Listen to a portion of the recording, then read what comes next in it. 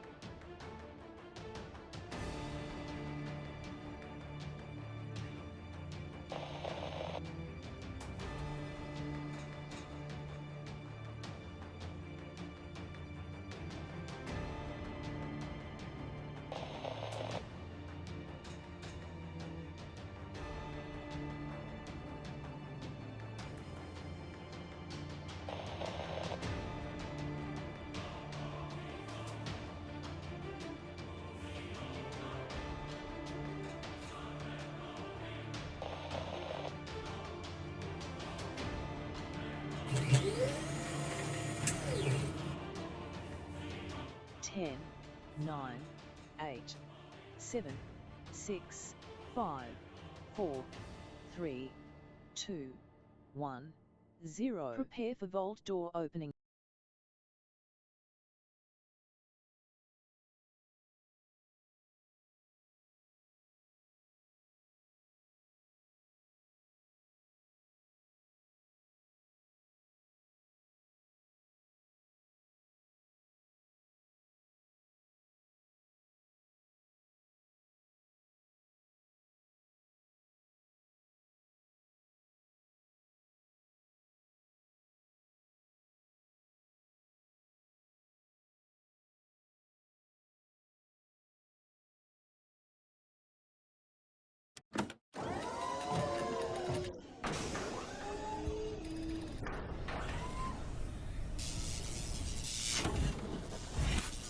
If you told me when I started doing this, everybody, I have to solve all these weird technical problems all the time, I don't know if I would have done it. Welcome, everybody. Welcome to the stream. My name is Kismet. They call me the Gaming Tycoon because look at all these games we played. We played those and a whole lot more here in the stream over the last 9 years, everybody. I am 1 week away from my birthday, my 9-year Twitch anniversary. I'm also a Twitch partner and a YouTube partner, streaming live to Twitch, to YouTube, to Kick, and to Facebook, all in 1080, all at the same time, because Kismet all next level. Now, hopefully you guys can hear and see me, and if you can, put a 1 in the chat right over here so I know that everything's working good. Look at you guys already doing it. There's 1,000 Kids Cats for already being ahead of me, everybody. I love it. I love it every single time.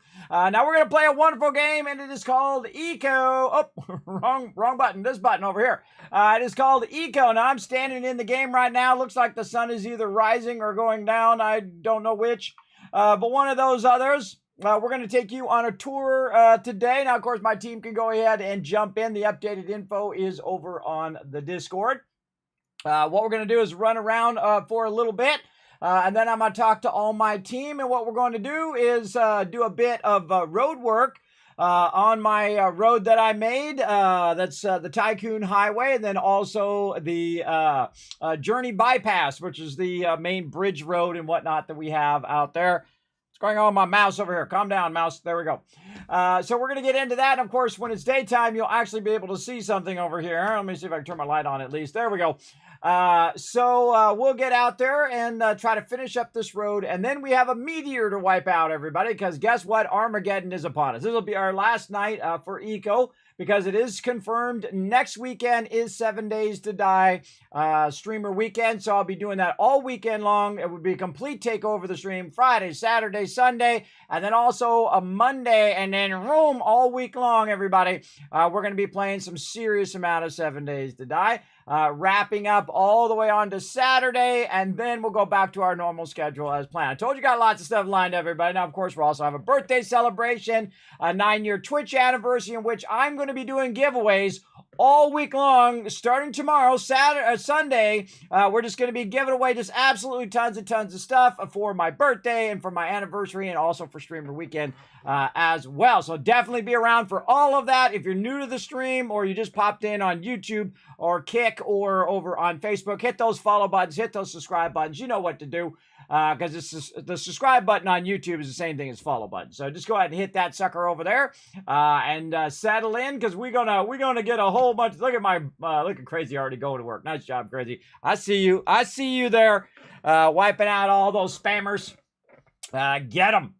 Go get them suckers. Wipe them out. All right, and so we're going to jump in. My team can go ahead and jump in while I go ahead and give you guys a tour of the miraculous amount of stuff that me and my team have done together. This is actually my favorite part, everybody, is when we work together and we do these incredible things. And we do it again and again every single time. So all of you who have joined me many times in many different games should be very proud of what we've accomplished in-game, because it is next level, man. It is, I very rarely see peeps build it out to this level unless they have a tremendous amount of time to do it solo. But this is a whole team effort. Remember, it's not just me, everybody. This is the whole team working together to unlock all these achievements that we've done in Eco. Now, remember, this is my first full playthrough of the game, and my goal was to build a giant road in which we could all put our various houses in and be just fine.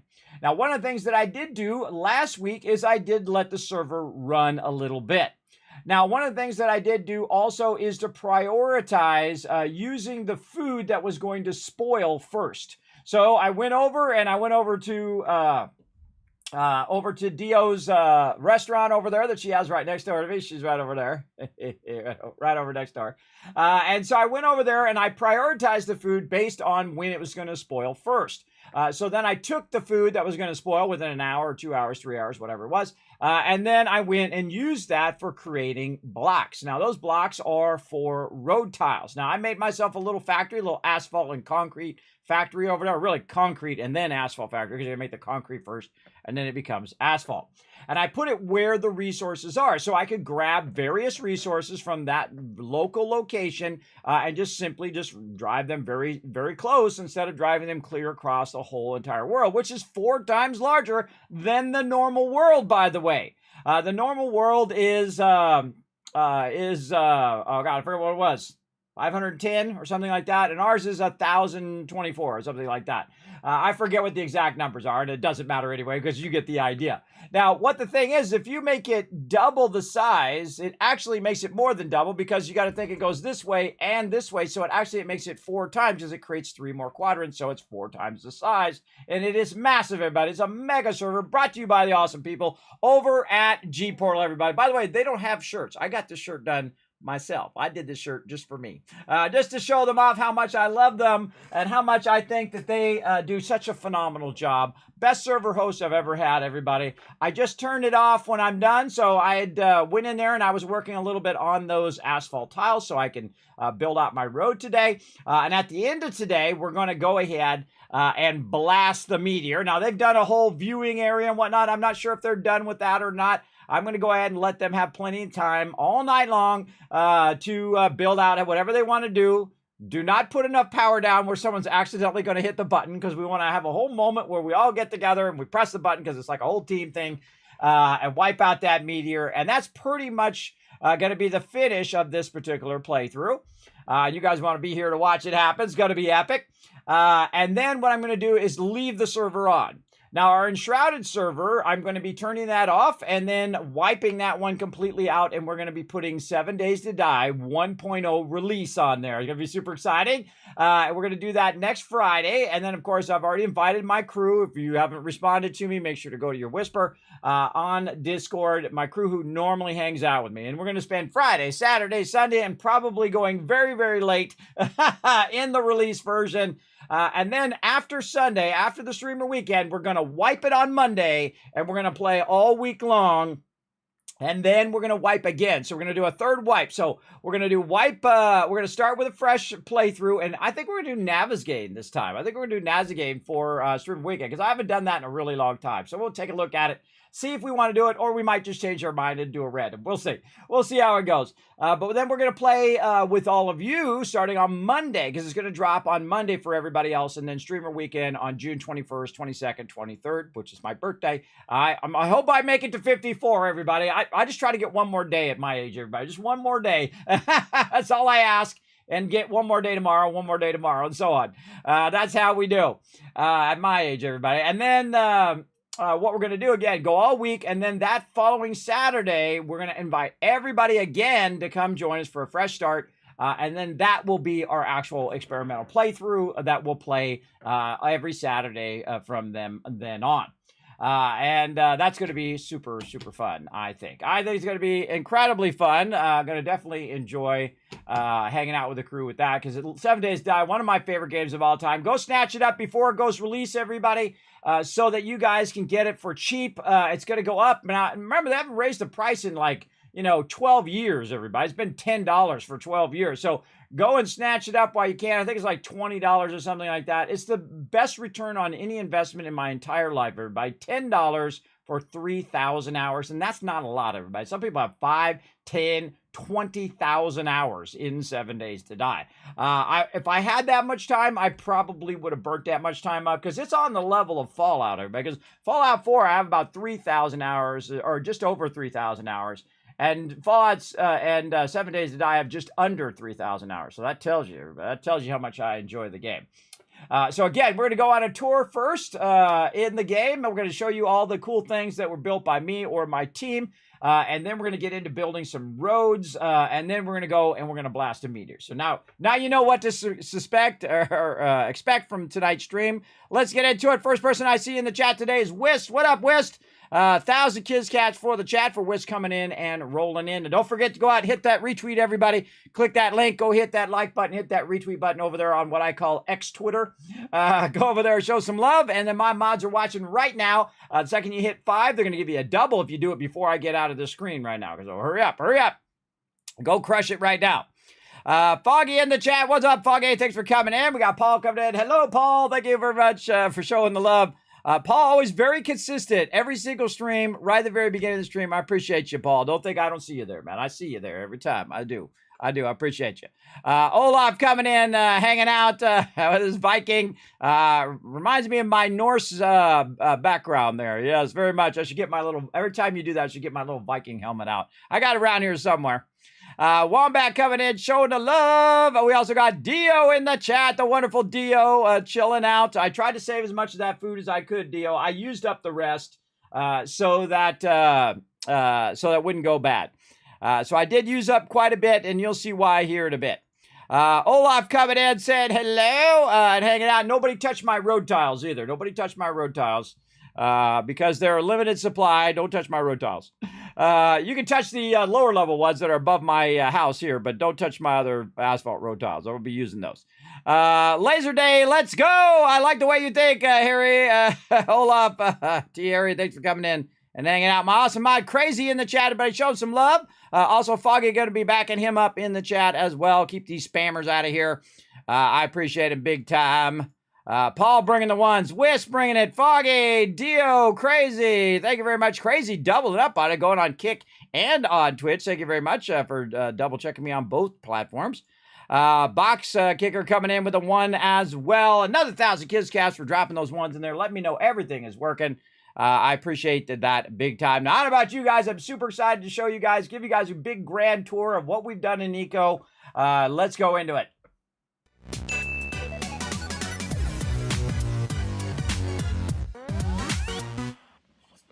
Always like to get some good hydration in right at the very beginning. All right, welcome to Tycoon HQ, everybody.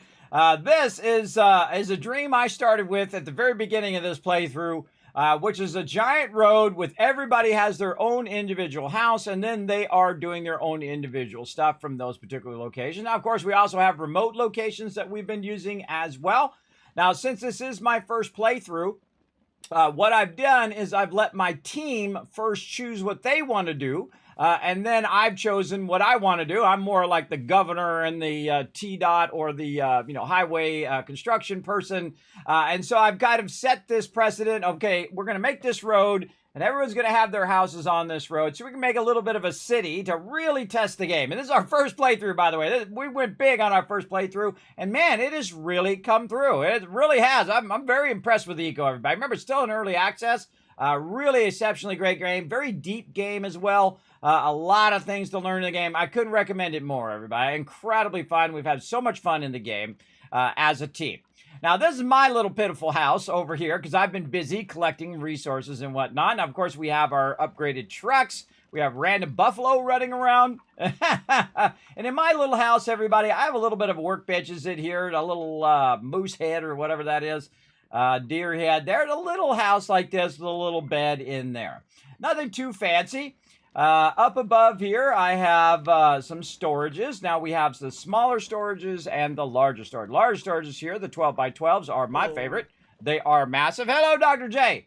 And then we also have some smaller storages, which you can see are here in the back for various resources. You can see we've got some pumps back there. We'll get into all of that here in a moment. So this is my house. Now, each person has their own individual house, and we've even named the roads. This is Superloot Lane right here. I like how they filled that in. Very nice. And then, of course, this is Anion's house over here. And then over here, this is Dio's restaurant. And very, very cool. It should be like restaurant and inn, I think. She should make like an inn up on top, I think. That'd be pretty cool. So she's been over here working on the food. Now, the food is incredibly vital, everybody. And again, that's why I don't want the food to run off. So before it ran off, like a day or two before it ran off, I turned the server back off again and whatnot. So in the back here, we've also got storages that we can put stuff in there, and then she can process it like bricks and things of that nature. The materials that you use for building affects the actual level of that thing. I just love it when people run around. Affects the level of that thing. So if you need a higher end workbench or something like that, you're going to need a higher end building to put those workbenches in. So you need brick and things of that nature to do that. And of course, Thurber came in, also helped with the building, and some other peeps helped with the building there. Now over here, we've got Alan's location, assembly line, I don't know, plastic and epoxy, something going on there. This is Alan's location back here, and he's doing logging, gathering, farming, and carpentry over there. So he's got what he's doing on the front. It's one of the things I asked everybody to do, so everybody would know what everybody else was doing without having to ask. And so you bring your raw logs and you put them right back here, and he's got it already set up to process into hewn logs, which is awesome, which is an idea that I had of the auto processing. So even if they weren't on, you could still come in, put it in there, and it would auto process the item, which is pretty awesome. Very, very cool. So that is Alan's, and then we'll run across the way here. This is Whist's Carpentry and Shipwright. He's been making our ships for us, including fishing boats and all sorts of stuff. We'll take a look at those in just a bit. This is Tell Me Nothing Boulevard right over here. And of course, it does extend to the other side. And you can see that we took out that mountain. If you haven't been watching in a while, everybody, we took that mountain out. I said it on day one. We're going to take that mountain out. And we took that whole entire mountain. In fact, it was a mountain range that went all the way across this whole area. We took that whole thing out. Go back, watch episode 1, everybody. That thing was about, I don't know, 16, 20 blocks high. We took that whole thing out. And we used all those resources as well, which is pretty epic. Pretty epic. Now, right over here, we got Foggy. He's doing paper milling, oil, and fishing. He's been out there crushing it. Oh, look at those cool shark teeth up there. Neato. You can see he's done an awesome build. Foggy and, of course, most of my team are incredibly great builders, everybody. Done a really cool build. I like the combination of the wood at the bottom and then the brick on the top. Very, very cool. Or the mortared stone is actually what it's called. You can see we have lots of resources back here, including water wheels and all sorts of cool stuff like that. Over here, we, of course, got Thurbrick's. Thurbrick's got a very fancy house. He's got a whole bunch of stuff. He's kind of our electrician doing all the electrical stuff. And you can see there's a lot of machines in here, which I don't even know what they do, everybody. Maybe we'll try those in future playthroughs. But again, I'm letting them, find what they love to do the most and then do that role in the team. I always find that's vitally important, everybody, that you make everybody feel like an important part of the team so they can go and do it. Now look at this. We also have the bulldozer, aka the skid steer, and the, whatever this thing is called, the crane or something. Excavator. That's what it's called. Excavator. So the excavator. Excavator's awkward to use, but I'm sure it's awkward to use in the real life too, because you have two different things that you're typically driving in real life. But once you get it down, it's actually pretty awesome because you can dig down, which you can't do with the bulldozer. Bulldozer is great if you're doing anything flat or anything above you as well. Now, also, along with Alan, Rotisserie G has been back here really keeping us fed by, of course, doing lots of plants, and Alan's been helping out with that as well. As you can see, we have a bunch of farmland back here that they've done. There's also some farmland up ahead. Also, Warforge was in here for a little bit as well. This is his location. He hasn't had much time, everybody. He's been taking care of that IRL. There ain't nothing wrong with that. Take care of that IRL, brother. We appreciate you coming in when you can. Then, of course, you can see we have lots of plants going there and a lot of farming going down there. So that is our main location. Now, to get to where we are now, everybody, I have set some big goals for my team. And, some of them weren't on board right away, but they did jump on board and we got it going. Because originally we started in a tiny little area over here. Right down here where there's 10,000 trees, apparently. All the trees decided to come back in. Look at them all down here. Holy mackerel. So what we did is we started down here. Now, I thought I'd have 4 or 5 people playing at the maximum, so we had plenty of room down here where we had some trees and we could get started. Well, guess what, everybody? 13 people showed up. So I knew I was standing up there on the top and I was taking out part of that mountain, trying to grab resources for the team. And I looked down and I'm like, there's no way that's going to have enough room for everyone. And everyone's like, well, I'll be in next time and I'm going to join you guys. And, I want to come join you guys. I'm like, okay. And then I'm like, okay, I got to make the big choices, everybody. That's what you got to do. You got to charge when you're in charge, as they say in Popeye. If you don't remember that movie, you got to charge when you're in charge. So I went in and I made an executive decision that we're going to move up to the higher level, which is going to be by this water that's over here, which we need the water for food and things of that nature. It does kind of limit us who are, up against the water edge because we'd have to build up over the water. And that's okay. Look, see, we did it right over there and it looks awesome right there. And of course, you can build right over the water. That's okay. So the back of my house, I'm not building anything extravagant, everybody. I build the very basics to get started. And then if I want to come back and mega build, I do that much later in the game.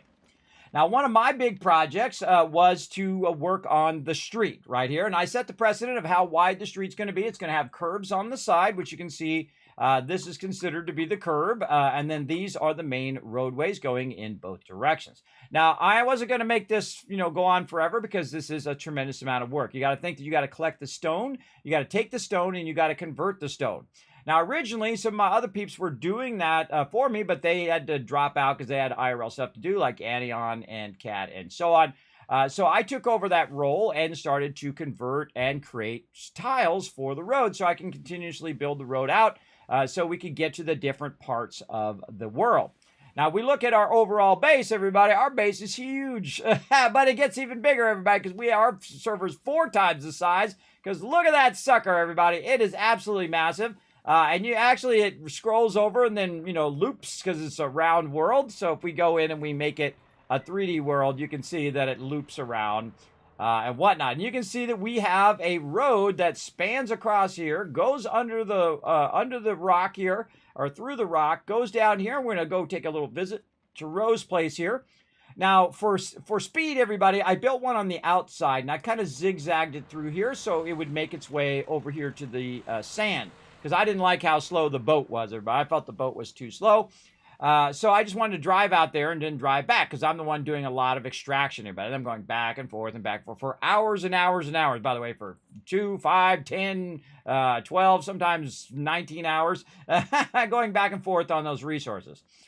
So I decided once we got the bulldozer that I would go ahead and make a tunnel that would cut down the time in which it took you to get from A to Z. So what I did was, when we got the bulldozer, the skid steer, is I cut a tunnel right through the middle of here so it would go this way faster. And then I did a dog leg across and also kept this so that Rotisserie G could get to his pumpkins over there.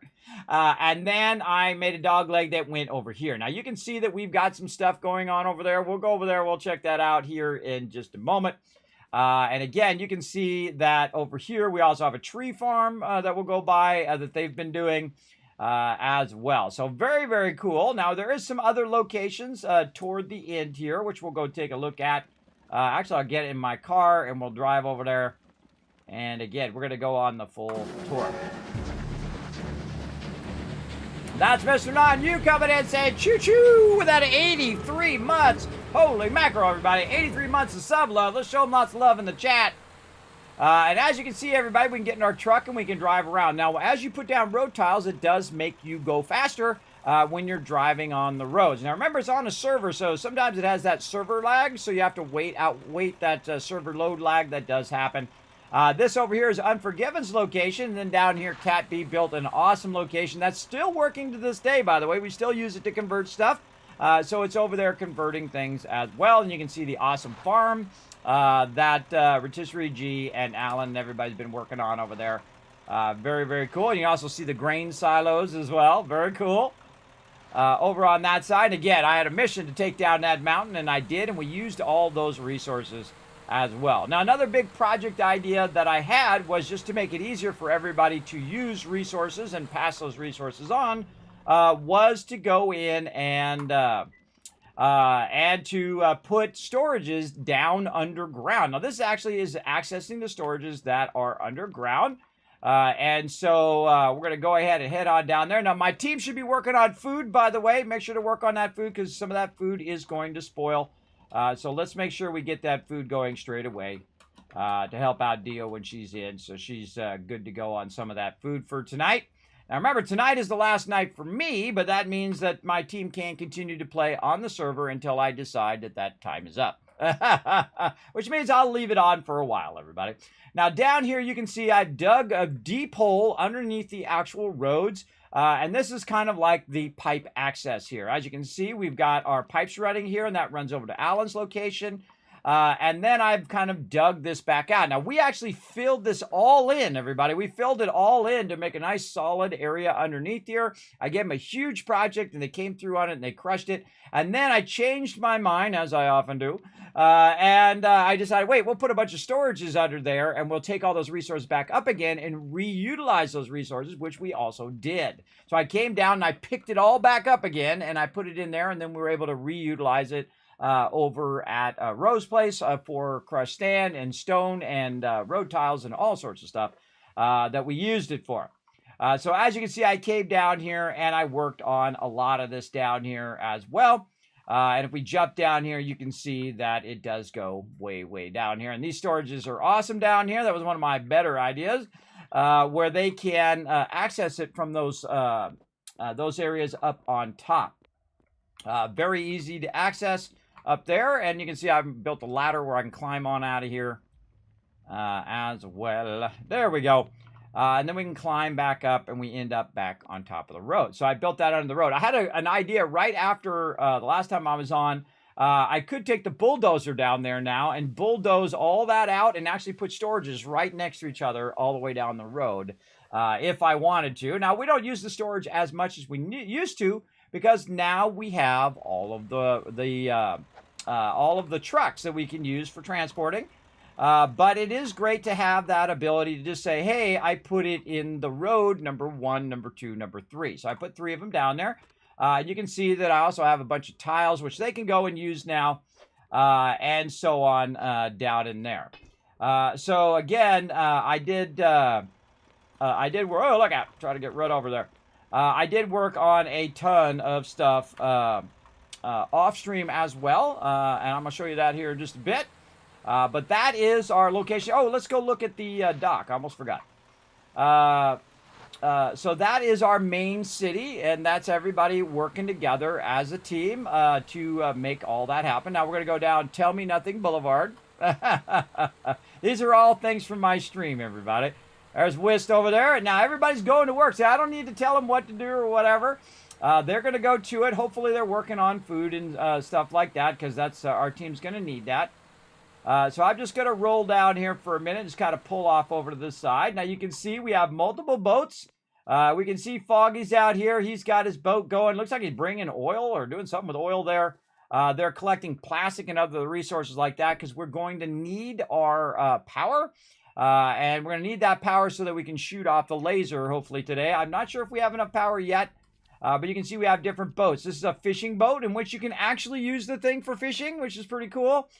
We got a little paddle boat there, and of course a boat in which you can park your car on, and then you can take it as a ferry your car over the other location, put a bunch of loot on it, and then bring it back, which is pretty cool. I feel like they go a little slow for my liking, but they are pretty cool. The whole idea of all of that is awesome, everybody. Now remember, you can build this to the nth degree. I mean, my team went in and built some cool stuff.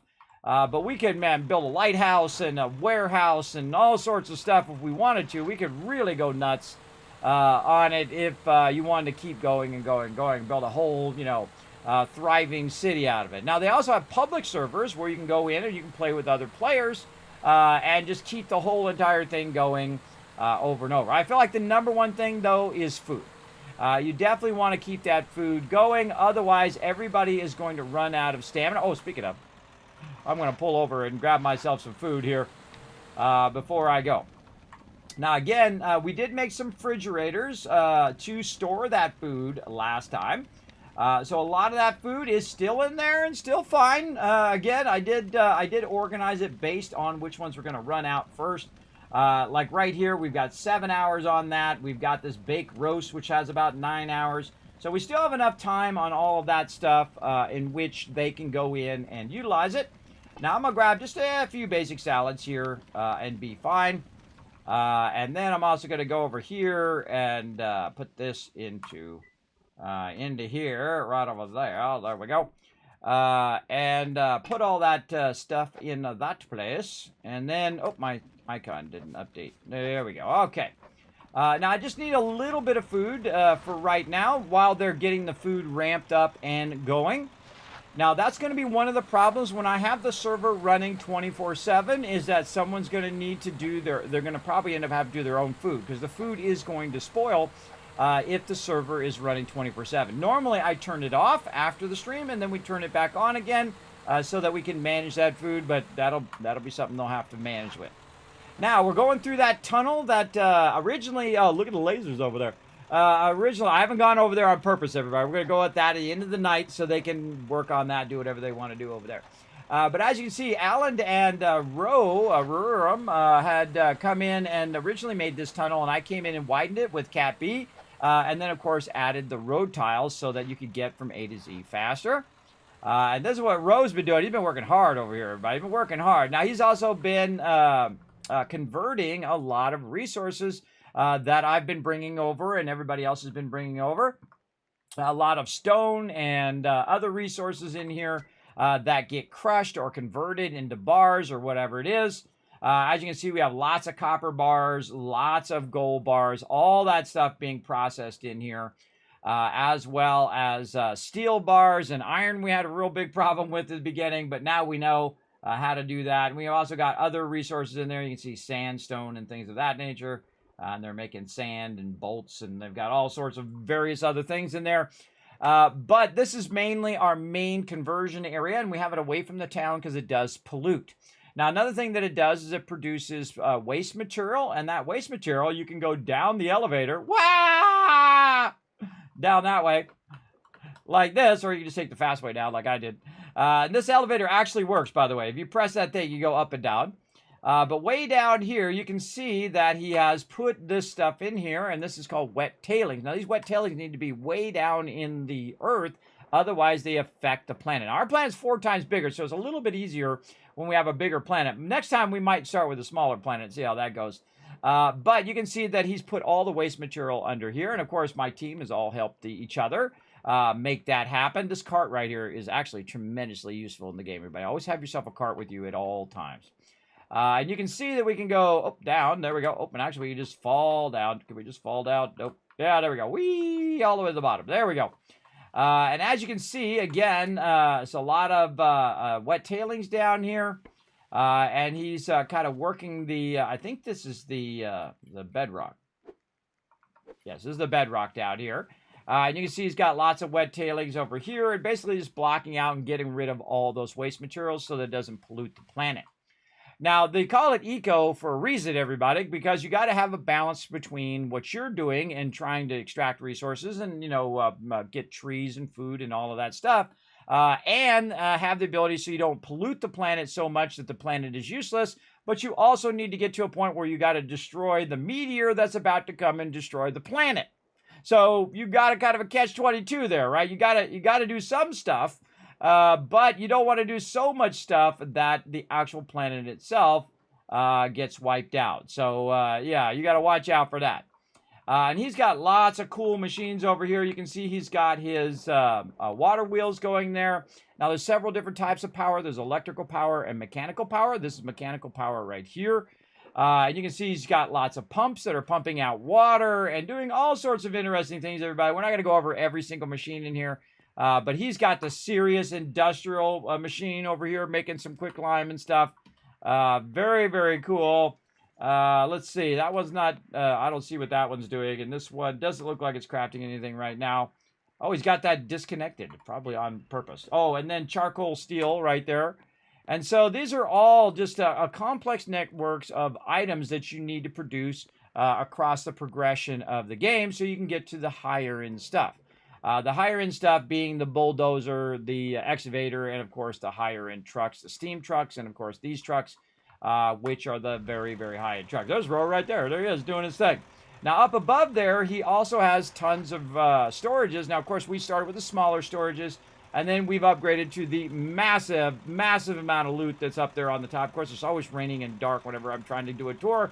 But there you go. And then, of course, I added these over here because when I was making this tunnel that's behind me, I was extracting so much resources that it was overwhelming his location over there. So I made this little side storage area so I can pull that out.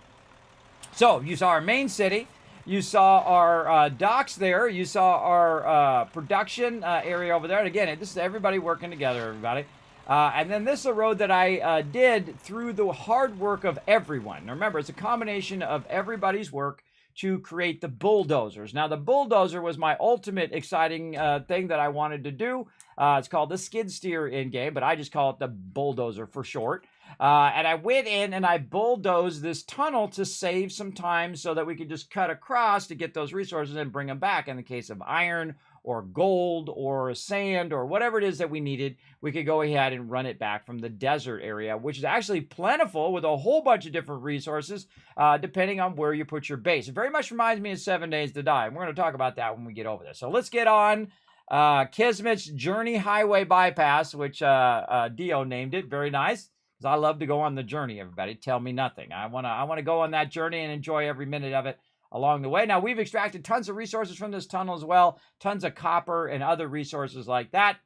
But as you can see, our tunnel is very, very long over here. This is quite the undertaking, everybody. This was a lot of work. This was probably 34. Oh, there's the meteor right there. There it is coming down.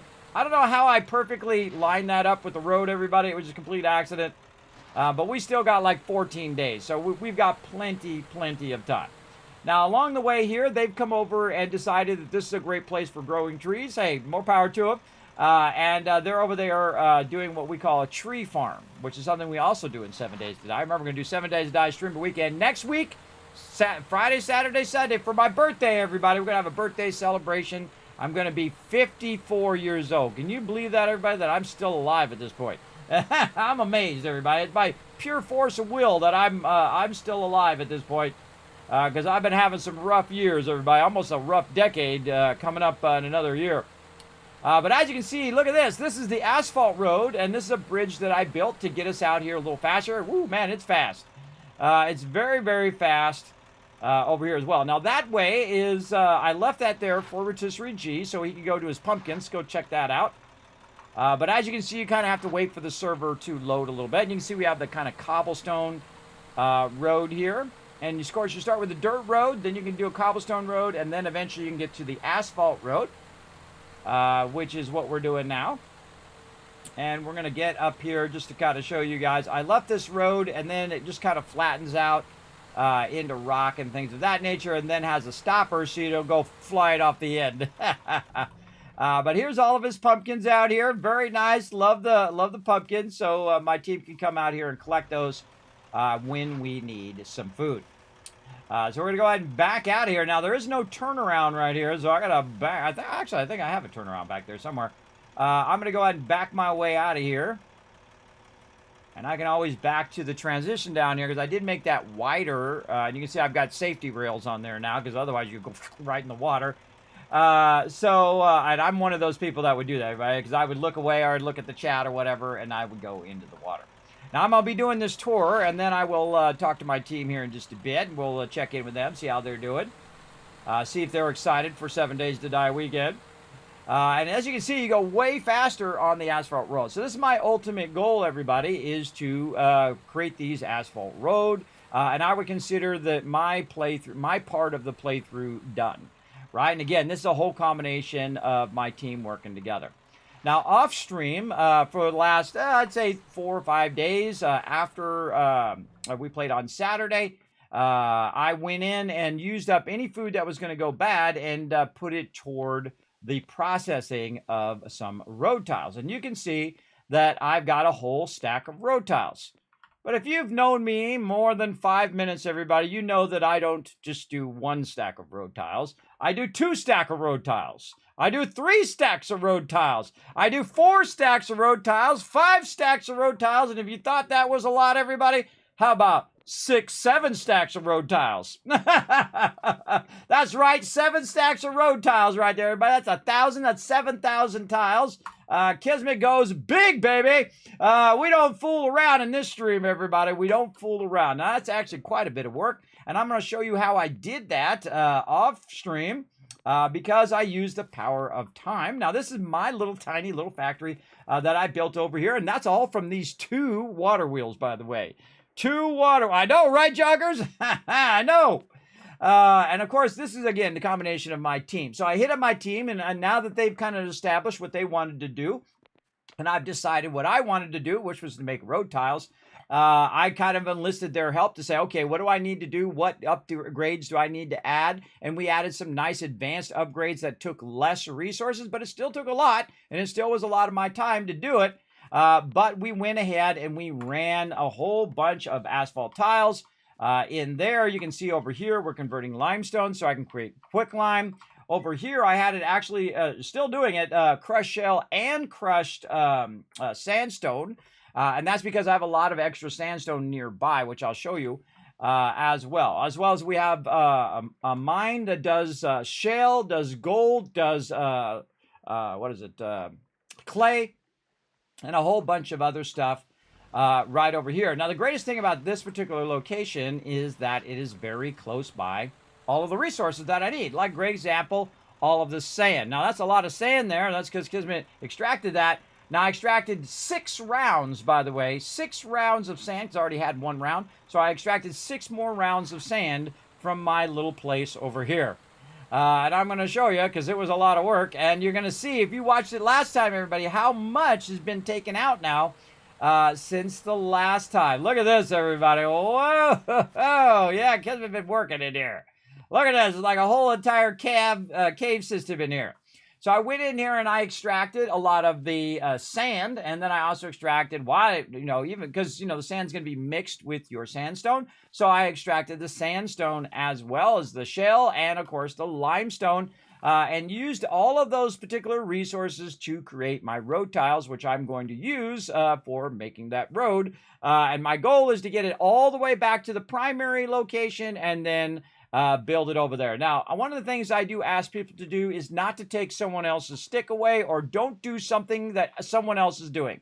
Now, like right now, if you jumped in the game and you grabbed my road tiles and you started to do the road, I'm going to be very pissed at you. And I'm probably going to kick you from the server. So don't do that. That's taking away someone else's stick or taking away their job. If it would be like I logged in and went in and made a bunch of food, and then took away Dio's. Dio's like, well, you did all the food. Now I got nothing to do, right? So that would not be a cool thing to do. So don't do it to me. I'm not going to do it to my team. My team does not do that to each other, everybody. We collaborate with each other. So if somebody's got a goal, your job is to help them facilitate that goal, but not take away the goal itself. I've actually had that happen to me many times before, where we have new peeps come in, sometimes even older peeps, they forget, who have been with me for a long time, will come in. I say, hey, I'm going to go do this thing. Then they'll run ahead of me and go do that thing that I'm about to do. So don't do that, everybody. Don't do that. The best thing to do is come in and say, hey, how can I help? And you say, hey, kid, you want help with building that thing? Hey, Dio, do you need help with food? Do you want me to get some food for you? Bring some raw food over there, do whatever. Or be Alan, say, hey, Alan, do you need some wood for whatever you're working on, or stone or whatever? That's a much better way that you're communicating. Be a great communicator. That's what I expect from my entire team. Communicate with each other so there's no bad feelings. There's no, people stepping on each other's toes or things of that nature, which can happen quite easily. Even with the best intentions, everybody, it can really tick people off. Also, unsolicited advice is not good either, everybody. If someone did not ask you to tell them everything about the game, don't tell them because they'd never asked you.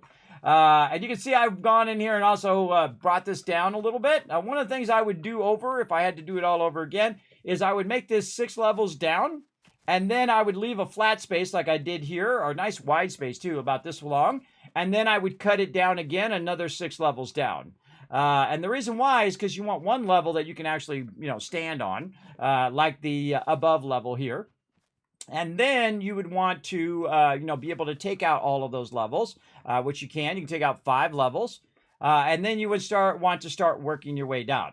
Now, I took out a lot of sand out of here, and a lot of stone, and a lot of limestone. And this is probably, I popped in for about 30 minutes each time for about 6 times. So that's about 3 hours of time off stream, where I just came in, just collected resources. That was all I did. Collect resources, and then ran them just straight up the road here. You can see I've got a ton of resources left there. And then what I would do is just drive the truck in. And so I'm the actual bulldozer driver and the truck driver at the same time. I know, it's pretty fun. So what I would do is just get my truck going here, and then I would just back it in, because I started running out of sand. So I started breaking down a little bit further. But I can just go ahead and drive this right in here like this. Probably not a good idea to be in these things right here. That's a little dangerous, but we'll go for it. And then we'll take this and we'll put this in the truck bed. There we go. And then we can just drive this right out of here. So I did that over and over and over. And I would just backlog it there, put it in the truck. Now, I could build a road in here, which would make it go way faster, but that's okay. It all turned out. So I would then take the resources, I would extract them.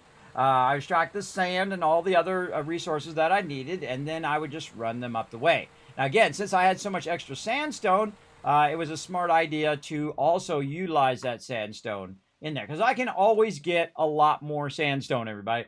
It's not like we're hurting for the ability to get more resources. We have bulldozers, we have excavators, and we have large trucks. So at any given time, if anybody needs any resources, they can grab a bulldozer too, not just me, and they can go and extract an obscene amount of resources now, especially at this level. And then they can put it in a truck and they can drive it to wherever they need it at their location.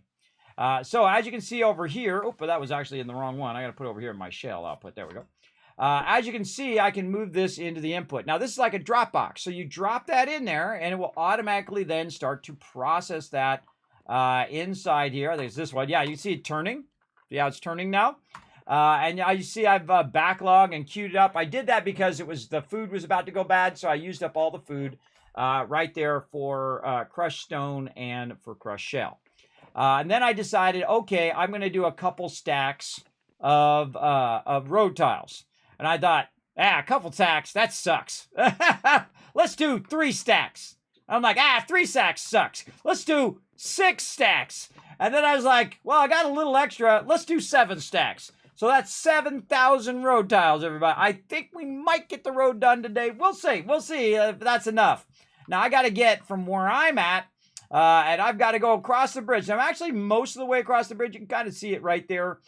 Where that transition between asphalt and road is here. But I've got to go from here. I've got to go across here, down across this, all the way across here, through that tunnel, and end up across this road all the way to there, everybody. That is quite the undertaking. That's going to probably take me most of the night to do that. It's going to be incredibly fun because I've worked the entire playthrough to get to this point. I do ask my team not to touch my road tiles. Again, most of the stuff is owned by the team.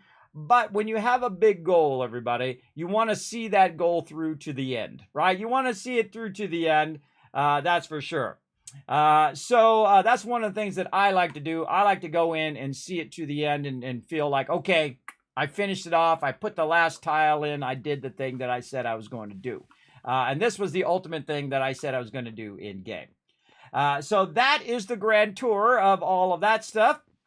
Now, I do have another one that's down here as well that we have been using for extracting stone and shell and clay and the world's biggest thing of gold, everybody. There was a massive amount of gold that I found by complete accident down here. I don't know, we had a 12 by 12 full of gold, everybody. That's how much gold we had down here.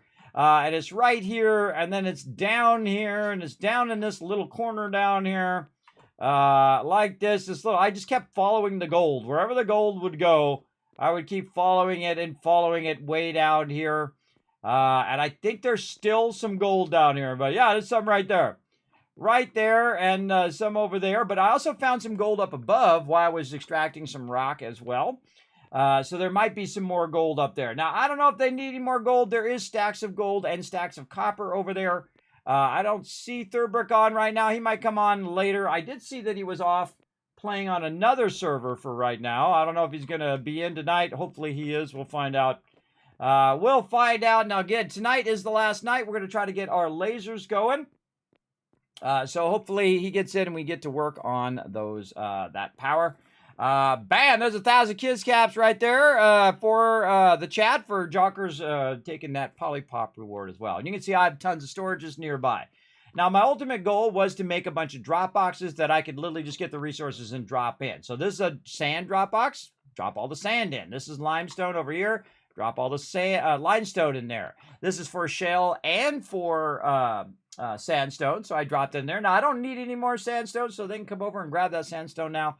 And then over here, a bunch of clay. Don't need that clay anymore because I did make all my road tiles, so I'm probably fine. We'll see. We'll see how it goes. Now, it will kick in because it still does have some resources as I go through and pull this out. Now, I am going to need a lot of food, and I'm going to need to repair my stuff several times probably in this process, so probably we should just repair it now while we're here. And I got this set up where it automatically pulls the repair resources out of there as well. Maybe we should do our shovel and all of that stuff as well. Make sure we got all that stuff ready to rock. Okay. Oh, we got the new hammer. We got the new hammer. I forgot I got that. Yeah, the modern hammer. All right. Well, let's try out the modern hammer today. I forgot I got one of those. Now, also in the back here, I have a bunch of miscellaneous resources. I still have some, looks like stone and gold and all sorts of stuff in there that can be used. I'm going to go ahead and take this off of me so I don't revert. I have the same problem in 7 Days to Die, everybody. I'll have like the nail gun, but I'll keep using the stone hammer because it's like an automatic thing that you switch into that. Okay, so let's go ahead and build a road, everybody. So we're going to go in here, and we're going to go right to here, and we're going to find my truck over here. We're going to pull this out of here. Now, when I pull this out of here, you already see it. It's automatically going to continue on because it's no longer full. So that's what I had to do. Come in, grab this, move this to another location, restock the resources for about 30 minutes, and then I let it run. That's the cool thing about having an awesome server from GPORTAL is the fact that you can use the power of time, where you're not even in the game, but it's still running. And that's super cool. You can do it for Rust or for Minecraft, or in this case for Eco or for Satisfactory. Any game that you can think of. V Rising, which we played the other day. I think it was yesterday. Very, very fun game as well.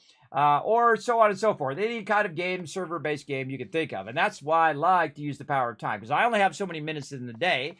So if I can get in for 30 minutes, queue that stuff up, let it run, use up the resources that are going to go bad anyway, and then let it run. Then I come back in about 6 or 8 hours, and then it's full. Then I move it to another container over and over again. So very, very useful for sure. And again, eventually we're going to need a lot of food to do all of this as well. So we're going to go ahead and load up the truck with some asphalt tiles, and we're going to go to work. Now I'm going to say hello to my crew as well. That boat you're using right now it has bigger storage. Hey everybody, how's it going? Okay. We're all ready for a final night of Eco. Yep. Awesome. The wooden transport boat's a pain in the butt to use, to be honest with you. I never did like it. Barge. The wooden barge, it's just a pain to use, basically. That's still early access. Maybe they'll make it better. So I'm going to be working on my road tiles for a while here. I see Thurberg's not in yet, so we're going to be going for quite a while. Again, I definitely help out Dio with that food. I did use up any food that was going to spoil as much as I could. But we will need that food for everybody, so if you can help out with that, now's a good time. It's all caught up. Oh, it's already caught up. Look at you guys go. Look at you all do your thing. Anybody got any quicklime?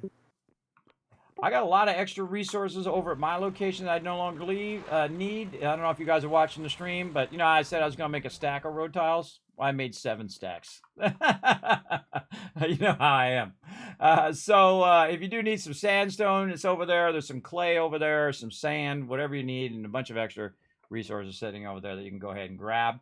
Know that I'm going to be working on the road, though, so if you are coming through, make sure to let me know, because I'm going to be kind of blocking the road as I'm working on it, so just a heads up. All right. Okay, so what we're going to do is put the road tiles... Oh, wait, no, we got to do this first. Hold on. We got to put the road tiles back in the truck. What we're going to do is to pull up the road a bit here, and then fill the road back in again. So I'm kind of letting them know that, hey, look out. I'm going to be pulling up the road, and you come this way, you're going to end up in the drink, basically in the water. So I need to go ahead, and you can see I put this way back over here, so I can just drop that in there, right click it, there we go. And so I'm picking up the lower end tiles, I call them the cobblestone tiles, but they're actually called something else. I can't remember what the name of they're called. Let's pick them up. What are they called? They are called the stone road tiles. So I'm going to pick all those up. Man, this thing goes fast. Look at that sucker.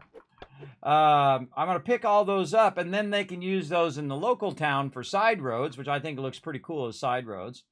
And then the primary road, I'm going to be going ahead and... just cat, huh? Rorum makes quicklime. And then... is he on? Yeah. You have any quicklime? I just brought what I had over to Cats. I believe some more is still cooking. She sucked it all up immediately, so that's what she's waiting on is quick line. Okay. And then, as you can see, my team's working right away, everybody. Now, again, I'm going to leave the server up for my team to play Literally, like offline. Again, we'll come in and take a look at it from time to You're time, right. maybe, and see what they're up to as well. But my ultimate goal is to finish this road. And I'm super excited about it. I've been working very hard on it off stream. I did, and on stream, by the way, too. You got to think that when I come in, everybody, I really go to work, everybody. I mean, I don't just sit around and tell everybody else what to do. I'm very much not that type of person, everybody. I don't just sit around, and I've never done that in real life as well. As a boss, I'm the boss everywhere I worked, everybody. I'm always the manager because everybody else is a slacker. At least that's how they kept telling me. Like, nobody else is like so enthusiastic about their job like you, Kismet. I'm like, well, I love what I do, so you know, I'm pretty excited about it. And so what I would do is say, you know, okay, you start working on it. I'm going to work on some stuff too, and then everybody would work together, which is, you know, an incredibly amazing thing once that starts to happen. Everybody, when you have a lot of people who are really doing a great job of working together, it's something that's actually magical. It's magical when everybody's in sync with each other. Nobody's having any drama. I got to be a drama queen about this, that, or the other thing, or trying to be the smartest person in the room, or putting other people down, or, you know, I've had to fire people for a whole lot of reasons, everybody. Mostly because they don't show up to work, but also that they were, you know, being disruptive.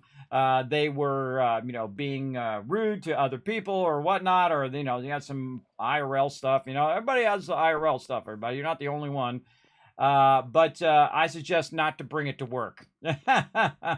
Don't bring it to work unless your work, I guess, is like therapy. then bring it to work and go see a therapist. I don't know. But definitely, if you bring it to work, it just makes it more difficult to everyone else who's there working there. You know, they're grinding out their dollar bill as well, everybody. So keep that in mind, that you're not the only one at work. Now, of course, you got to have empathy for people who are having tough times. Now, if somebody's late for work one time or two times or whatever, and they're a pretty consistent person, it's like you building, you know, human credits with people, everybody, or trust with people. So if you're on time most of the time and you're late, you know, 15 minutes, even up to an hour or something of that nature because of something happened, no big deal. But if you're late every other day and you keep having excuses constantly as to why you can't get your work done or why you're always late all the time, well, then we might have a little talk in my office. And I'll say, what's the problem? How can I help you? What can be done to fix this problem so we don't have this problem anymore? And if the problem continues, then I'm going to have to let you go and get somebody who can show up to work. Because you're there to work. You're not there just to sit around and talk to your buds, you know, unless that's your job. I don't know. Maybe that's your job. My job is that job, by the way. My job is to talk to all you and entertain you. That's my job. But we want to have a clear focus of what your job is, everybody. My job is not to play games. That's the side part of what I'm doing. My job is to entertain you guys. That is the primary thing I do. And then, of course, try to bring a little joy and positivity into your day and inspire you to go do what you love to do. I'm doing what I love to do right now, which is hang out with my crew and build this road, which is really, really fun. And play games and inspire you not by saying, look, I really love this game or whatever, by playing the game and making it super obvious that I'm enjoying playing that game. I feel like that's the best way to promote anything. And I'm not here to sell you nothing, everybody. I hate the word influencer. I'm not here to influence you to buy anything. I think that should happen naturally. That if you enjoy something, if you enjoy, like I enjoy this thing, I'm not sponsored by them at all. I love this iron flask, everybody. I think it's the greatest thing ever. Why? Because there's no condensation on the side or on the bottom. There's a ton of ice in there. Hear it? Yeah, there's a ton of ice in there. It stays in there for 3 days. So I fill up with this much ice. I fill it up with water, and then I don't have to fill it up again for 3 days, and it stays ice cold in there, everybody. Now, again, I could tell you all about the features and blah, blah, blah, blah, blah, tell you it's on discount or whatever, but the fact that it works awesome is the reason why I'm shouting it out for free.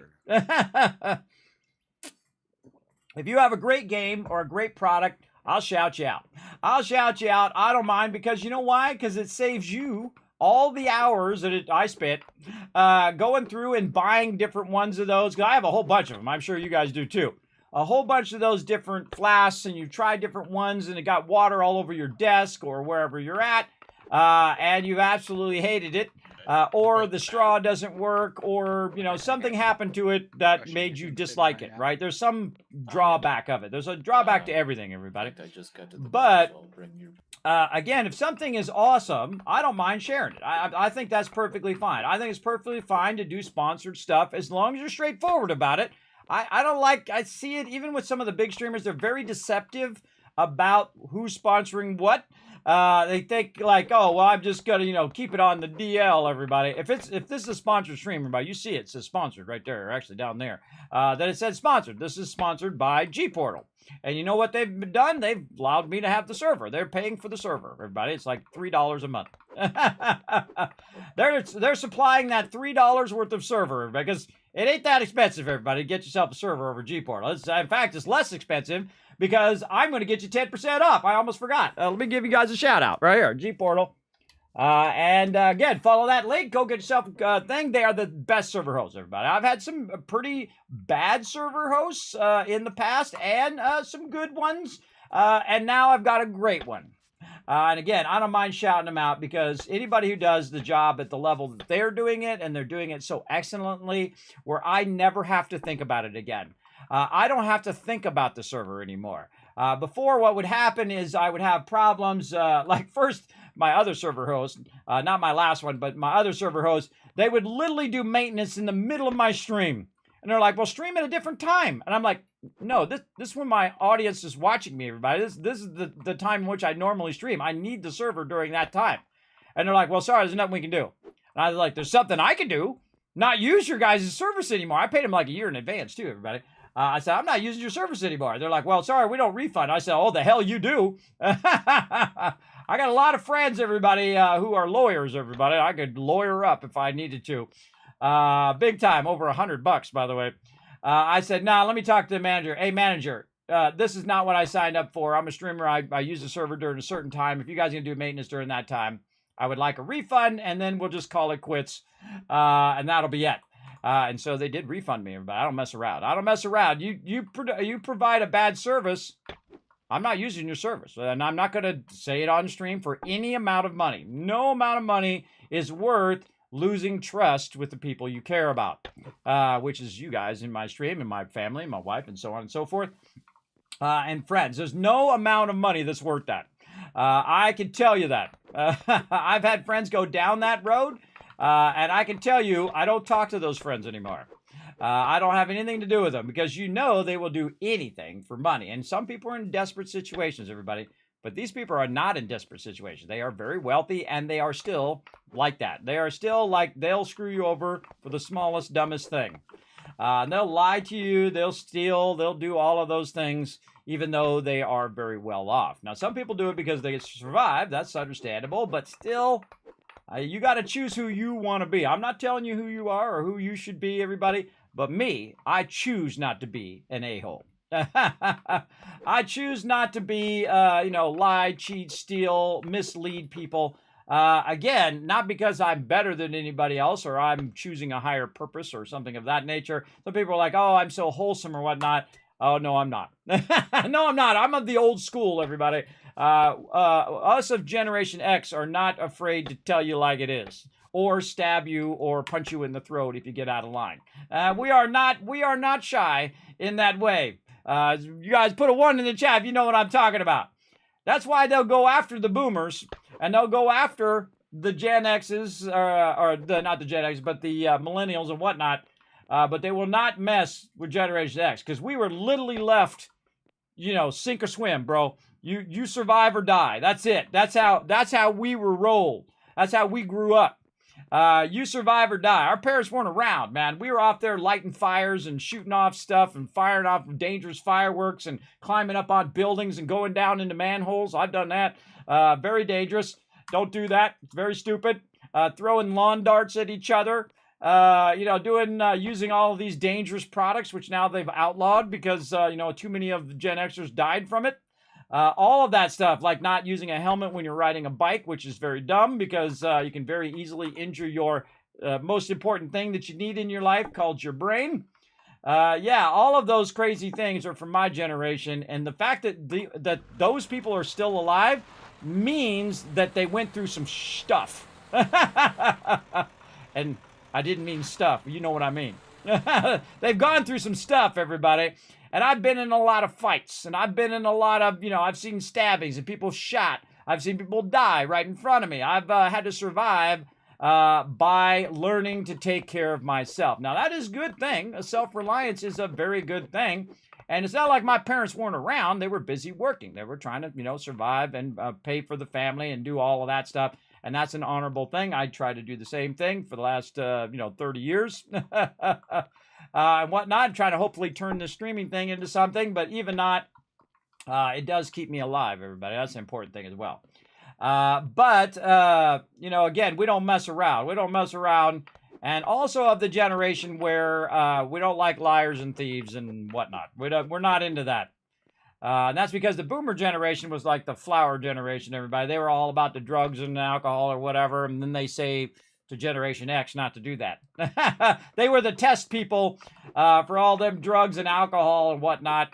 Of all the things that seemed like a good idea at the time, but then as you look at them now, of course, they had to pay the price for that, right? And some of them didn't make it. Now, some of them didn't make it because they used all that drugs and all those alcohol, and they died from that stuff. That stuff's addictive as hell, everybody.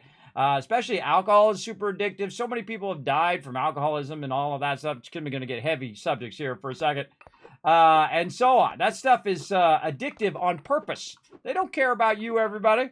They don't care about your well-being if you're having a great time or whatever. They want you to keep buying it as much as you possibly can so they make their money. They don't care if you live or die. Keep that in mind. All of these things that are making cigarettes, they're making drugs, that are making alcohol. Kismet, tell it to you straight. We are the type of people going to tell it to you straight with no BS. They don't care if you live or die. They just want your money. That's it. That's the simple truth of that, and it ain't going to be any other way. They want your money, and they want you to go work every single day so they don't have to. So they can just give you that stuff, and you go, and you're the one that suffers from it. Big time. So I've chosen a long time ago, after I watched a lot of my friends die from it, from alcoholism and from drugs and all of those other things, that wasn't for me. That no thank you. I'm cool. I'm good.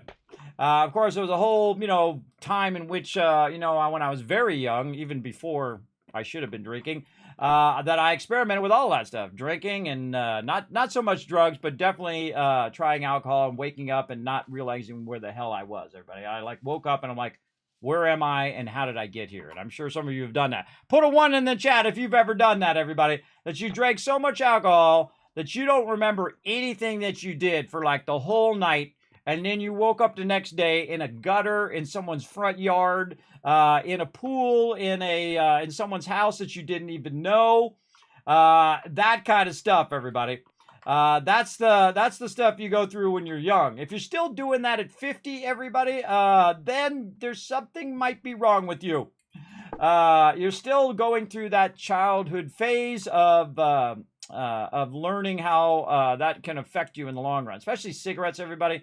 My parents used to smoke. I've seen a lot of people get emphysema and have that tracheum thing where you put it in your throat and then you have to breathe through your throat, everybody, instead of through your mouth. Oh, that is nasty, everybody. That is nasty that somebody has to go through that because somebody else wanted to make a few bucks. That is nasty stuff. If you want to not smoke, everybody, just look at somebody and realize how ashen their face is when they're smoking, everybody. Again, my parents used to smoke when they were young, and they stopped smoking. They went from smoking to Klondike bars. And then, of course, that is dangerous as well, because then they gained a lot of weight, and that was kind of rough on them later in the later years. And probably affected, why my dad passed away. But he lived way into his 80s, everybody. So he lived a long time. But you know, again, you only get so many minutes of your day, and you know how you want to spend it is up to you. I'm not preaching. I'm not telling you what to do in your life. You got to make your own choices.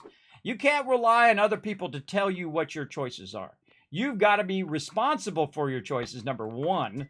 And number two, you've got to make the choices. You can't just say, hey, tell me what to do, because that never works out well. That never works out like what kind of socks to wear today, or what kind, unless you're a terrible dresser, everybody, then you want to enlist other people like me. I'm a terrible dresser. I don't care. I don't care. I'll wear the same shirt 3 days in a row. I don't care. Of course, you know, for hygiene reasons, probably not a good idea. But I'll just, you know, wear the same type of socks every day. I'll wear shoes that I like and whatnot. I'm not much into fashion, but if fashion's your thing, more power to you, bro. Again, I don't try to tell people what to do in their life. I just say from my point of view. And in my day, and still today, everybody, it's okay to disagree. It's okay. If you have a different opinion from mine, it doesn't have to be an all or nothing situation. I feel like nowadays a lot of people fall into that problem of it's everything. Oh, if you don't agree with me, well, then I can't be friends with you. And that is all or nothing. Oh, I like Sea of Thieves, so I can't like Skull and Bones. Even with gaming, everybody, people get very protective of their game that they like, and they can't believe there's another game, and that game sucks, and my game's the best. And they get into this kind of ridiculous argument. I'm just like, bro, I think you're taking it a little far, but hey, more power to you if that's the thing you like to do. Because I've had that a few times in stream where people are like, this game sucks. Sea of Thieves is way better. Sea of Thieves is a totally different type of game. That is, I mean, it's a pirate game, sure, but it's not a Sea of Thieves. It's not like where you get off the boat and you get all your treasure chests and all that stuff. Like Sea of Thieves, and you PvP with other people, and you get on their boat and you battle them and you hide. One of the things I've watched a lot, who is it who does that? I watch him every now and again. I forget his name. Hold on, I gotta go look him up now. I gotta go look him up. Incredibly fantastic streamer, by the way. I've watched him for years and years and years. Let me think of his name. And he used to do Sea of Thieves a lot. I don't know if he does anymore. I've been so busy, I haven't been watching. Summit. There he is. Actually, he's playing DayZ right now. Summit. So I've watched Summit go in there, and he goes in there and he like tucks and hides in people's boats, and then while they're wandering around, he waits for them to get a bunch of loot, and then he brings his team in and wipes them out. It's kind of like a stealth mission. He goes in and does that. Now, while that's pretty cool, and I think it's pretty funny, it's not cool when he does it to little kids. So you got little kids, and little kids like crying because he spent the last 4 hours trying to pick up the stuff, and dude comes in and just takes all of his stuff from him. Right? He's just a little kid. I mean, if you've ever had kids, everybody, that is heartbreaking. That is heartbreaking to traumatize that child. Of course, they're playing a PvP game, so you can say, look, kids, but they enlisted into the PvP game. Sure, but you got to have a little bit of sense of having some sort of heart, everybody. And that's why I refuse to do that. I don't like this, little kids playing with his dad. And I've seen it over and over again across many, many different streams, everybody. And then I saw at one point he stopped doing that, by the way. He started realizing that probably wasn't a good idea. So again, yes, you led a sheltered life. Well, look at you, rescuer, living the good life, everybody. Well, at least somebody's got to, so at least you got to. Now, again, my parents didn't divorce, everybody. They did work together and live together for their whole lives, the whole time. And then my dad passed away, oh man, I don't know how many years ago now. 5, 6, 7, 9 years ago. I don't know, a long time ago. I have a terrible sense of time now because of my constant conditions that I have. My sleep apnea, I don't know how long ago. It could have been a day ago. Could have been a decade ago. I don't know. It's a very, very long, really bad situation to be in. It can be very bad too, because like my wife will tell me something, and 10 seconds later I've already forgotten it. It's just part of the condition. I'm just gonna have to live with it. That's just the way it's going to be. And some things I can remember, like sharp, super sharp, like I was doing it yesterday. Like I can tell you all the pre-pressed settings on the Cytec system if you wanted to know. 0.06 millimeters on trapping. Also, if you want to output it in inverse formation, you would do I, and then type inverse. There you go. See, I can remember that stuff like it was yesterday. Yeah, those are high-end pre-press systems, everybody. If you, something I used to do in what feels like a previous life at this point. But yes, you could do all sorts of cool things back in the day.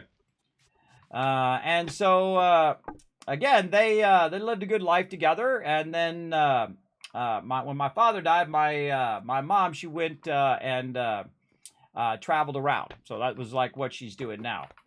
And so that's pretty cool. Pretty cool to do. Now, me, I'd like to travel around in my my Vaultec van. One of these days, everybody, when I get super ambitious, I'm going to get me a Vaultec van, and I'm going to get one made, or take a VW Bug or whatever. I'd love to get that electric Bug, man. I'd love to get it sponsored by VW. That'd be see, you always have like these pie in the sky dreams, everybody. Some people dream of billions of dollars and being super rich or whatever. I feel like after a certain point, you actually become a target from everybody. Imagine being Elon Musk. How much crap Elon Musk has to put up with every single day of people asking him for money and, trying to scam him all the time and all of that stuff. At first you think you want that fame and fortune, like, movie stars and all of that. But you got to also think it also comes with a downside. You still got to live as a human being, right? And if you live in that little bubble where you can't go anywhere, you can't do anything, you can't go to the store anymore because you get swarmed by people. Imagine Taylor Swift just going to the store, everybody. My daughter's into Taylor Swift. That's why I think of that. Imagine her just going to the store to get some eggs, right?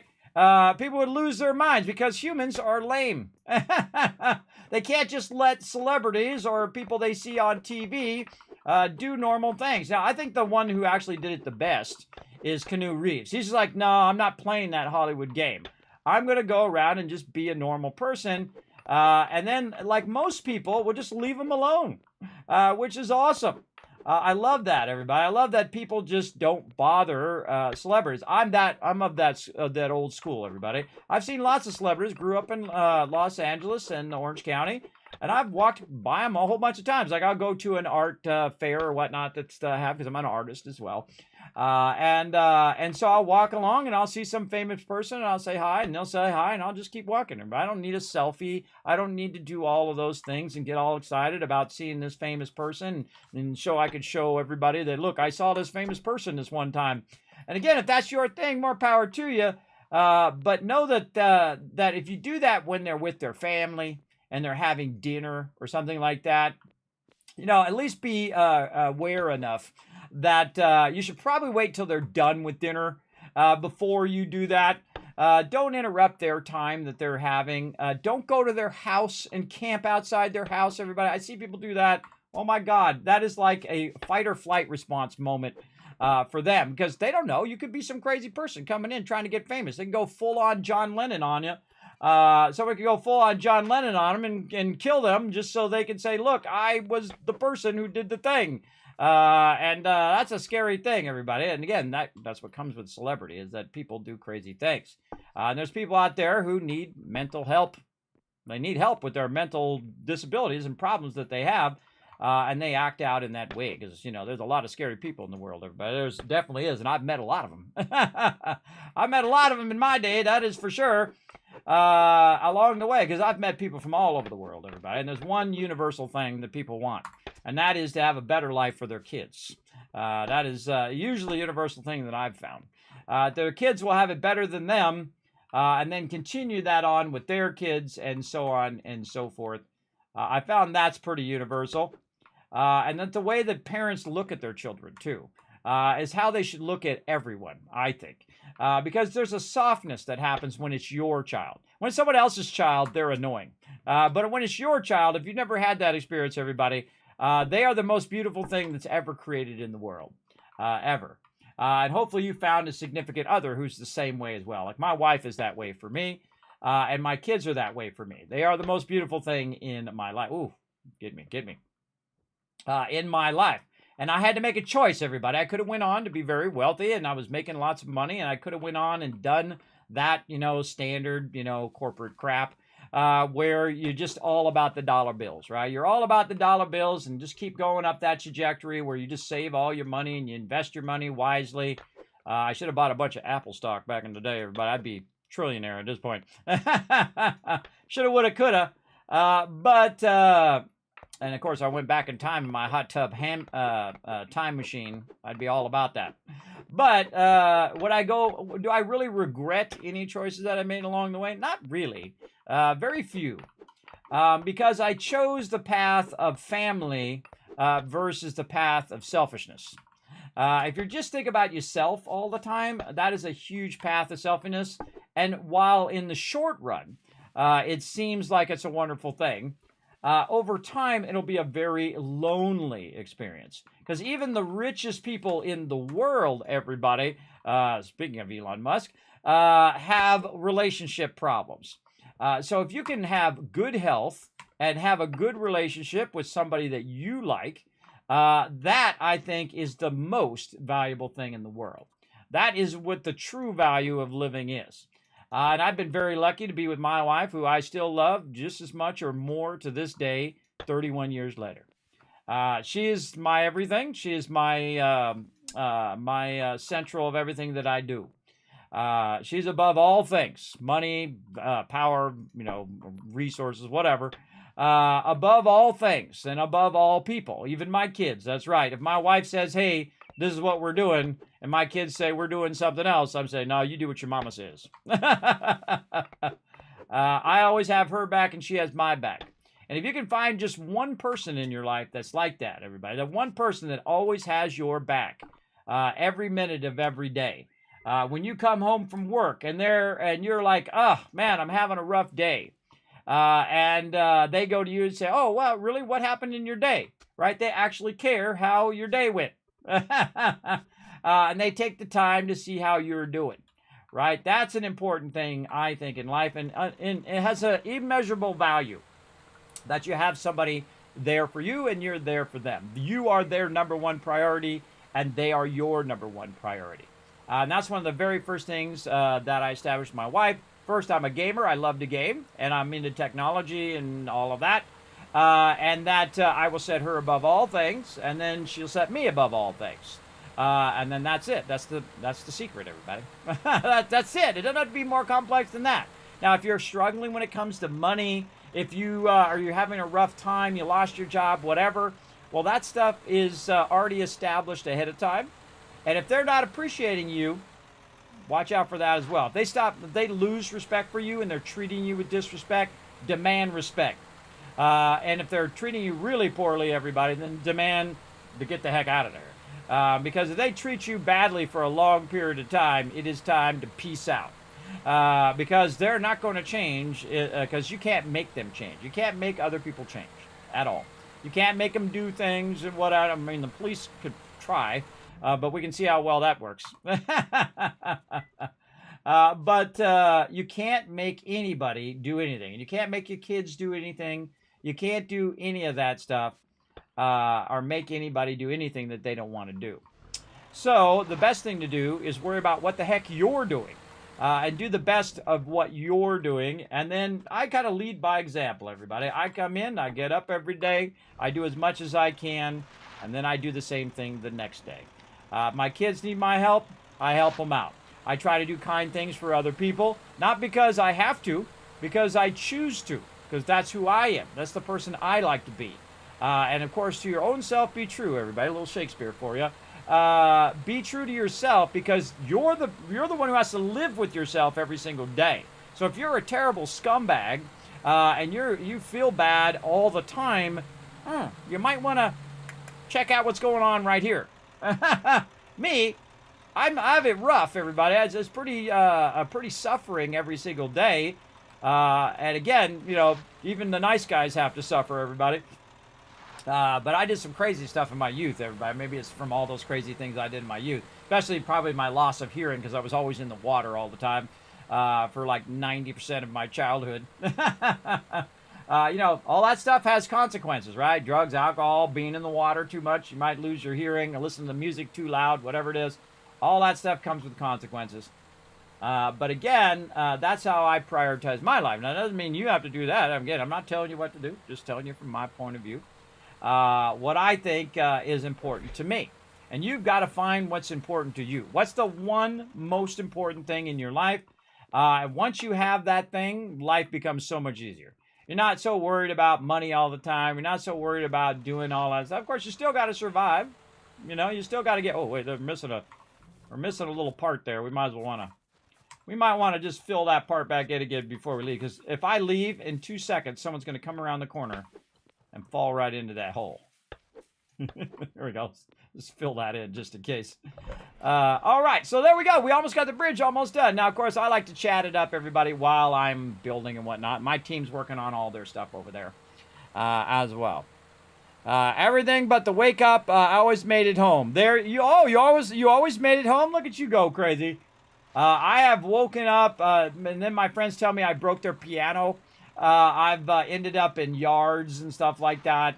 Not a good thing, everybody. Very dangerous. Very, because that's when people take advantage of you the most, when you're drunk, because you're making bad choices, everybody. People catch things on fire. I've seen people fall out of boats in which I grabbed them because I wasn't drinking as much as they were. I grabbed them. They were going to drown, everybody. They were going to die because they drank too much and they fell out the boat. And bam, I grabbed them out of there. And of course, they go on to be lawyers, which is funny. They went on to be lawyers, and now they owe me a life debt, everybody. So if I need a lawyer, I can just call them on the phone. I said, remember when I saved you? Yeah, that's right, free lawyering. So don't mess with me, everybody. Don't mess with me. I got a lot of friends that I've saved along the way from their dumb choices. For sure, I can call in a few favors if I need to. That's why you don't mess with the man. Again, you know, everybody makes bad choices. That's, you know, it's okay to make a mistake. It's okay to make bad choices. I make mistakes all the time, everybody. You'll see. We fall off the bridge, some of the things. So these are small mistakes, everybody. But I don't make big mistakes anymore because I've learned the lesson the hard way, right? You know, people of my generation, everybody, we had to learn everything the hard way because our parents were off working and off doing their thing, and that's how it was in those days, everybody. It's not like they were doing a bad thing on purpose. They were doing it because that's what everybody else was doing, right? Everybody else was just having their kids go outside and play and, you know, kind of just, you know, take care of themselves from an early age, which you do learn self-reliance, and that's a good thing to learn that. But not like today. Today, I would not do that with my kids. I wouldn't just be like, you know, it's all up to you from like age 5. Yeah, you go and you take care of yourself, and I'll be home at like 6 o'clock.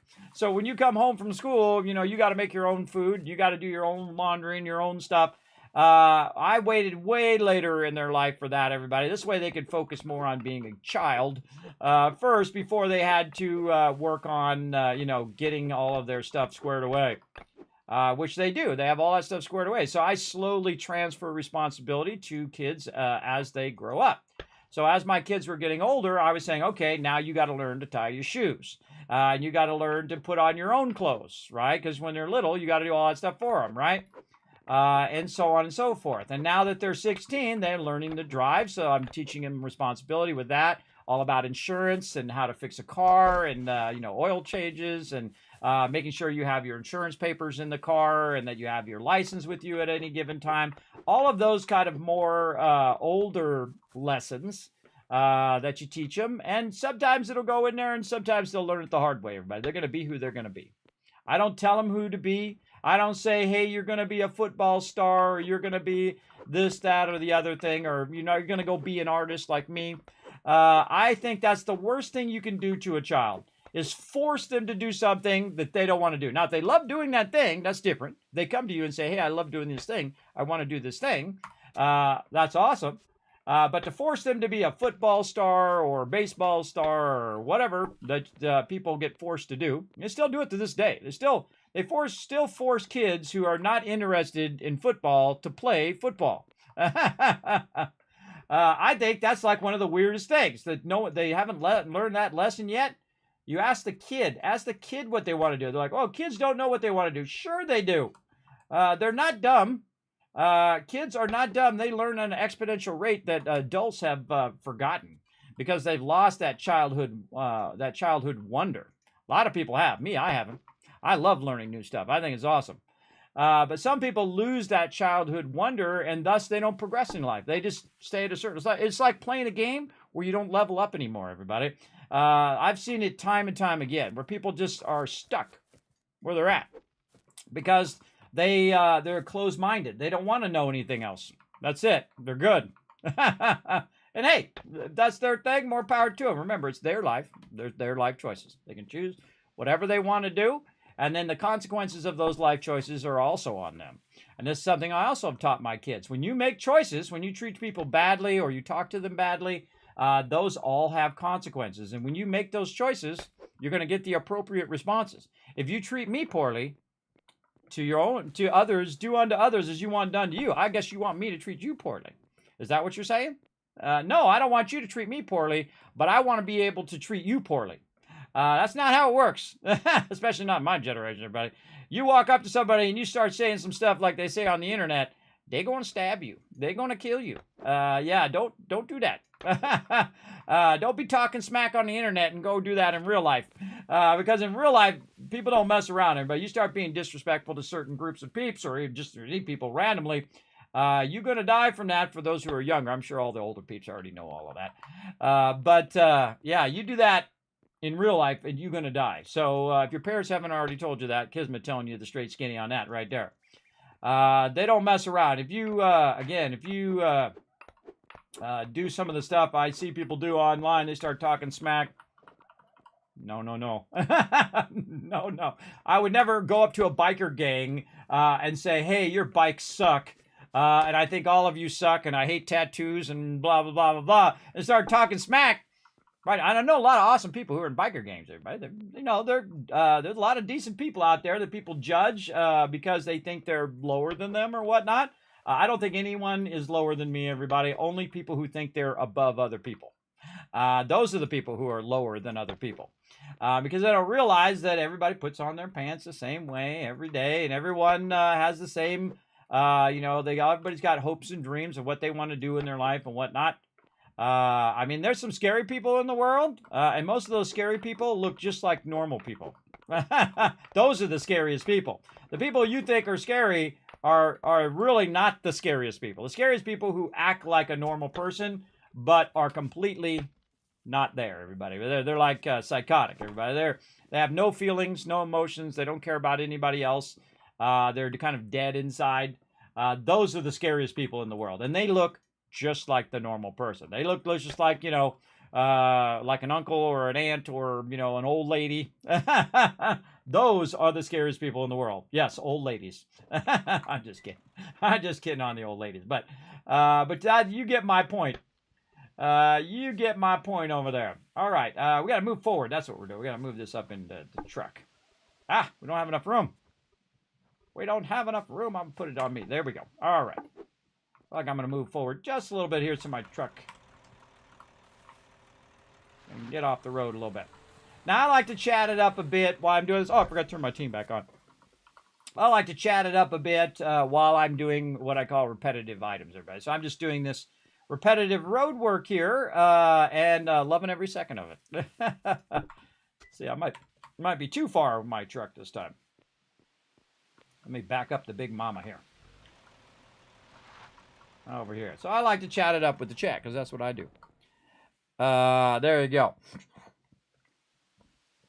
There we go. But from the outer side, as I was normally the one driving them home the morning after. Yes, I was very much that as well. I was very much the designated driver after a while because I knew that I watched too many of my friends die, everybody, or get arrested, or I mean, I was not with a good crowd when I was young because that's who was around, When you're at a certain stage in life, everybody, usually whoever's around are the people who are your friends, and they were very dangerous people, and I rather have them on my side than being against them. Those kind of people, right? The kind of people that will kill you for no reason. That if you look at them wrong or you talk to them with disrespect, you die. That's it. They don't mess around. They don't mess around. They don't mix words. They're not going to, baby you. They're not going to come in there and say, hey, oh, okay, I understand your point of view. No, they just kill you, everybody. They just kill you, stab you, shoot you. Very scary. Very, very scary kind of people. And so those are the kind of people I knew. Now, at some point, I transitioned from the very scary people to the gamer geeks. They were much less violent, everybody, and less dangerous that you might actually go to jail if you're just hanging around with them. Because you don't know what they're up to, and you don't probably want to know because you get in trouble. So I transitioned from my kind of more dangerous peeps who lived around the block, and they were all stoners, or they were criminals, or whatever. And I'm not gonna mention any names, everybody. A lot of those people are dead, by the way. They're all gone by now, either because of drugs or alcohol or bad choices that they made or whatever. I don't know. I don't know where they're all at, but I know a lot of them are not around anymore. And that's because of poor choices. It's all about choices, everybody. And you have, only one person to blame if you make bad choices. Now, if bad things happen to you, like me, I got really bad medical conditions, and that sucks. And I can say, well, maybe it was my fault that I went in and I swam too much and I was too much in the water and all of that. And, you got to kind of own up to what you've done in your life. But I feel some of it's pretty unfair. That I can't sleep like a normal person anymore. I just have to sleep when I can. And I basically get like 30 minutes of sleep every day. Now, also that comes from other choices, like choices from, what you're eating and how you're taking care of yourself. That I can own up to that because I ate a lot of random bad food. A lot of, candy and sweets and pie and, ice cream and all that stuff.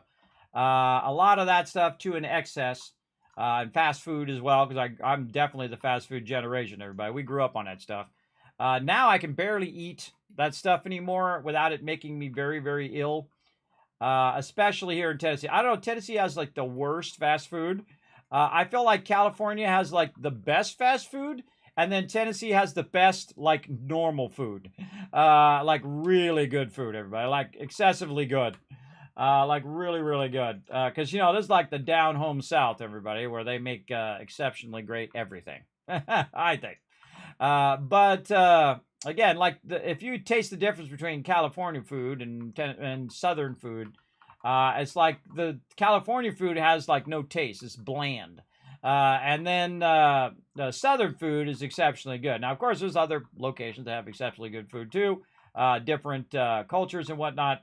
But again, it's like weird that's kind of the flip, right? The flip of food that you should be eating tastes way better here, and then fast food tastes way better out there.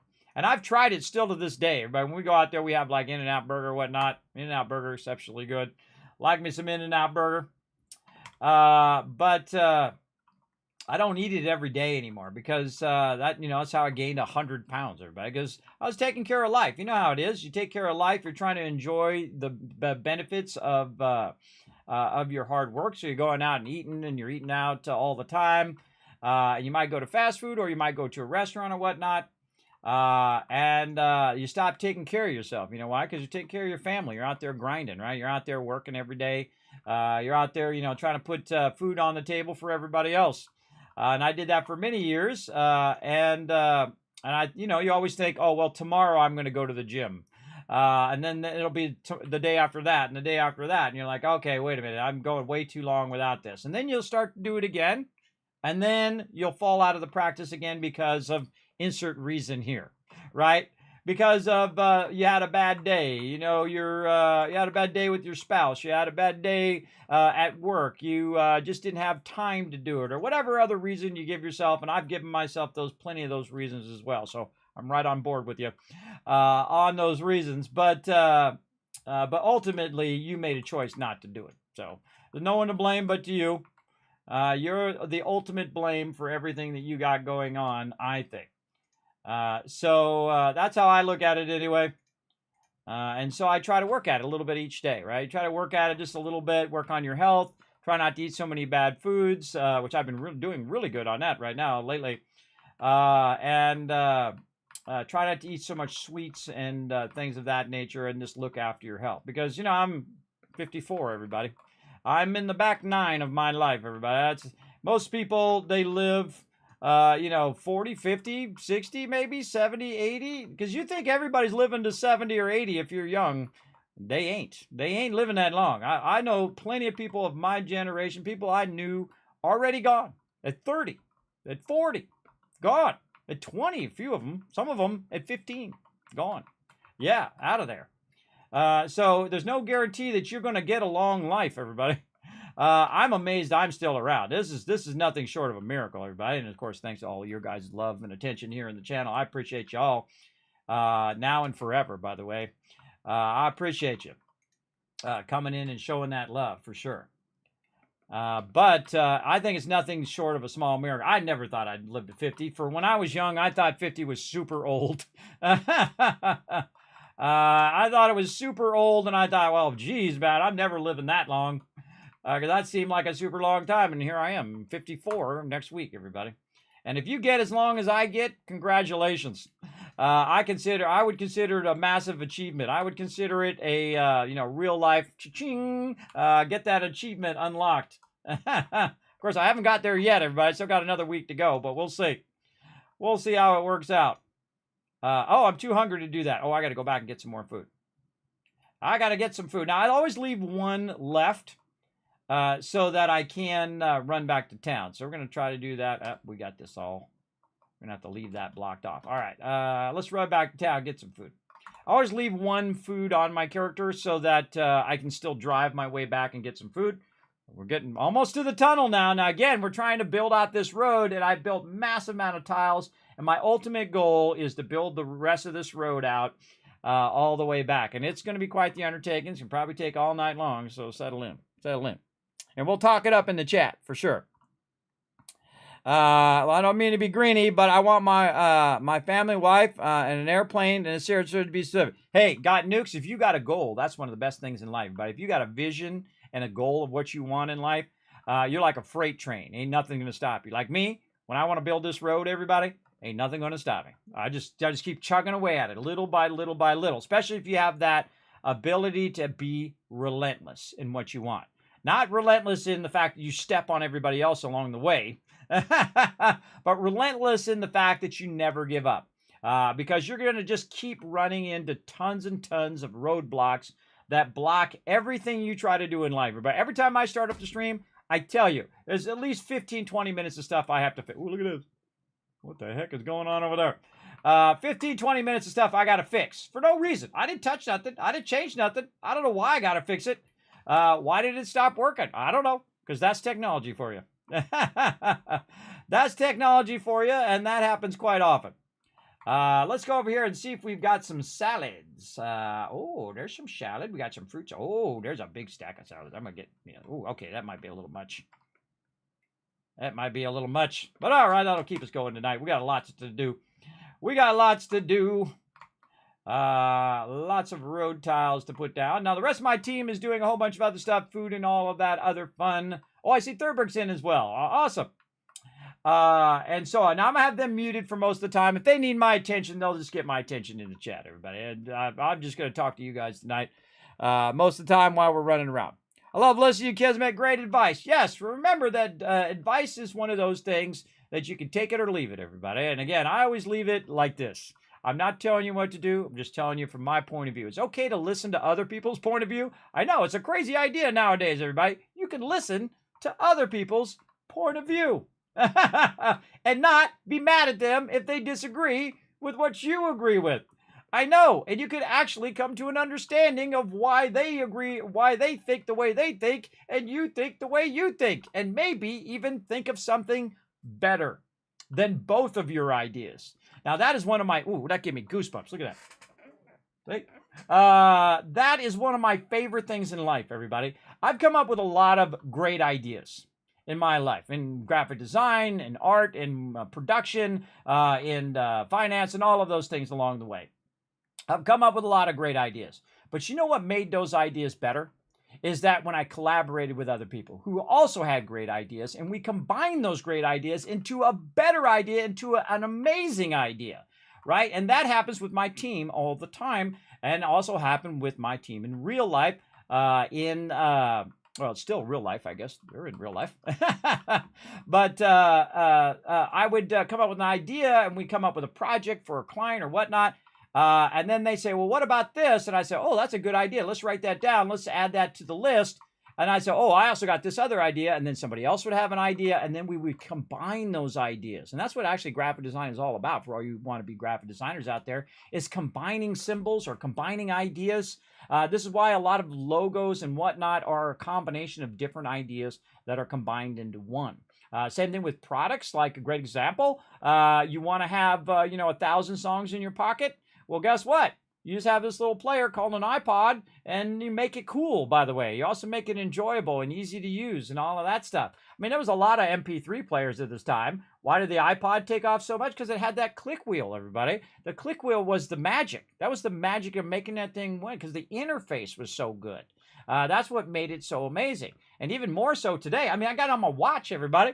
I could put 1,000 songs on my watch. I have this watch, by the way, for it helps me whenever I'm walking or whatnot, so I don't fall. I don't really use it as a watch. You notice I'm not wearing it. I don't typically wear it, only when I'm walking up and down stairs, or if I go out and walk with the family or whatnot, or if I drive. It's more of like a life alert. Because I do get dizzy. I get dizzy, and it's dangerous kind of dizzy, like fall down dizzy or get in a car accident kind of dizzy. So yeah, very scary. Very scary. But again, you can lay down and cry about it and whine, oh man, life's dealt me a bad deal, and it has. I mean, again, but I've had a lot of success in my life too, everybody. I've had a lot of great success, and I consider myself incredibly lucky to find the person that I love, to have wonderful children who are sometimes pretty sassy, but, I love them, and they mostly love me most days because they're teenagers, everybody. You can't love your parents when you're teenagers. You gotta have an attitude, apparently. I don't know. That's just the way it goes. That's just the way it goes with children, I guess. I mean, some kids are wonderful, everybody. Some kids are wonderful, especially when they're little. They're so wonderful when they're little because they don't have, like, judgment. They don't care whether you're rich or poor. They don't know about money. They don't know about all that stuff.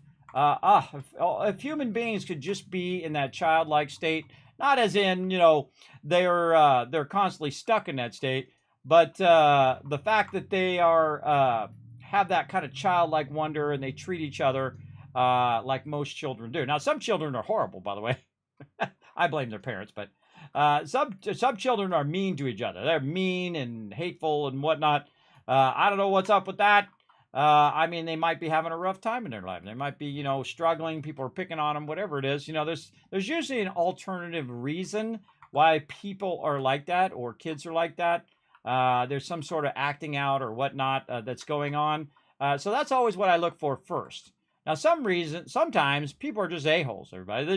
That's the way they are. They're just a-holes. Keep that in mind as well. Sometimes they're just jerks, but a lot of times it's because something's going on with them, everybody. They're having a rough time. They're just struggling, right? They're struggling in their life, right? And so sometimes they're going to be upset. They're going to be angry. They're going to, lash out at people that they really didn't mean to lash out to. All of those things are going to happen along the way. And the most important thing is have people who back you up, right? And also to demand respect from people. If people start treating you with poor respect, right? They start talking like, my wife does it from occasionally, my kids do it occasionally, and I call them on it every time, because no, that's not how that's going to be, everybody. I don't think so. I'm not going through the rest of my life where people talk to me rudely and with disrespect. I don't think so. I'm not that parent, everybody, who just lets their kid go in and say rude crap to them all the time. I know a lot of those people. That's terrible. That's terrible. You don't treat people like that. That's not how you want your kids to treat people. And if they do treat you like that, then you call them on it every time. And anybody who treats you with disrespect, you call them on it every single time. Because otherwise, if you don't call them on it, then they're going to keep doing it. They're going to think it's okay to do that. Especially when they talk to my wife with disrespect. Me, I've been around the block, everybody. It doesn't bother me at all. I don't care. But they talk to my wife with disrespect. They're rude. They're obnoxious. They're ungrateful. These are things that they should learn in their life. And they'll learn it one of two ways. They'll learn it by me saying, hey, don't do that thing. Or they'll do that kind of stuff to their friends. And they'll do that to their family. And then they'll lose that support. Because they think that support lasts forever. That is not true. It is not true. Go out and start treating your friends horribly, everybody, and watch what happens. Watch when they stop inviting you to go do things. Watch when they stop calling you on the phone. If you start treating people horribly and you start telling them how they're wrong all the time, and you start telling them that they're a horrible person because they're not doing stuff for you or whatever, I know people who are like that, everybody, who think that you are an extension of them. And some parents are like that too, that you are an extension of them and that you're like their personal slave or something, and that you should be doing crap for them all the time. And it never clicks that you're like a human being, that you're a person. Who should be treated like an adult and treated like a person. I mean, I'm a 50-year-old man, everybody. I don't need to be told what I should be doing. I don't need to be told what I should be doing since I was about 30, maybe in my 20s. Maybe up to late 20s, everybody. But I'd say after late 20s, you got to let people make their own choices and so on. For my kids, I let them start making their own choices early. This way, they can have that option. Hey, do you want to play in the band? No, I don't want to play in the band. I want to be in the orchestra, or I want to be in the band instead of the orchestra, or whatever, right? What kind of music instrument do you want to play? I'm not going to tell them what musical instrument they should play. I'm going to say, which one do you want to do? Because if you choose for them, you've taken away their power of choice. And you don't want to take away people's power of choice. Great example, Skull and Bones. Great example, Preston from Fallout 4. Skull and Bones defending. I hate that defending. I hate it every time. I still hate it at this moment. I don't want to do it. I'm not going to do it. I refuse to do it because they take away my choice. They don't let me not do it. You do it or you get penalized. And again, I want to see the best for my kids, everybody. I want to see them be able to make choices and then have me back them up, but not say, look, you have to go do this thing, right? I'd love them to learn how to clean up their room, everybody. But after the age 16, I did this also with my oldest daughter, I let them have a messy room. You know why? Because there's nothing I can say to them to teach them that is what a slob does. That's what a person does. If you leave your clothes on the floor, guess what? Bugs going to get in your clothes. Your clothes are going to be dirty. They're going to be smelly. And then other people that you meet, like boyfriends, girlfriends, if I had a boy, I have all girls, everybody. And so on, they're going to think you're a slob. And people around you, and just the way you carry yourself, how you take care of yourself is a reflection of who you are and the type of person that you are. So I did that with my oldest daughter. I just literally stopped telling her. I just stopped telling her at 16. I said, okay, it's on you. You do your thing. And then for a long time, she didn't pick it up, everybody. She didn't pick up her room. She left it the way it is, and now she does it. She takes care of it on her own because no one's telling her to do it anymore. She chose to do it now. She chose to do it. She's got her own apartment now. And I bet you in that apartment, I don't know, maybe, she's not just throwing stuff on the floor because she's got a roommate. She's not just throwing stuff on the floor in the kitchen and leaving food and other things on the floor. I would imagine not. But then again, she's an adult now, so she can choose to do that if she wants to. Again, that's that transition between the parent telling your children what to do and then letting them choose. Letting them choose to fail. And it's okay to let them fail, everybody. It gets so controlled. Some parents get so controlled over their children that they're like, no, I'm going to penalize you and whatnot. And we went through that stage where I say, hey, if you don't clean your room, I'm going to take your phone away. And I'm trying to teach them and try to use all those parent techniques I could use on them. And if they didn't learn from that, everybody, then there's nothing I can do. I could force them to do it, but they're going to need to learn on their own that is not a good way to live their life, is to live their life in that constant mess of leaving clothes on the floor and staying very unorganized. But some people just are unorganized. They're just the way they are. They don't want to spend time organizing themselves. And I was that child, everybody. I was absolutely that child until a certain stage where I got tired of, having stuff on the floor all the time. And my dad would come in and say, hey, quit throwing these wet towels on the floor. Take these and put these in the basket, right? That drove my dad crazy, everybody. It just drive him crazy because when you're young, you don't think of those things. You don't think of if you leave it on the floor for a long time, it's going to mildew and it's going to ruin the towels and all of that stuff. And that stuff costs time. And you're like, no, Kismet, it costs money. Well, you guess where money comes from? Money comes out of your time, out of your life. That's where that comes out, and that's what my kids are learning right now as well, by the way, because they all got jobs. They all got jobs, and they know they have to trade their time for that money to buy that thing. And now they know what their parents have been doing for the last 30 years, is trading our time for money. And you got to have that money, because you know why you got to have that money? Because you got to have that food, you got to have that water, you got to have that shelter. And everything else is a luxury. Everything else, your cell phone, all of that stuff. Another thing I try to teach my kids, that, your cell phone is a luxury. It is not a necessity. You might think it's a necessity in today's world, but guess what? I grew up without it, and it was just fine. We didn't have no cell phones, everybody. We pulled over on the side of the road. We used a pay phone. We usually collect call, too. Hey, I've got a collect call coming through. Okay, pass them through. Some people would use the awesome trick of, it would say, just say your name. And instead of saying your name, put a 1 in chat if you ever done this, for all you Gen Xers there, or people who've ever used a payphone and called collect, that you would call collect and your name would be, hey, I'm broken down by the Circle K by Alpha Beta. And then you would hang up after they answered on their side. And then you just basically told them where you were, what the problem was, and you never paid for the collect call. I've seen people do that so many times, everybody. I didn't think of it. I wish I had thought of it earlier in life, but when I was making collect calls as a kid. But I didn't think of it early enough. But people yes, there we go. Yes, big ones in the chat, for sure. 1, ready for pickup. Yes, there you go. Ready for pickup, or you just press a button and tell her that it's ready for pickup. There you go. So yeah, collect calls. That used to be a thing for all you peeps who never did that before. So you would call and the person on the other end would pay for the call. You used to have to pay for calls, everybody. You didn't have unlimited plans and all the things you got now. I feel like the unlimited plan for cell phones is like the best thing going right now. Because you can get that unlimited plan and then you don't have to worry about, charges sneaking up on you like they do before. They're like, oh, well, you're calling international? Well, yeah, that's now it's another $47 to your bill. $47 for one call? What the heck, bro? What the heck? You guys are running highway robbery over here. Yeah, that's crazy, man. They used to charge insane amounts for long distance calls. They still do. If you international roam on your phone, everybody.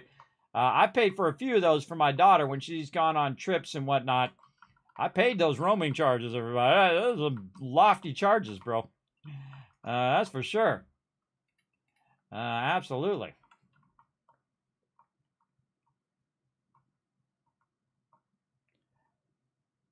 We had a baby. It's a boy. Yes. Remember the old ad when you call you call collect and say it's a boy, and then you hang up? Yeah. And by the way, we used to have operators too, by the way. Actually, my stepsister, you know I had a stepsister? I do. A way older stepsister from my dad's first marriage. And she used to be an operator. So what you would do is you'd press 0 and you say, hey, Mr. Operator or Mrs. Operator, I need, this number. It's in this, zip code or whatever, and the name is this. And so instead of just looking it up on the internet, you would call them, and they would be like the phone book, right? And they also we had a book that they would send to us that you opened up, and you look up people's names and get their numbers in there, in the phone book.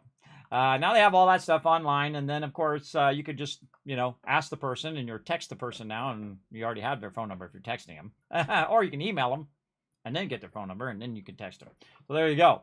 But back in the day, you could look up someone's number that way. Now, of course, don't be a stalker, everybody. That's creepy. Don't do that. Don't look up people that who don't want you to call them. That's creepy stuff. And don't dox people and give away their real life information either. That's messed up. Big time. Yeah, act your age, not your shoe size. That is very good. That is very good. That is Prince gone too soon, bro. Gone too soon. One of the greatest of all time. Absolutely. Absolutely. The fact that if he's not in the top 5 list of one of the greatest songwriters and recorders of all time, then that list is lame. That's a biased list, everybody. Incredibly fantastic musician and songwriter. Absolutely. One of my daughters didn't know about Prince, everybody. She wanted to go to the Hollywood Walk of Fame, and she knew nobody on there. I'm like, you don't know any of these people? No, I don't know any of these people. Oh, boy. Okay, we're going to have to educate this child. So me and my wife have tried, everybody. We've tried. You know, we get out like Queen, and we get out like Rush, and we get out like, you know, the Stones, and, you know, a whole bunch of different artists and whatnot, and actors and all that. Say, who's this, and who's this, and who's this? We got a quizzer on it. Give her a little world knowledge, everybody. Instead of watching those TikTok videos, get out there and learn something. Watching too much TikTok and not enough listening to music, and listen to all different types of music, but not just the one type. You want to listen to all types of music and, you know, find out what you like or dislike. Same thing when you go work. Everybody, when you go work at something, the best thing you do is to work somewhere that you don't like. You know why? Because now you know you don't like it. If you work at fast food and you're like, man, I hate working at fast food. Fast food sucks. Well, bam. Now you know you don't want to do that for the rest of your life. And that should motivate you to work hard toward doing what you do want to do in your life. I've been very lucky in my life, everybody. I've done the thing that I've loved, and that is to do graphic design, and then a little bit architecture as well, or really 3D animation. And things of that nature. I've got to do teaching as well, because you know, I'm a person who does and then teaches, as opposed to a teacher who teaches. If you don't know the difference between that, everybody, there's the people who work at that highest level of what they love to do, and then they pass on that knowledge. And there's people who learn stuff so they can teach it, right? So they're teaching it at a very low level because they haven't actually done that thing that they're teaching. And of course, some people are really smart, so they can learn stuff and teach it and pass it on. But I feel like the true thing is the people who learned it the hard way. They learned it by doing, right? Because there's the theory of it. Oh, look at me going way faster. Look at the road. Whoa, look out. Bison in the road. Man, see how it leaps forward and goes so much faster with the road? So there's the people who pass on that knowledge, or who teach. I'm that person. I'm the person who likes to pass it on to the next person, and not just keep it all as a secret. Like, oh, well, you know, these are all my graphic design secrets. I'm not going to share it with anybody else because, you know, it's my livelihood. Well, it's not my livelihood anymore because I had to give it up because I can't do it at the level I did it before. And if I work for someone else, I can't just say, well, I'm not feeling well today. I'm not coming in. You do that enough, you get fired, everybody. This is a job in which I can say, you know what? If I make money at it, awesome. Maybe one day. I've been working at it for 9 years now. I just keep reinvesting and reinvesting and reinvesting in it, and just keep doing giveaways and other stuff like that that keep me motivated to do it, because I love the moment in which I give away stuff, everybody. I love when some sponsor comes in and says, hey, Kismet, here's some Mountain Dew. And then I send out that Mountain Dew to everybody. Or in the case of 7 Days to Dive, they give me some codes, and I give you guys some codes, and you guys got a free game. And maybe you've tried 1,000 times in some other stream and never been able to win anything, and you come into mine, you're like, Kismet, this is the first time I ever won anything, and I love those moments, everybody. Or the people who have won a lot of things in my stream, by the way, and there's a bunch of you who have won just time and time again. Congrats. You lucky. Me, I'm terrible, everybody. I'm the worst, because that's another reason, too. I have the worst RNG. I win nothing. I have won one thing in all the just massive amount of things I've entered in my lifetime. I've won one thing. It's a Razer Kakar's headphones from Swifty. Oh, God, who knows, a decade ago. A long time ago, 8, 9 years ago. And my wife took them. So I didn't really win it. My wife won it. But there you go.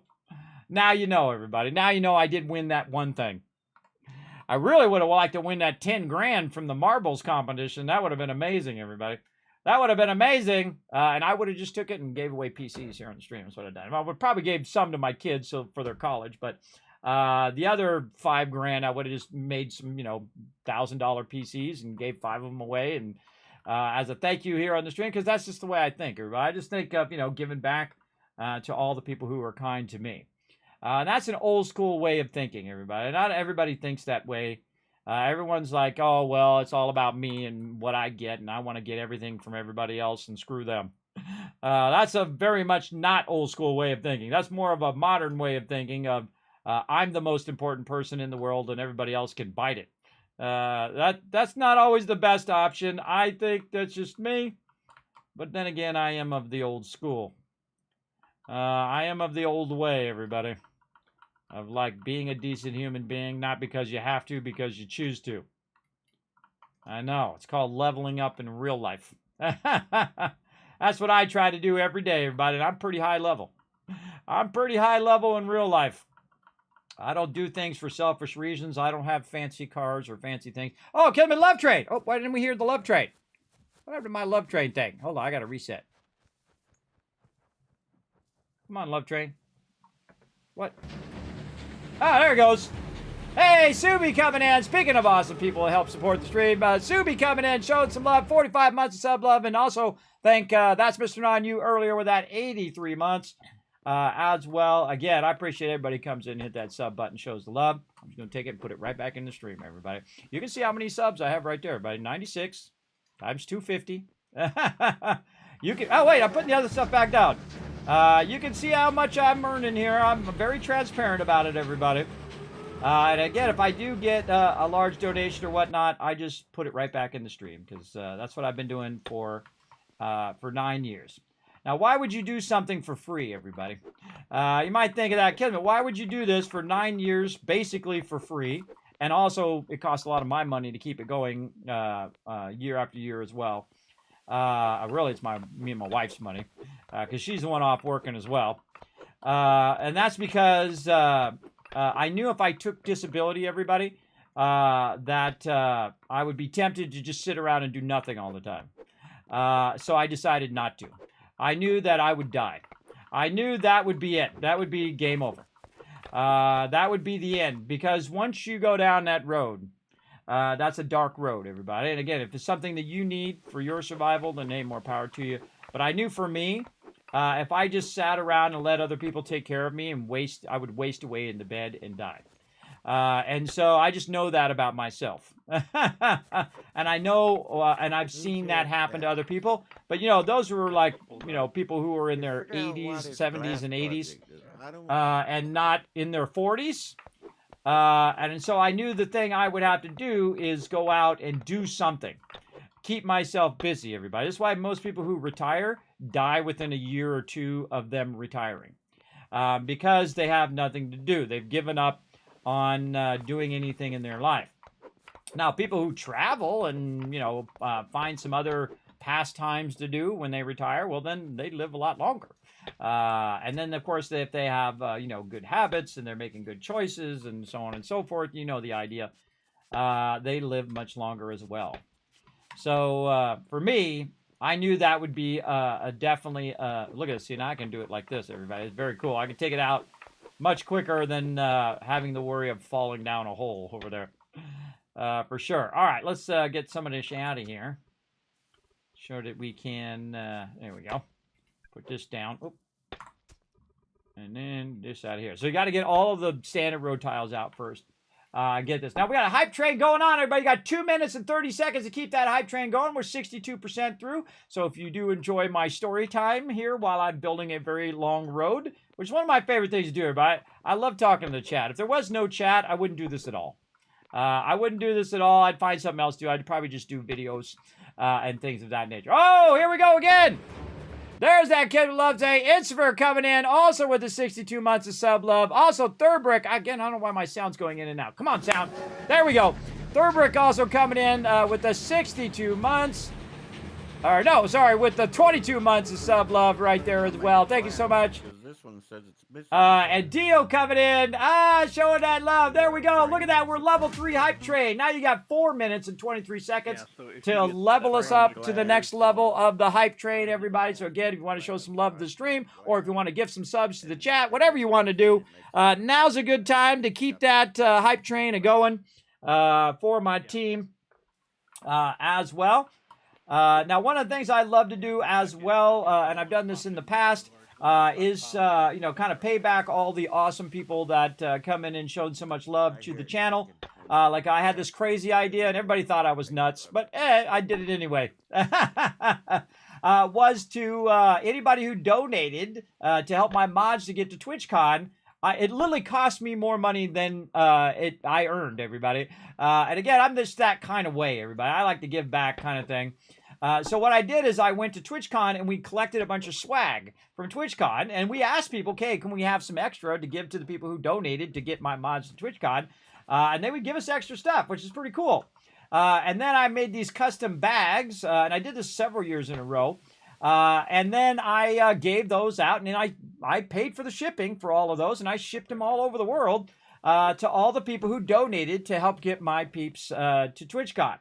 And I did that. I was the first one to do that, by the way, before everybody else jumped on the Kismet train there and started bringing their mods.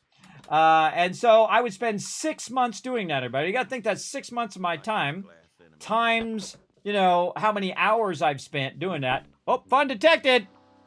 Oh, there we go. Boom. Now we got the hype train going on. Whoa, Joey coming in. Oh, no, Joey's getting the love. We got a love train conductor coming in as well. Holy mackerel.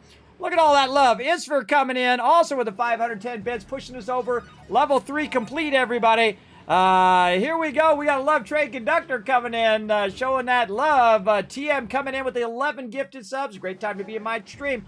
All week, this week too, everybody. We're going to be doing giveaways starting tomorrow, every single stream. Make sure to be here because you know what? For my birthday, I give you guys presents. That's right. All week long. It's going to be awesome all the way till Sunday. From Sunday to Sunday, everybody. We're going to have a good time. That is for sure. I might even extend it until next week. Hydrate. Oh, Revity Studios. Yes, sorry, I forgot. I got all wrapped up talking to the chat, everybody, and then doing my road tiles. I love talking to the chat, everybody. It's my favorite thing. Hanging out with all of you. Now, again, show that love in the chat for all the awesome people keeping this going. Keeping this crazy love train on the tracks and rocking and rolling, everybody. And again, my mission was not to die. I'm not kidding. I'm not trying to get your sympathy. I'm not trying to get you to donate or kiss my butt or whatever. I don't care. I'm an old man, everybody. I'm an old man. I don't care about all that egotistical crap anymore. My goal was to have something to do every day. And I knew if I had something to do and something that I enjoyed doing, that I would get out of the bed every day, because getting out of the bed is a struggle. Still to this day, 9 years later. Because every time I get out of the bed, I'm dizzy. I'm tired because I feel like I got 30 minutes of sleep, whether I slept for an hour or slept for a day. It doesn't matter. It always feels the same. Imagine if you only got 30 minutes of sleep a day for 9 years. Imagine. Imagine if you just did that for a week, everybody. Imagine you just did it for a week. I've been dealing with that for 9 years. Now, there's a lot of people out there who got a lot worse than me, everybody. They got cancer. They got all sorts of tough stuff. They might have lost a limb. They need a prosthetic. They might have, a lot of other bad things happen to them in their life. Certainly, you got to take stock of what you got that's good in your life. But you also, sometimes go, well, that kind of sucks that I got the raw deal. And which I did. Because, not everybody's going to get the sweet deal of perfect health for their whole entire life. That is for sure, especially based on your choices, everybody. Based on your choices is what you're going to get. That is for sure. That is for sure, based on your choices. So, for me, I just make the choices that I think are great choices. So, I try to eat less sugar and candy and all that stuff, though I do like to spend some time with the family and go like to Sonic and, get them a drink or whatnot, because I think that's a cool thing to do. I think that's a nice thing to do for the family. Say, hey, everybody want to go over to Sonic and get a sundae or get a thing or whatever, because it's like a family thing, you go over and you do that, or you just go for a walk with your family, right? It doesn't have to be something where you have to spend money, everybody.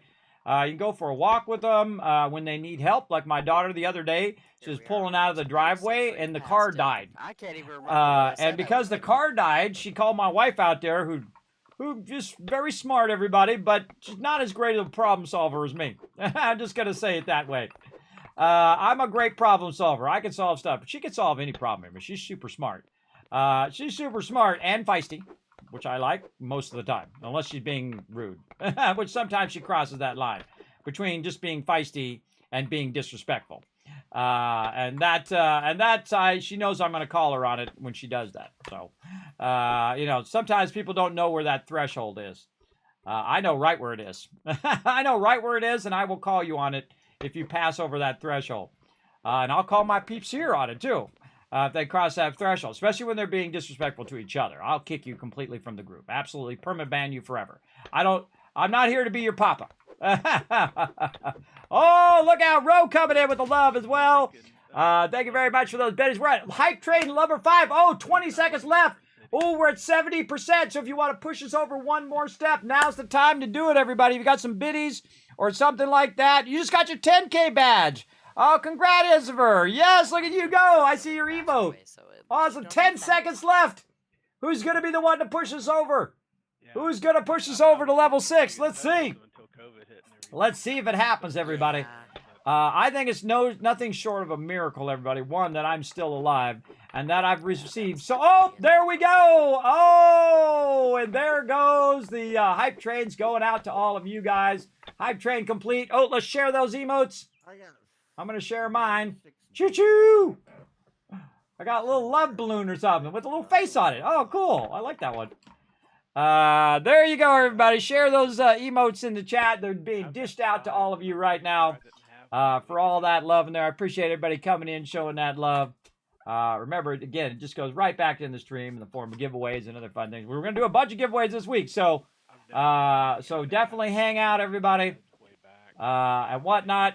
I got a lot of various things, which I'm going to announce tomorrow, now that I know that the Streamer Weekend is for sure.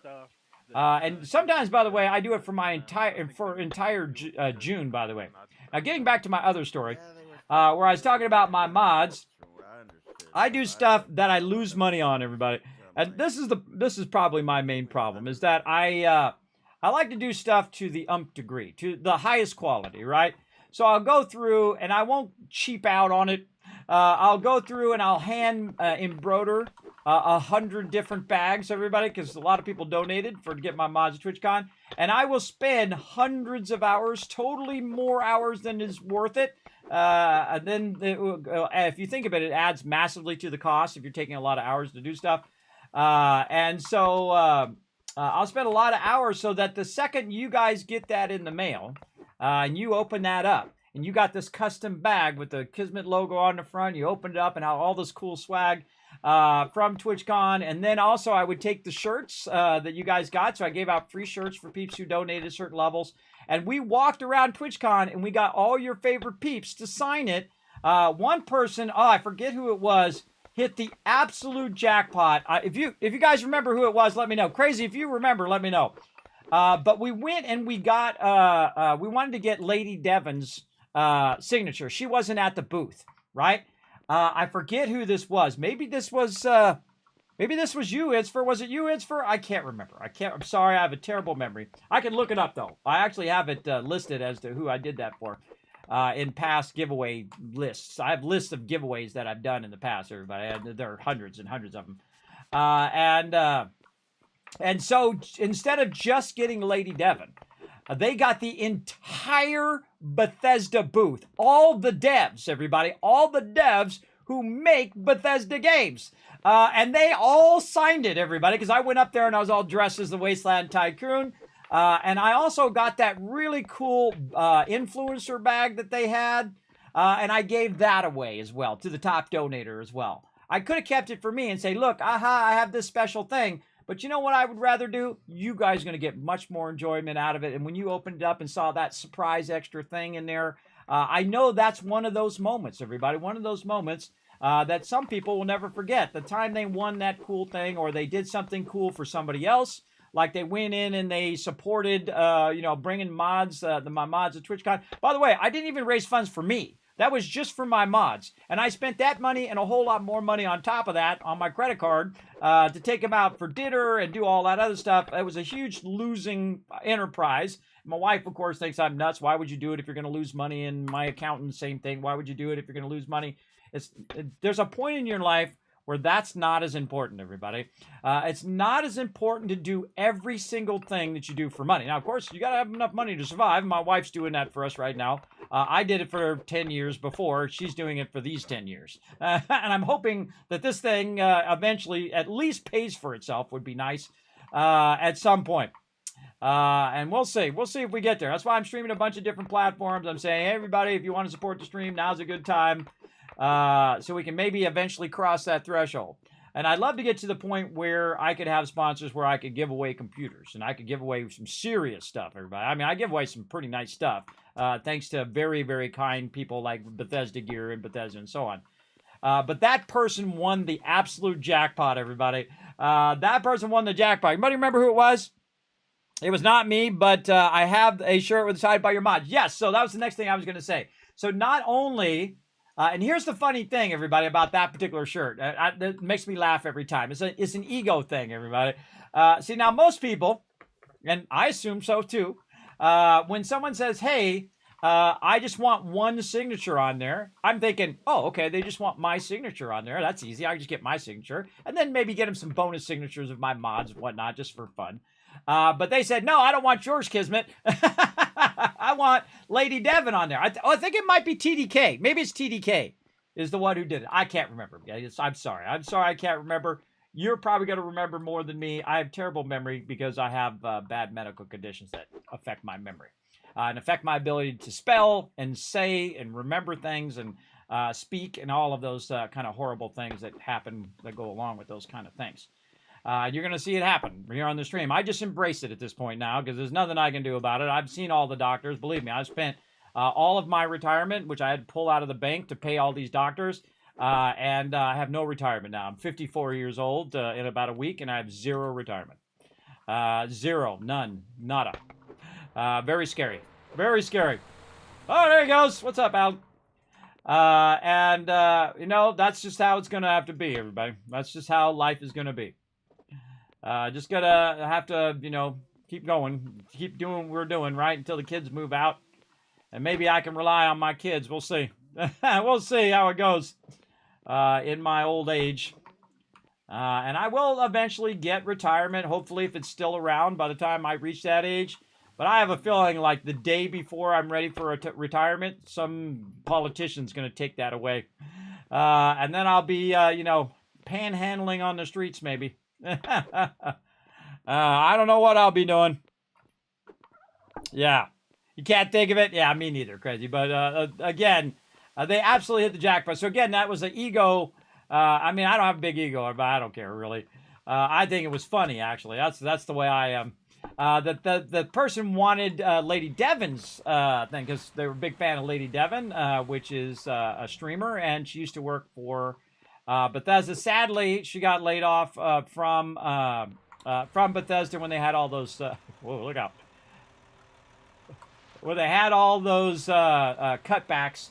But she's an amazing streamer. So go over there and show her some love, everybody, because she showed the stream a lot of love. She's the reason why I was able to give away a lot of atoms and a lot of copies of Fallout and so on to all of you. So if you see her out there, go show her some support, show her some love. You just find her under Lady Devon here on Twitch. So make sure to show her lots of love. I appreciate people who help my little stream over here big time. Always appreciate the people that get you where you are, everybody.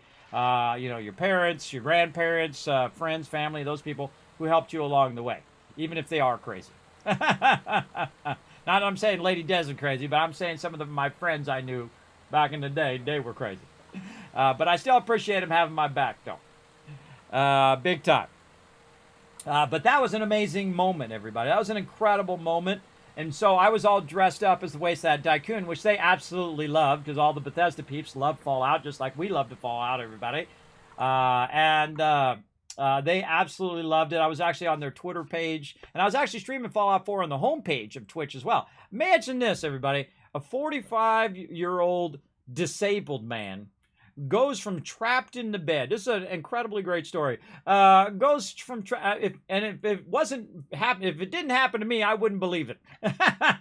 Goes from trapped in the bed, can barely crawl his way to the bathroom because he's so dizzy and he's so ill, and goes on to be a Twitch streamer and ends up on the home page and ends up at the Bethesda booth and on their page and on their Twitch channel and gets a bunch of loot and gives it out to all of you guys here in the community. I mean, that's a great story. And it's a true story, everybody. All because of all the love I've gotten here on stream and a lot of hard work on my end, everybody. I absolutely work at it every single day. And of course, not 12 hours, 20 hours, 100 hours a day, because I can't do that. But I do work at it a lot. I absolutely do. All right, now I'm out of space for road tiles over here. You know what I thought was really funny, everybody? I came over here to get one of these big ones, and I put all these little tiny ones down. Put all these little tiny ones down, and I put a bunch of stuff in the tiny ones, which I thought was hilarious. That's just my sense of humor, everybody. Whoa, look at all this food. Lots of spoiled food over there, but that's okay. We can use that for fertilizer. Spoiled food over there. It sucks that we have spoiled food, but such is the way it goes. It's going to happen. But you can use it for farming as well, and it's going to happen even more when I turn the server on, because now I'm not going to turn the server off. I'm just going to leave it on from now on. So they're going to have to find ways of saving that food, or just don't make as much food, and then, oh, I wasn't going this way, I was going the other way.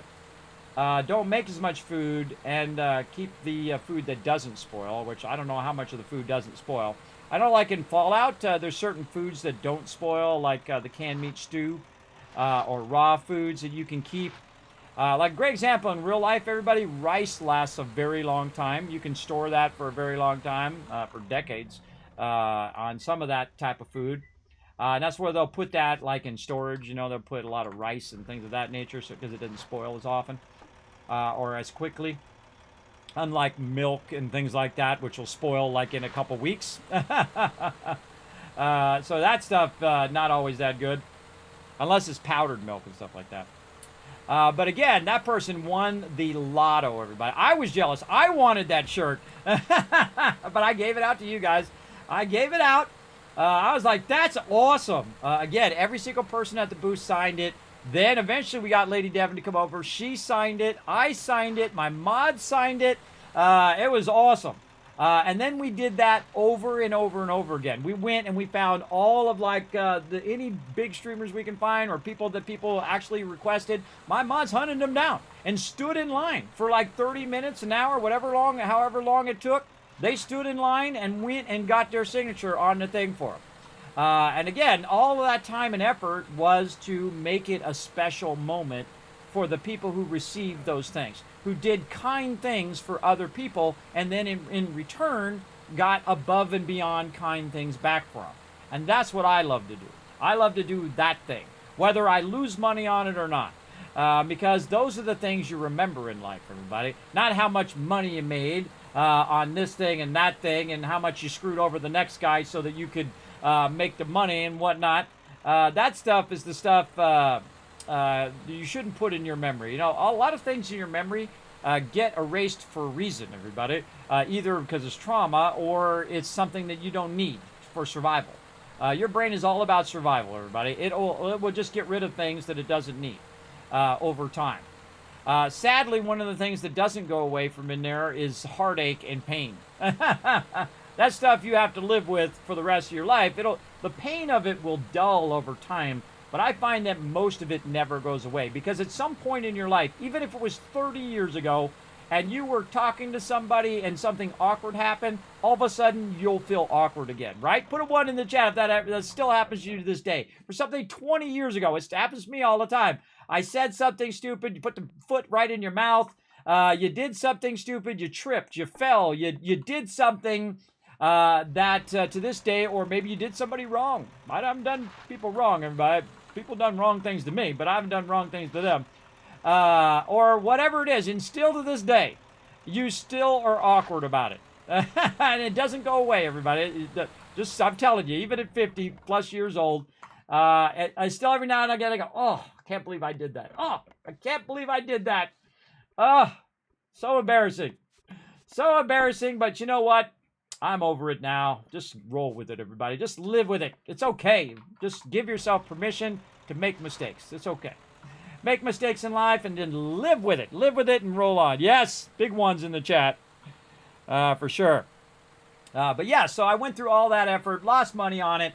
It cost me way more money than I earned on it. And then, of course, I didn't raise funds for myself. So then I had to spend another 6 months trying to raise funds to pay for my trip as well. And most of the time I didn't raise enough, but that's okay. That's okay. And I'm still paying on that to this day, but I'm still paying on that credit card. That stuff from years and years ago.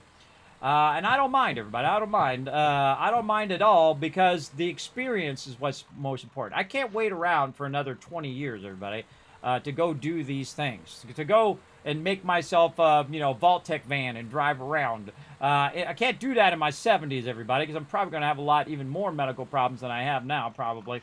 I don't know. I'm trying to, of course, always working on your health because you can't, doesn't matter how much money you got. Because look at Steve Jobs, everybody. Dude was a billionaire and still died. Still died. Had basically an infinite amount of money. Could hire anybody in the world to save him. And still died anyway. And that is also the story of just so many others, everybody. People who are so wealthy and who are so famous or whatever it is. And they still died. It was to drugs. It was to alcohol. It was to bad choices. It was to this, that, or the other thing. I'm telling you, everybody, all of that stuff in the end doesn't matter. It matters on your choices and what you want out of your life, because you only get the one, and you only got so many minutes. And so the minutes I want to spend in the rest of my life is doing this. Having fun, playing games, spending time with my family and friends, and with all of you, and bringing a little love and inspiration to your day. And that's it. That's it. Telling it to you straight. You got somebody who's just going to tell it to you straight and not be a kiss butt or kiss ass. In my days, that's what we said. That person's such a kiss ass. They just tell people what they want to hear. And that does no good unless people have ego, and then you have to, placate their ego. I don't do that, everybody. I'm not an ego placater. I just say, hey, you know what? Keep your ego in check, number one. And number two, what you're doing is dumb. From my point of view. Now, if you think it's awesome, well, hey, more power to you. It's your job, your life. Go for it. But making bad choices is still bad choices. And, of course, I've had very frank friends with me, too. And I actually appreciate that kind of honesty. Not when they're being mean. See, what people don't understand nowadays is there's a difference between being mean and being an a-hole and being honest. Being honest means that when someone comes to you, like a good friend of mine, I was so self-absorbed when I was young, everybody, in my late teens and early 20s, that a good friend came to me, and I've said this story many times on stream, and it's a true story. Kismet, you'd be a great guy if you weren't such an a-hole. And he was talking about the fact that I'm always thinking of myself. And when in a conversation, I'm just waiting to talk. I'm waiting for the other person to finish, and I'm not listening to what they're saying. And I'm going to then say whatever I want to say. Instead of listening to them and then responding to what they're saying and actually be interested in what they're saying. Right? That's called being self-absorbed, everybody, where you just think only of yourself and you're just kind of waiting to talk instead of actually engaging in a conversation with someone else about what they're interested in. And actually, I got to the point where now I'm more interested in what the other person has to say than what I have to say. I already know what I'm going to say. I think it's much more interesting to get someone else's point of view, right? Instead of just like trying to force your point of view or force your story into whatever's going on, I feel like it's much more interesting to listen to other people's journeys and stories and whatnot, because guess what? You get those for free. You get those trials and tribulations and all the things that they had to go through. You get that lesson for free. As opposed to if you have to do it yourself, which means that you have to go through the pain and suffering of all of that on your own end. And that took me a long time to learn. And that's the kind of thing I try to pass on as well. Is that if you're honest with people, not jerk, don't be an a-hole. Don't be jerky about it. Don't go in and say, oh, I hate your shoes, I think you suck, and this sucks, and that sucks. And, the same thing with when you're giving feedback on something. If you just say it sucks, well, why does it suck? How can you make it better? What's the thing that's going to make that game better? I can go in and tell them how much the defense sucks, and I hate that defense thing in Skull and Bones, and I'm going to tell them over and over that I think it's a dumb mechanic and they should make it optional, right? But wait a minute. I gave the answer to the problem. I said, I don't like it, and the best way to fix it is to make it optional. So I gave them the solution. I gave them the win, right there. So again, if you're going to bring up a problem, bring up the solution. And if you can't think of a solution, maybe they can't either, right? I feel like the best thing to do is to come up with the issue, but also come up with a solution.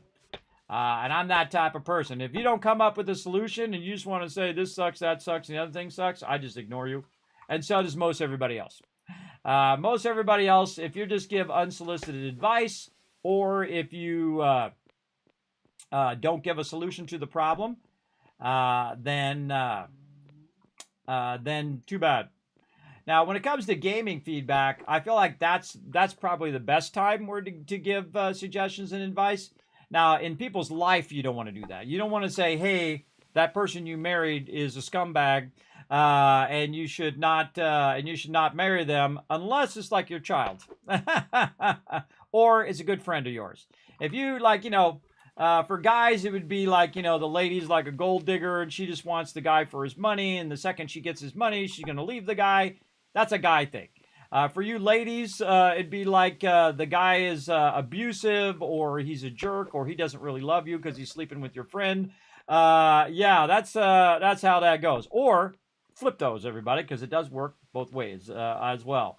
Just as easy that the lady is cheating on the guy as the guy's cheating on the lady. I've seen all of it, everybody. I've seen all of that. People being unfaithful to each other. Now, it doesn't even dawn on me to do that, everybody. I don't even think about doing that to my wife. And I would not like that done to me, and I would certainly not do it to somebody else. Because I've seen the pain and suffering that causes, everybody. Whether you're remorseful for it or not, it doesn't matter. You made that choice, and you got to live with it now. And that'll forever be an albatross around your neck forever. Forever. Also, I have a germ thing too, everybody. I don't like to hug people, and I certainly don't like to kiss random people and people that I don't know and whatnot. I forgot to get that out of there and whatnot. And I've had that like a Twitch fight. People come up and try to kiss me, and I'm like, okay, kiss me on the cheek. That's fine. Kismet, I love you. I think you're great stream and whatnot or whatever. Usually ladies. And dudes, don't go kiss it. Don't go try to kiss me. I'm not in that. I'm not into dudes, but if that's your thing, more power to you. It's not my thing. So respect my authority. Respect what I'm comfortable with as well. But again, I've known a lot of people who were gay and also been transgender and all of that stuff as well. And I grew up in the generation, everybody, where they had a rough time. Everybody had a rough time. I tell you, the people I grew up with, and even my parents' generation and their generation before them, treated those kind of people horribly. People who are overweight, people who are different from other people, they would constantly be treated terribly. And see, when you see other people being treated terribly, guess what? Guess who's next in line? You. That's right. You're next in line when they get tired of treating those people horribly. So those people are horrible people who are treating other people horribly. Those are the horrible people. You got to watch out for those peeps, because you're next in line. Because when you're not around, they're going to be talking about you too. They're going to be talking about you behind your back. That is for sure. So watch out for that for sure. All right. Oh, wait. No, I'm going to do back here. Back here. Yeah. Do back here. Someone's standing here looking at me, so they probably want to. With that. Dio's bringing me some food or something. What is she doing? Yes, Dio. There's no room in there. What you need? She got pizza or something. Pizza. Yeah, I can see you holding it. Nice. You want to put it in the storage right there? The storage right there if you want to. I'm a pizza delivery girl. Oh, well, thank you. Oh, my character really likes that. Yeah, you feel nostalgic and miss that crazy, cozy hometown feeling. Ooh, that's cool. Yeah, whoa. Oh my God, that's 1,200. Nice. Well, this is just like in real life. I ate all the pizza. I ate all the pizza, everybody. It's all gone now. I appreciate my team. People not saving slices last week. What's that? Weren't you talking about people that ate all the pizza and didn't save slices last week? Oh, I'm talking about pepperoni, not pepperoni, but pineapple pizza. Everybody says, oh, I don't like pineapple pizza, but it's always the first one gone. Every single time, without fail, every time I bought pepperoni pizza and pineapple pizza, I usually buy one, right? You buy a couple pepperonis, you buy a bunch of cheeses, usually for my team, in real life. I would buy pizza like on Fridays and something like that. And with the company's money, which was awesome. And so I would buy, Hawaiian pizza, and I'd be like, okay, anybody wants Hawaii, we got that. And it was like, nah, we don't like Hawaiian pizza, blah, blah, blah. But it'd be the first one gone every single time without fail. So then I had to start buying 2 of them. And then everybody'd be like, nah, I don't want any, I don't want any. And then, boom, gone. Always the first one. Always, everybody. It's one of those things about life. And again, I'm not watching who's eating the thing. I wouldn't be complaining. And so I don't mind pineapple on pizza. I like pineapple. But I'm more pepperoni pizza kind of guy, buddy. And I don't like a lot of toppings. Pepperonis and pizza, I'm good. But I've tried everything, even anchovies. That's right. I've tried every different types of pizza you can have. I'm a very much like to take a sample of things, and I don't prejudge. I've had octopus, I've had shark soup, I've had sushi, I've had all different types of fish and different types of food from all over the world. And there's things I like and things I don't like. That's it. That's how I decide. I try it. If I like it, oh, okay, that's actually way better than I thought it was going to be, right? And that happens occasionally. And then there's a lot of them that are like, oh, God, this is nasty. No, thank you. There's a lot of stuff that's like that, too, that you're like, that's not for me, bro. But if you like it, hey, more power to you. Right? As well. My wife does not like seafood, by the way. She does not like seafood. I'm not that much into seafood. I don't really have anything against seafood, but I'm not that much into it as well. It's not like I'm out having lobster and stuff like that. Even when I had lots of money where I could have lobster every single day if I wanted to, it really is not my thing. I like a good steak, especially from the one in LA, everybody, 555 South, and they also have a 555 North. If you're in Long Beach at any point, everybody, want to swing by there, except for it costs you $250. Now, this was in the 90s, everybody. I don't know, it probably costs you $900 now. It costs you $250 for 2 people to go in there and have a steak. But you don't need a knife, everybody. That you could cut that steak with a fork, and it was perfectly cooked, absolutely perfect, perfect steak. And I still remember to this day. That's how good it was. Yeah, pineapple with ham. There you go. Somebody needs to get through. Hold on.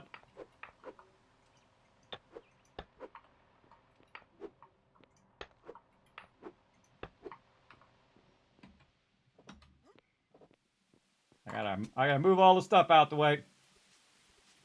Oh God. I don't have room in my thing.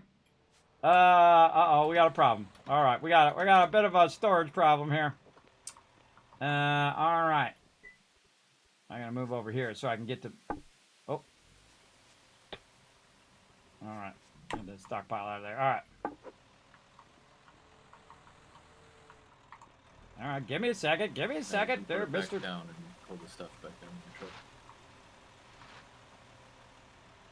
I still had to move my truck out the way. All right. Yeah, I got it. Oh wait, no. Yeah, I gotta put the thing back down. Yeah. All right. Actually, you going back to town? You can take all this back to town if you're going that way. Throw it in one of them storages. Thank you. All right. I'm gonna run those back to town anyway, so he's already going that way. I'll just leave it in his truck. All right, back to work. Dee-lee-lee. So I don't know what I was talking about. I got distracted there, everybody. What was I talking about, chat? Let's see if you guys were paying attention. Pineapple pizza. That's what I was talking about. So again, I've tried all different types of pizza. One time we were at TwitchCon, another TwitchCon story. Pizza. Is that I went and got a pineapple pizza just so I could take a picture of it and say, pineapple pizza, deal with it. And I put it on Twitter. It was pretty funny. I got a lot of funny responses, and a bunch of people were like, oh, that's gross, that's terrible. And a bunch of people were like, yeah, I have pineapple pizza all the time. It's great. I feel like always funny how decisive certain things are, everybody. It's just like all or nothing and whatnot. Again, it's not like the kind of pizza I would order all the time, but I do love pineapple. Pineapple is very, very good, especially if you have it in Hawaii. The pineapple you get from the store, everybody, is like chewy pineapple, and the pineapple you get when you're in Hawaii, it's more like it dissolves in your mouth. You put it in your mouth, and it will just dissolve away. You don't have to chew it. It's amazing. It's amazing the difference. So again, next time you're in Hawaii, everybody, have like fresh pineapple. It is awesome. It is amazing. Amazing and very, very tasty. Uh-oh. Now we gotta go repair. Hold on, we gotta take a detour here. We're getting there. Look, we're getting pretty far in here. Again, I find the best thing to do when you're doing this kind of stuff, listen to music or chat it up. I like to talk with the chat as well. So yeah, and again, I bought a bunch of pizza. I had a big party one time where I used donations to, and of course I also, for those who didn't know, who weren't around during those times or forgot, I also got a bunch of sponsors like BJ's Restaurant and Brew House. Awesome place. They have my favorite dessert called the Pazuki, everybody. It's like a cookie that they cook, and then they put ice cream on the top. So the cookie's really warm, and the ice cream's really cold. And then, oh, it's heaven, everybody. It is so good. And you know what I did? I convinced them to give me 1,000 of them. 1,000 free desserts. And I gave them away. I gave them away at TwitchCon. And you're like, well, Kismet, what did they do? Did they have to come to your stream, or did they have to, like, press the follow button or something? No, nothing. They had to do nothing. I just handed to them randomly. Random people at TwitchCon. I say, hey, this is on behalf of me, Kismet. Here you go. Take this. Go get a free dessert over there. And also it's advertising their business as well, everybody. So obviously they were getting the advertising dollar out of it. And it was definitely worth it for them, because then people are going to show up and have an ice cream and then maybe have a meal or whatnot. But I also would say, hey, do you got someone to go with? And they're like, no. And I was like, here, have an extra one, and say, look, I have these things for free ice cream, and you never know, I might have had some people get together. They might have found their special someone from that as well. So I gave away 1,000. And then you know what I did the next year? I gave away another 1,000. That's right, because I got them sponsored again. And then the same thing with the Kismet candy bars that we found from Finland, because I had someone come in the channel and say, hey, Kismet, there's actually a candy bar called the Kismet candy bar here in Finland. And so I was like, oh, really? Who makes that? So Phaser makes the Kismet candy bar. Incredibly good, everybody. I love the orange ones, though all of their stuff is like Willy Wonka style. Amazing chocolate. Highly recommend them. You can find their link down below, everybody, because they have sponsored the stream tremendously. They sent me 1,000 candy bars as well, everybody. Not the little tiny little candy bars you have now, everybody. I'm talking like the $4 candy bars, and they sent 1,000 of them. So that's $4,000 worth of candy bars they sent me. That's crazy, everybody. That's a lot of money. All because I said my name was Kismet, and I'd love to, give these out at TwitchCon because they got my name on them. I mean, that'd be something that's really cool. So you just shoot for the stars, everybody. And sometimes, like magic, things happen. And that happened. They sent me 1,000 candy bars. You know what they did the next year? They sent me another 1,000. And you know what they did the next year? Sent me another 1,000. And I gave away 3,000 free candy bars. I gave them all away. Every last one of them. I ate a couple. They were good. But mostly I gave them all away. And so why did I do that? Did I do it so I could do advertising? Sure, a little bit. But just to see the look on people's faces when you give them something and you want nothing in return, there's a magic to that, everybody. There's a magic, and people are stunned by it. They're standoffish, because most time people are always trying to take advantage of them, or they always want something in return. But when you just do something for the joy of doing it, and if you're lucky enough to get to do that, I'm so lucky I get to do that, everybody, just for the joy of doing that thing and the joy that you create for somebody else. That is a magical thing. And I saw it again and again and again. And my mods were going around giving stuff out. It was just an absolute magical time, everybody, in my streaming career. I will never forget it. And, of course, also brought to you by you guys coming in and hitting the follow button and hitting the subscribe button and showing that love and all of that. But also me going out there and asking. That's it. I just went and asked. And they said, sure, we'll send you a whole bunch. And they sent it from Finland, by the way. They sent it from Finland to the United States. And then I went and gave them away. That was very kind of them, everybody. Very, very kind of them. And I will be thankful to them forever. So go show them some love. Hit that button. Go check it out. They got all sorts of amazing stuff, everybody. This is not a sponsored event by them at all. They have not sent me any candy bars since the last time we went, which I think was in 2019 now, 4 years ago. So I still appreciate them to this day, because that was a lot of candy bars. And that was a lot of cash worth of candy bars that they sent me. I'm sure it cost them a lot less than what they're selling it for, but whatever. I mean, they probably cost $9 today or $15 by today's prices.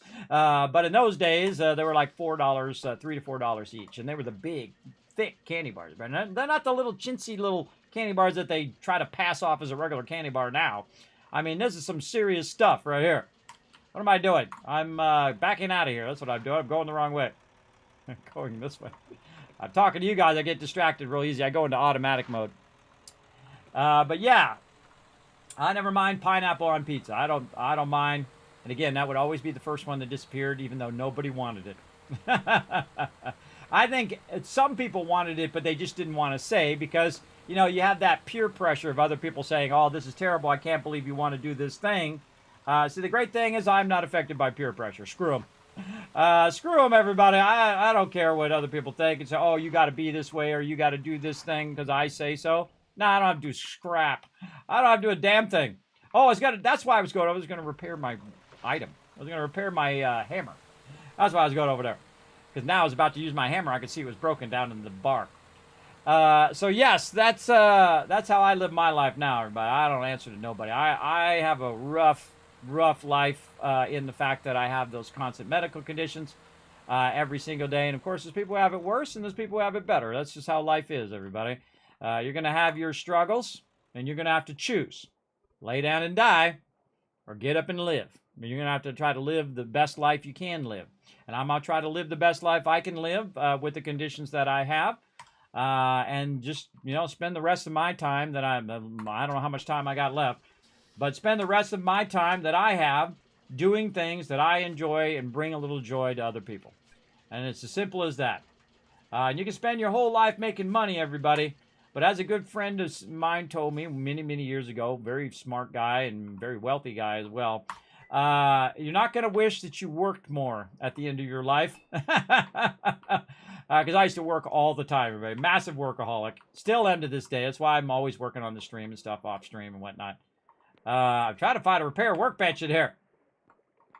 Where's the repair workbench in here? I can't find it. I thought it was right here. There's no repair workbench. Where's he hiding this workbench?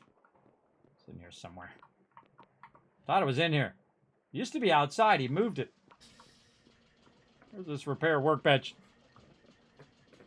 Yeah, I just replanted the beets not too long ago, so you Over might here. check if they're actually Yeah, I growing got yet. 1,300 of them. I'm fairly good Ah, right now. he moved it over here. All right. Okay, no worries.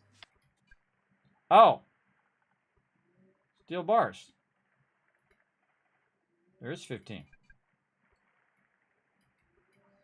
Did I not? Oh, I put the bars back? What did I do with the bars? Thought I had them in my hand. Ah, there we go. Okay. I had to repair my little hammer so I can do the roads. All right, I found it. And away we go. 3-hour mark. Man, look how fast time goes by, everybody. I just did that for 3 hours straight. 3 hours straight. And felt like this to me. Because I'm talking with you guys. And I'm doing something that I enjoy. You'll find that things that you enjoy cause time to accelerate. It's almost like a time machine, everybody. When you're talking with people that you like, when you are, you know, in love with somebody especially, and if you're doing something that you love to do, it goes by quickly. It's like playing a game, everybody. You're playing a game that really is... Oh, I forgot to take it out of the repair thing. To go back again. I forgot to take it out. I do that all the time, everybody. I forget stuff. Turn this crazy train around here. You'll find the time accelerates. Like when I'm playing a game like this and I'm really into it and I'm having a good time, it goes by like this. Now, if it's something you dislike, like I'm sure some of you when you were in school back in the day, or maybe now, or if you're talking to someone you don't like, or if you're at work and your boss is talking to you and he's, you know, cussing you out or telling you how much you suck or whatever, I'm sure those times go by really slowly, for sure. Put that back on my character. There we go. And so, try to get back there and fix this road before somebody drives over it. Inevitably, somebody will drive over it. It's always something, everybody. Always something. I can't, it's always try to stay ahead of the curve here. But yes, break time. Good idea. I gotta put the road back together though first. Let's do that. We'll pull off over here. I'll try to get the road back together. Now that I got my thing fixed. I don't like to leave the road like this because no one can get by. Oh, well, my thing went off. Oh, because I took my hammer off. That's right. And then this one is going to be one of these. And just in case, we'll take this up so no one kind of gets taken care. All right, where'd my truck go? Back over this way. All right, I'm going to stand to the side of the road, hanging out by the big mama. This way people can go in and out of the thing while I'm taking a break real quick. All right, so it's been 3 hours. All right, 3-hour break, everybody. Remember, I'm going to try to finish this road, and then we're going to blast the thing. How are we doing on our power before I go AFK? We got it ready. Whenever. Oh, we're ready. Okay. You're taking a break for 3 hours, did you say? Yeah, I'll be gone for 3 hours. See ya. No, this is like, we've been going for 3 hours, so I suggest take a break, everybody, if you haven't already done so. All right, so we're going to do that real late, so I'm just going to keep doing this road, and when I get this road done, then it'll be Meteor time, all right? Sounds good. Yeah, just give me about 10-15 minutes notice before you're ready to actually shoot it down, so I can finish hooking up a couple of things. Yeah, I keep it unhooked, because I don't want anybody to ask after all of this work. I want everybody to be there, and everybody have a chance to see the countdown and all that, so make sure not to plug it in until the last second. Yeah, that's what I'm waiting on. And I was joking earlier that it'd be bad to have everything looks like it's good, and you go to hit the button and it all powers down and fails. So, but I think everything should be good. The chat would love that. I think I have a leak right now.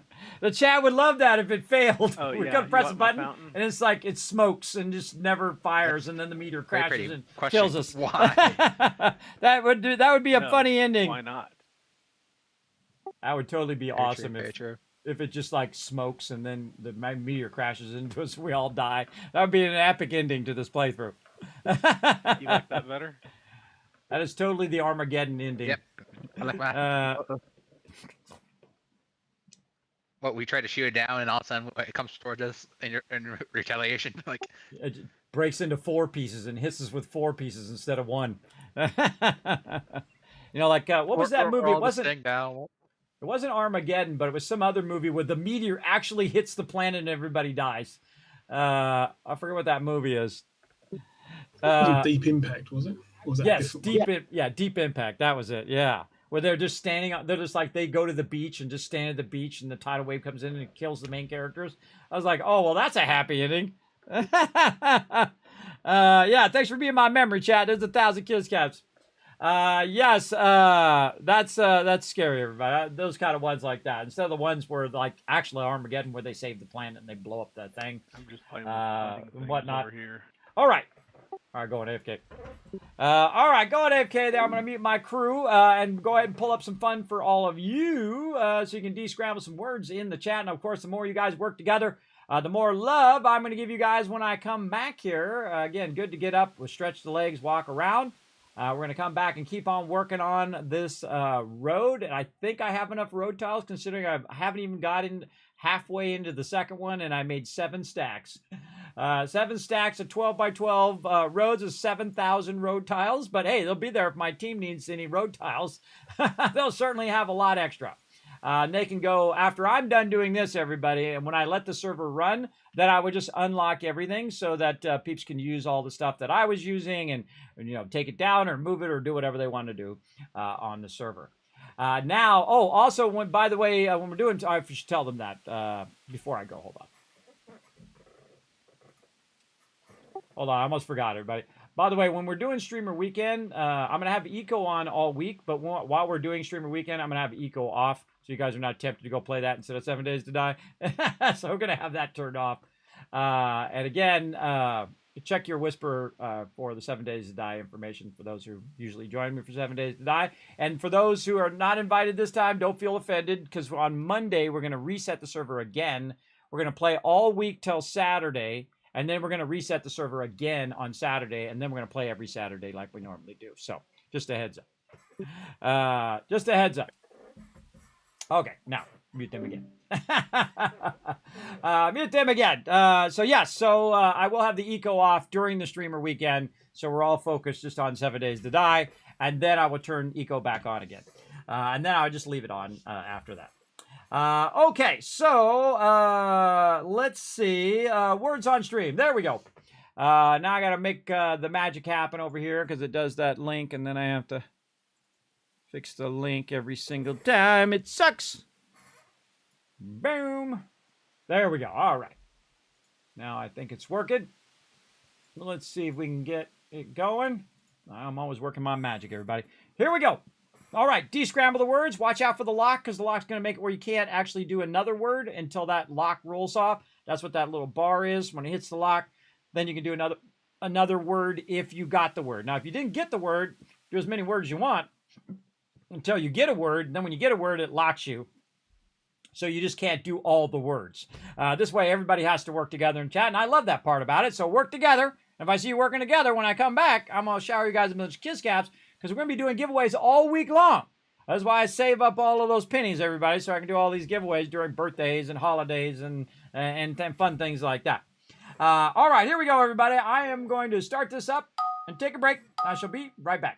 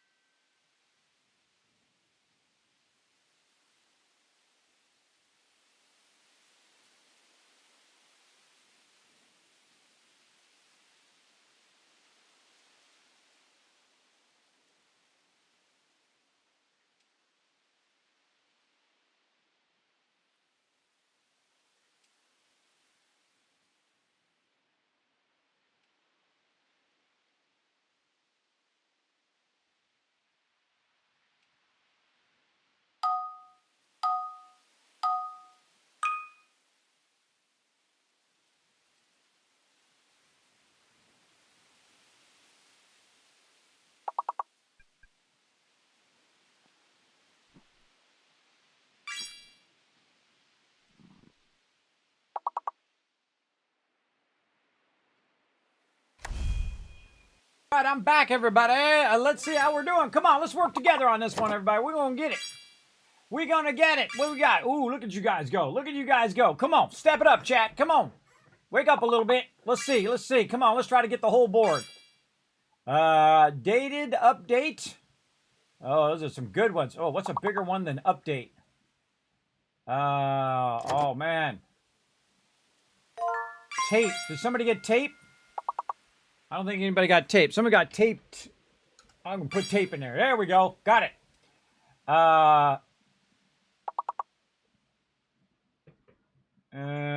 What else? Oh, see, I'm locked right now. I'll unlock here in a second.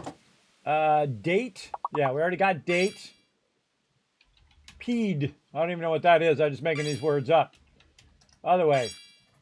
Making these words up, everybody. Let's see. Hate? I just made that word up, everybody. I don't even know what that means. I'm going to look that word up. P-A-T-E. Pate. What does, I hope this doesn't mean anything bad, P-A-T-E mean? It's humorous. Spread of finely chopped or paraded seasoned meat. Pate. It's pate. Oh, I didn't even know. That's what I was typing.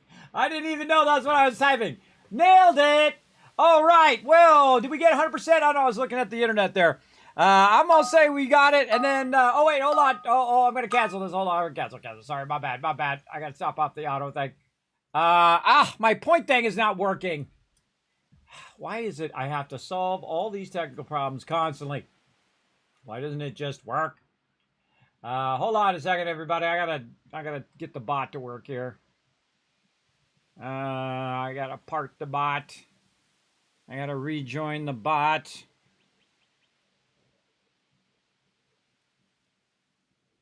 Join. Failed to join bot. Awesome. Hold on, my bot ain't working. Try to give you guys some love. Bot is in my chat, all right? Well, then give him out some kids caps here. Let's go, baby. Nope. Nope. Oh, boy. All right, hold on. I'm going to log out. Log back in again.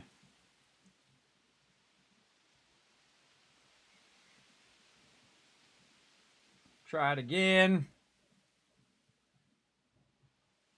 Yeah, grab the jumper cables. Yeah, jump that salt pot. All right, I don't know. Okay, I'm going to log out. I'm going to go through all the rigmarole here. I don't know. They just updated the bot so it combines both Twitch and YouTube. And it's been acting funny lately. Failed to join bot. But then when I refresh, it says the bot's already joined.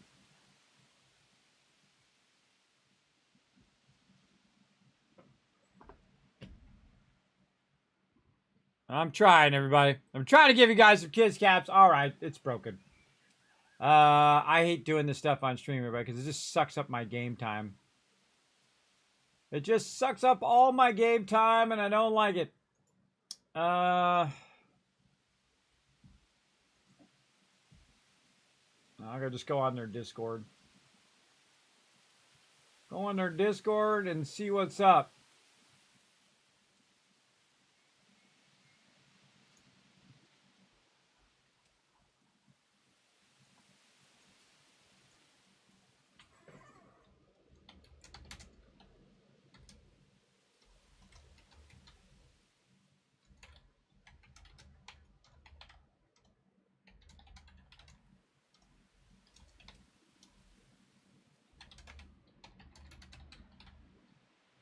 I'll let them know.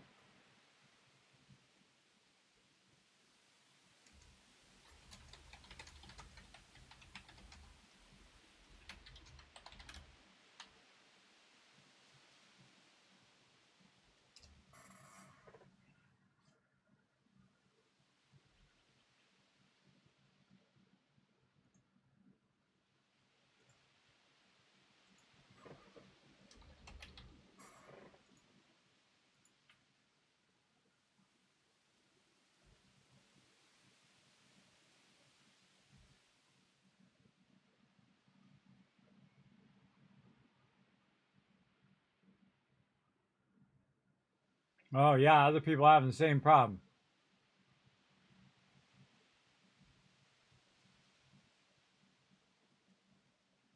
Yep.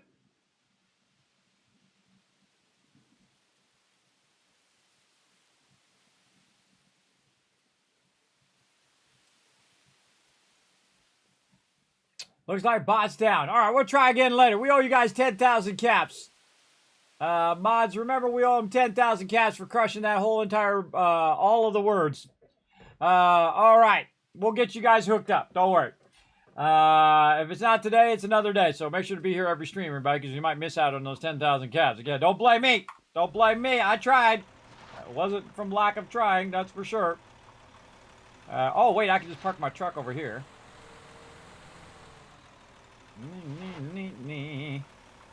Park my truck over here, and then get the thing out here, out in the road. Now, I'm putting it specifically in the road so it blocks it so that people don't end up falling down in the hole that I'm making over here. I'm making big holes in the road. Oh, wait, I should have put this back further so I could get that other side. Let's say there. All right. Oh, you can't see it. Hold on. There we go. Let's see. I'm just taking it out of this storage and putting it in my truck. And then I moved it this way. Move it around the corner anyway. Oh, well. Oh, wait. I don't want to do that. I want to get on the other side of it first. Oh, no. I don't want to do that either because I want to grab the stuff first. Okay. Let's take out the rest of this road.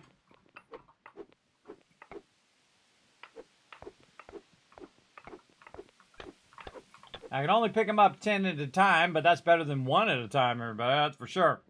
Now, again, my ultimate goal is to get this road done. So we're going to keep at it until we get this road done, everybody, no matter how long it takes. We've already been going for 3 hours and having a great time doing it, by the way.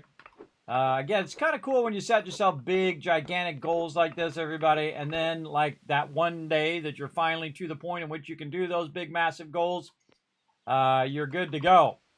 So, yes, I was a little worried I wasn't going to have enough tiles, but I think I'm going to have way more than I need.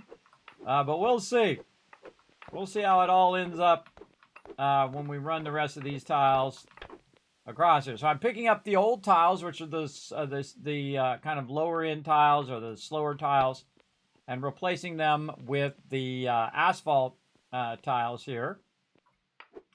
And again, I try to tear up the road in such a way if someone's coming along that I can fill it back in again if I need to. But I'll go ahead and put that in there, and then I can also access my truck to put that in my truck and put this over here, and then I can just click it. And that will give me the road tile. And then, oh, those ones are not the right ones. We'll fix those here in a second. And then we want to put it as a line. And there we go. Pick these up. And, oh, there we go. And again, I put it way over here so I can just keep feeding the stuff in there. So I don't have to keep moving it forward as much. But it does cause me to have to run back and forth a bunch. But that's how it goes.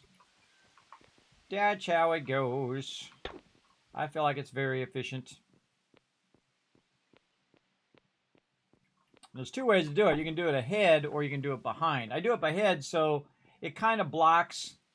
So if people are trying to get through, they can just say, hey, Kismet, I need to get through. And then I'll let them get by. But if they don't need to get through, then no big deal. Again, I got a bunch of resources out there they can use now because, you know, my primary mission is done, everybody, which is to make a crazy ton of road tiles. Now, I did spend some time off stream, about 30 minutes, about 6 times during the weeks, about 3 hours or so off stream, going in and collecting a bunch of just basic resources like sand and things of that nature, and just filling up my drop boxes with that stuff, and then it will automatically process it because I already have it set up to process. So it's kind of like set it and forget it, everybody, which is one of my favorite things. And so then I would queue it up for like 6 hours, and then I would And then I would come back, see if it emptied out. It's used all the resources. Then I'd move the tiles over. And then I would go collect a bunch more resources. And then I'd put those out and let those run for a while and so on. Rinse and repeat that over and over again. Again, I'm just taking out the lower end tiles. Actually, I get down here. I find a little easier. Because you're aiming right at the thing you're trying to take out. And I got to watch out that I don't take out too many of these tiles and not have enough room to put them in there. Though I've used up a bunch of them, so I could probably get away with it. Also, I don't want to take out all the tiles and not have enough tiles to put back, too. That kind of sucks, too. I've done that as well. I've made that mistake. But we've got lots and lots of tiles in here for right now. And then this one is the dotted line. There we go. And again, you can choose different types of tiles, which is pretty cool. And then they also have different types of configuration down here based on what kind of hammer you have. You can see I can do a single thing, a line of them, a wall of them, different shapes, squares, blocks, all that kind of cool stuff that you can do. I feel like if you've been doing it by block or by line, when you switch over to those other ones, it's super awkward because you're not used to using them. But they do a cool thing. You can make like a quick wall, and then from that wall you can then just take out a door or whatever out of it. Whatever you need to do to build, which is real fun. For me, I'm just going to keep doing this. Open. Let me bring my team back up again. There we go. I'm back. Welcome back. Welcome back. All right. Sometimes I forget, everybody. I got it muted for like hours. I forget a lot of things. But again, I just do the best I can do. That's all you can ask of anybody. Sometimes you're going to forget. Sometimes that stuff's going to happen.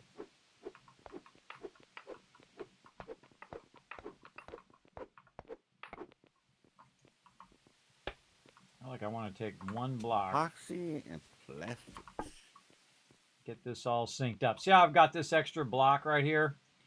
And it's not doing it all in one sequence. That's because it got out of sequence. So I like to go in and take all that out. Under his base or on top and then sync it up, because now it's going to be easier if I take all these out of here and I hit this. I can do 10 of these at a time. So I can just hit this one and then go all the way across and then get the next one, switch that to this, and then it just kind of all aligns like that. Much easier. Do them all in a big long row. Over here. And then I can turn around and take all these out. They won't go in the truck. I tried to put them in the truck and they went in my backpack.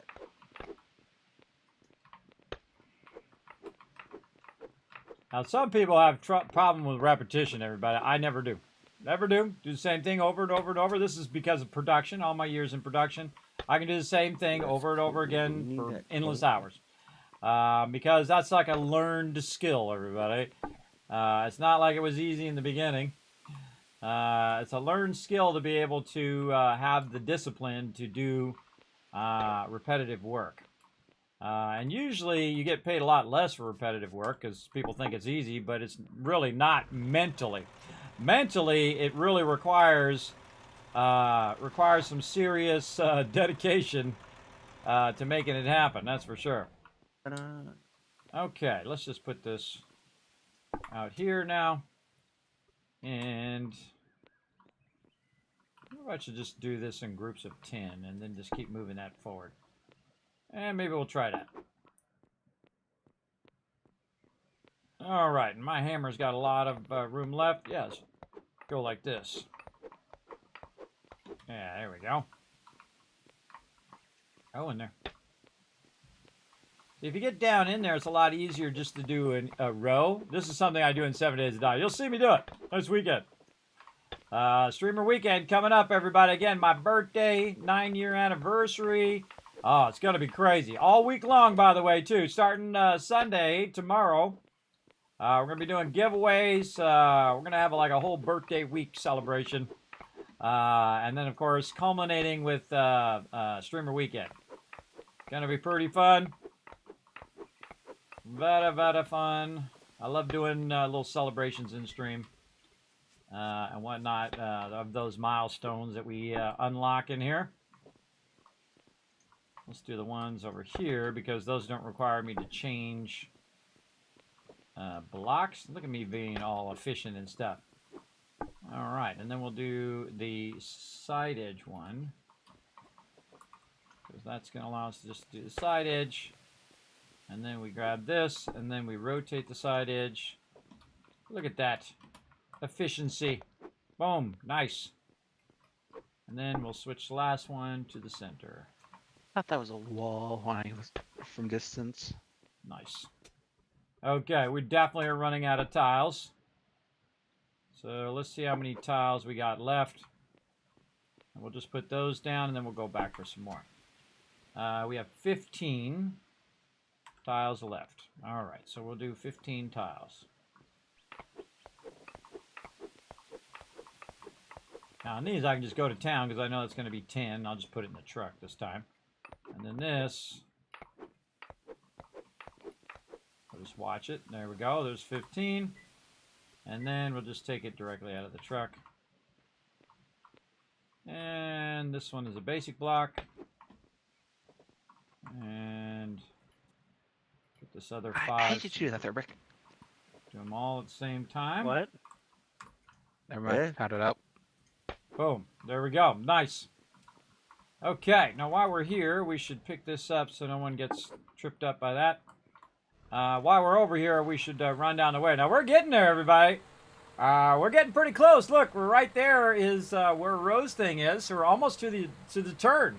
So we have almost done the entire tunnel, which is awesome. But we have a whole nother big, long tunnel. This tunnel's not as wide, by the way. So this tunnel will go a little bit faster. But we're literally going to do this whole area. We're going to do this whole area and then do the thing. Now, what I'm going to do is bring a bunch of those tiles over. Once I get to this point, I'll bring a bunch of them over here to do on this side. But at this point, I also need a place to put all of these tiles right here. Because, again, I wanted to do the side roads. But that's okay if I don't get to it eventually. It's okay. I'll be fine. It'll be fine if we don't get to it.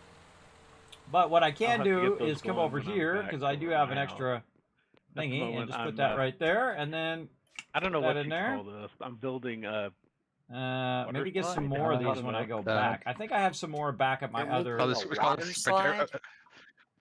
base. Yeah, just don't worry about it. If you would think about it, you're liable. Ask questions. The especially water physics is not the most realistic in this game. It really isn't. Early access. You never know. You want bad water, everybody. 7 Days to Die water, man. The original water is terrible. A little better now, but man, that water just had a mind of its own. You try to put it in like a container and it would just spill out of the container. You put it up on top. I've made this water tower and it just spilled right into the building. No matter how much you tried to contain that water, it just does really weird, funky stuff. Probably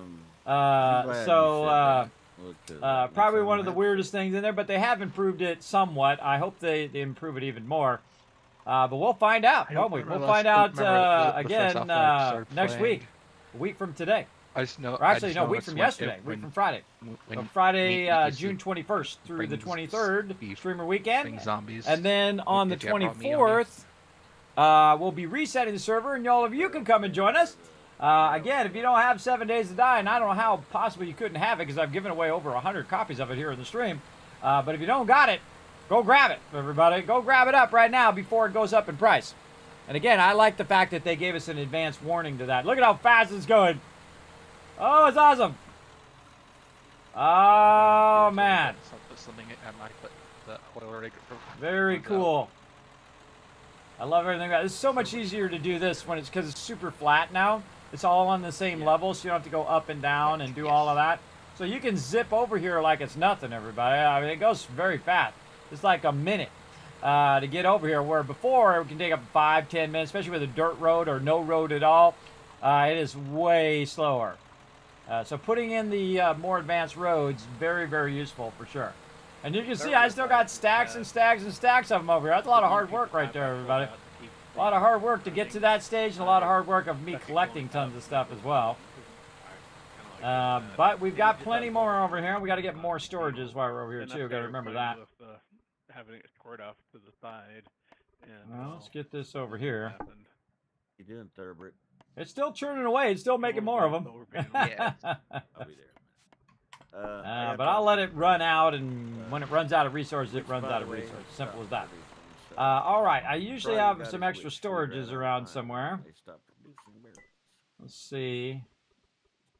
Do I have any back here? Where did I put them storages? Good question.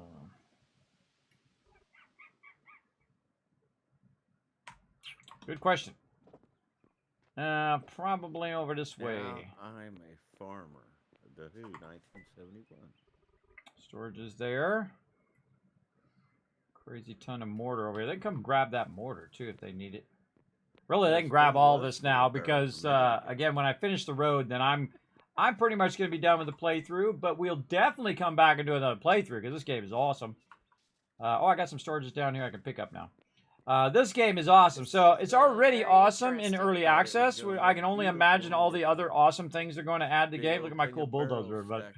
I did all this, everybody. I extracted all of these resources in here.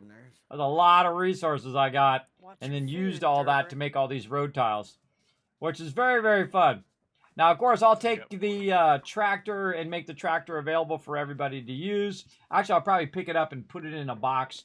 And then a person can bind it to them so they can pick it up if they need to later.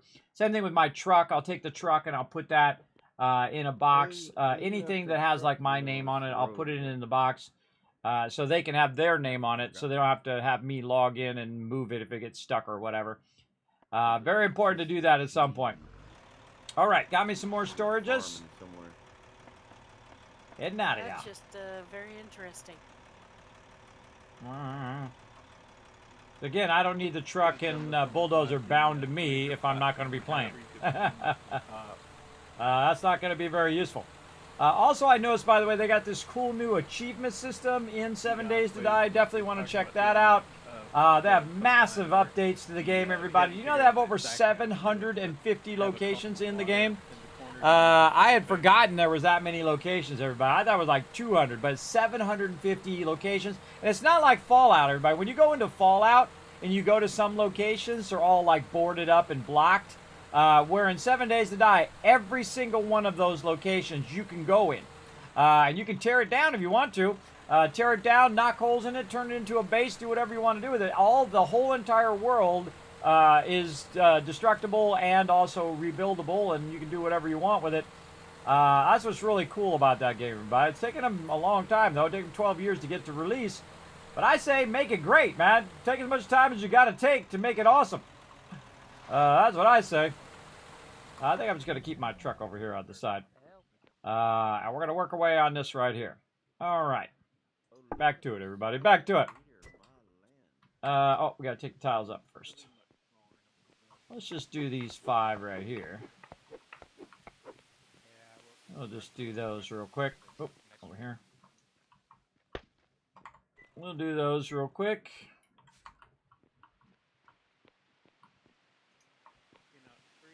Let's see, just to kind of sync that up.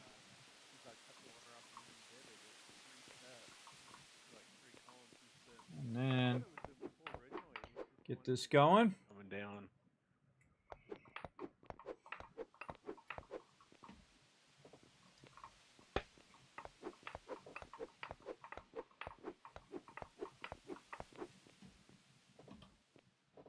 I really feel like I should probably do 10 of those and then sync that right at the end. Let's try that, see if it makes it go a little easier. So basically just sync that at the end and then move this into here, move that into there, and then just put it right back down again. Try to speed this up just a little bit. Try want to get this finished up. Ah. There's a thing in there. Dropped it right where I was picking that up. Copper.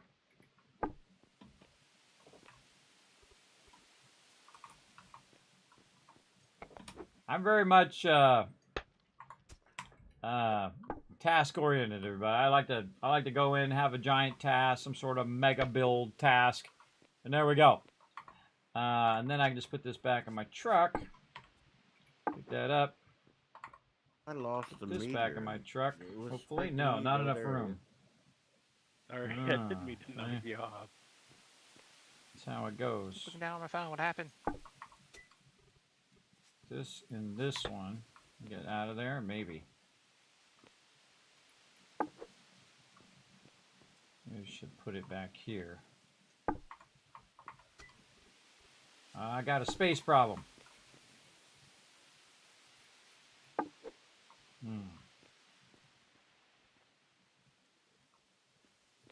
Yeah, maybe do it behind.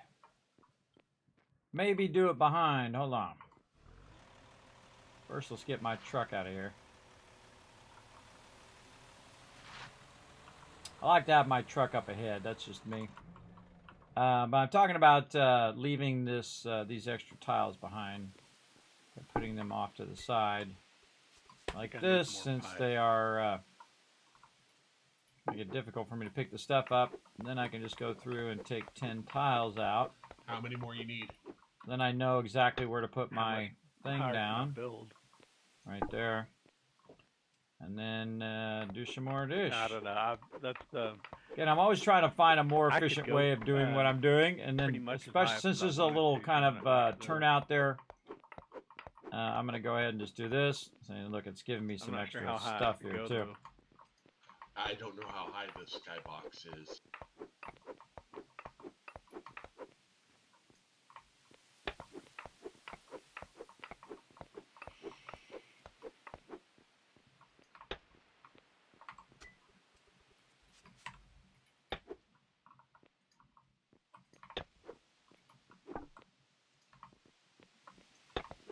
Now we're getting efficient.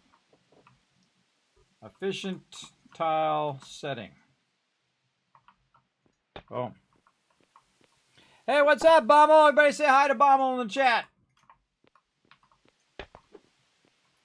How you doing today? Let me know in the chat. How's everybody doing? Feel free to let me know. Kismet getting it going today, everybody. We building a big, long road here. I'm just going to leave that over there. And run my truck forward a little bit more.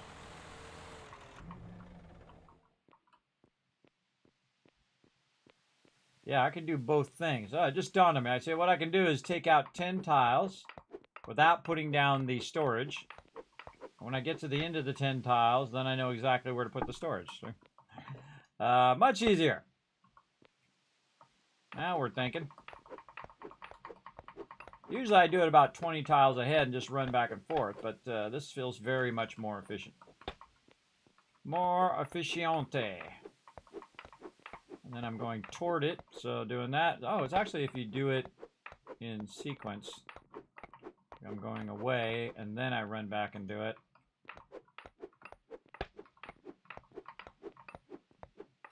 Yeah, like that. Then we'll move this into the car, and then this over here, and then do the ones there, because it always defaults to the blank ones first. So if you do the blank ones first, it's automatically going to be on that one. And then the two side ones are the ones that are similar. Because when I do the one side, it's going to automatically keep the last thing I did, which is the striped edge. And then the middle one is the one that's unique. I guess you call that a water tower. And then over there. And then 10 more.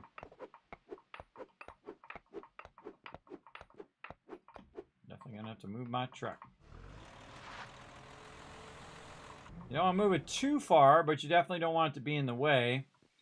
Because it will trip up your truck. It just so happens that this location... oops. No, let's keep that in the truck. That this location is high enough for all these blocks. I think it's because Wisp came back and raised the roof. Raise the roof, everybody. I was going to come back and do it later, but if he wants to do it, that's fine. That's fine. It was a bit low because when you're trying to do third person, it's kind of difficult when you're running along there, especially if you're trying to extract resources and stuff. So good idea to take it out. The oil rig. All right. But King of the Fountain was fun. And then like this. Yeah, I'm too hungry. But Luckily, I have lots of food. The pocket's about to run out, so I have to go for cue that. And then there.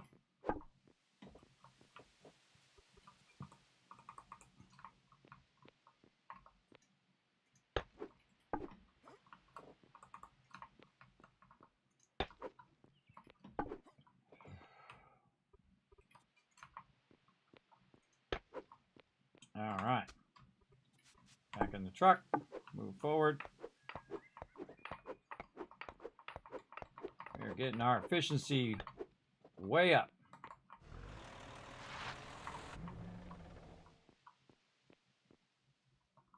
How many more refrigerators did you want? Okay, we got to put the blocks in there first. Got to put the blocks in there first. Then we'll be ready for the other blocks. So doing this in like a 10 block segment. And then just putting the blocks down. And that's definitely more efficient because I don't have to run as far to drop them off. So good to do it in like 10 segments and take out the whole road. But it kind of sucks if anybody needs to get by here. It's kind of blocking the road. But if they do come by, then I'll just make it where they can get by. And then once they're by, then I'll do some more tearing up of the road.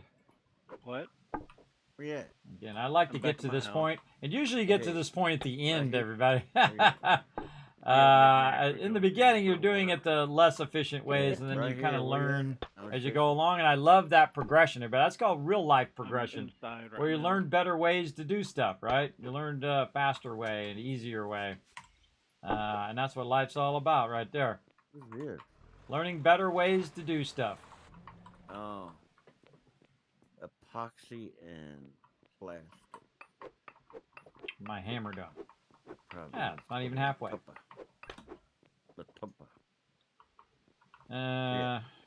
That's a little close. Ah, we're almost to the turn. Almost to the turn. And again, everybody, I go to task. I will just keep working on this for hours. So far, I've been working on it almost 4 hours. Yeah.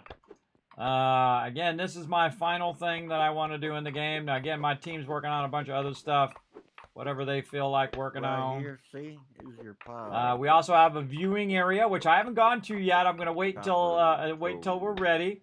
And we're going to go check out all those viewing areas and whatnot. I gave a tour earlier of some of the highlights of what we've done as a team so far. We went and looked at people's houses and the giant road that we built together. I can't reach and all this other stuff. Again, this is all a combination of everybody that's what I was gonna say. I can go drop working this together. off and load it in the truck. And it's my favorite way of playing games, everybody. It's everybody working together. Well, and I bet if I park my now, in this truck particular in the middle, game, I I did something different than I normally do. Yeah, you'd be close, Normally, we have a central base, one base that we work from. I feel like in the future, that's what we'll do. We'll have one central base. But in this particular playthrough, I thought we'd try something a little different where we had a town.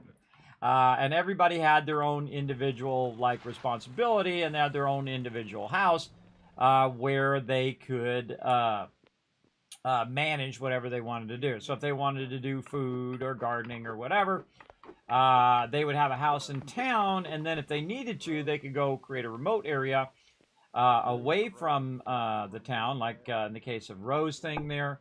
That is so it doesn't pollute right by the town, which is not a good idea. And so on. And so that's a smart idea. Like mine's way out there where the resources are. And that allows me just to go grab the resources and to bring the resources to those drop boxes nearby, like you saw me do earlier. And if you missed it, remember, you can always watch the VOD back later. The VOD stays up on Twitch and then also permanently stays up on YouTube.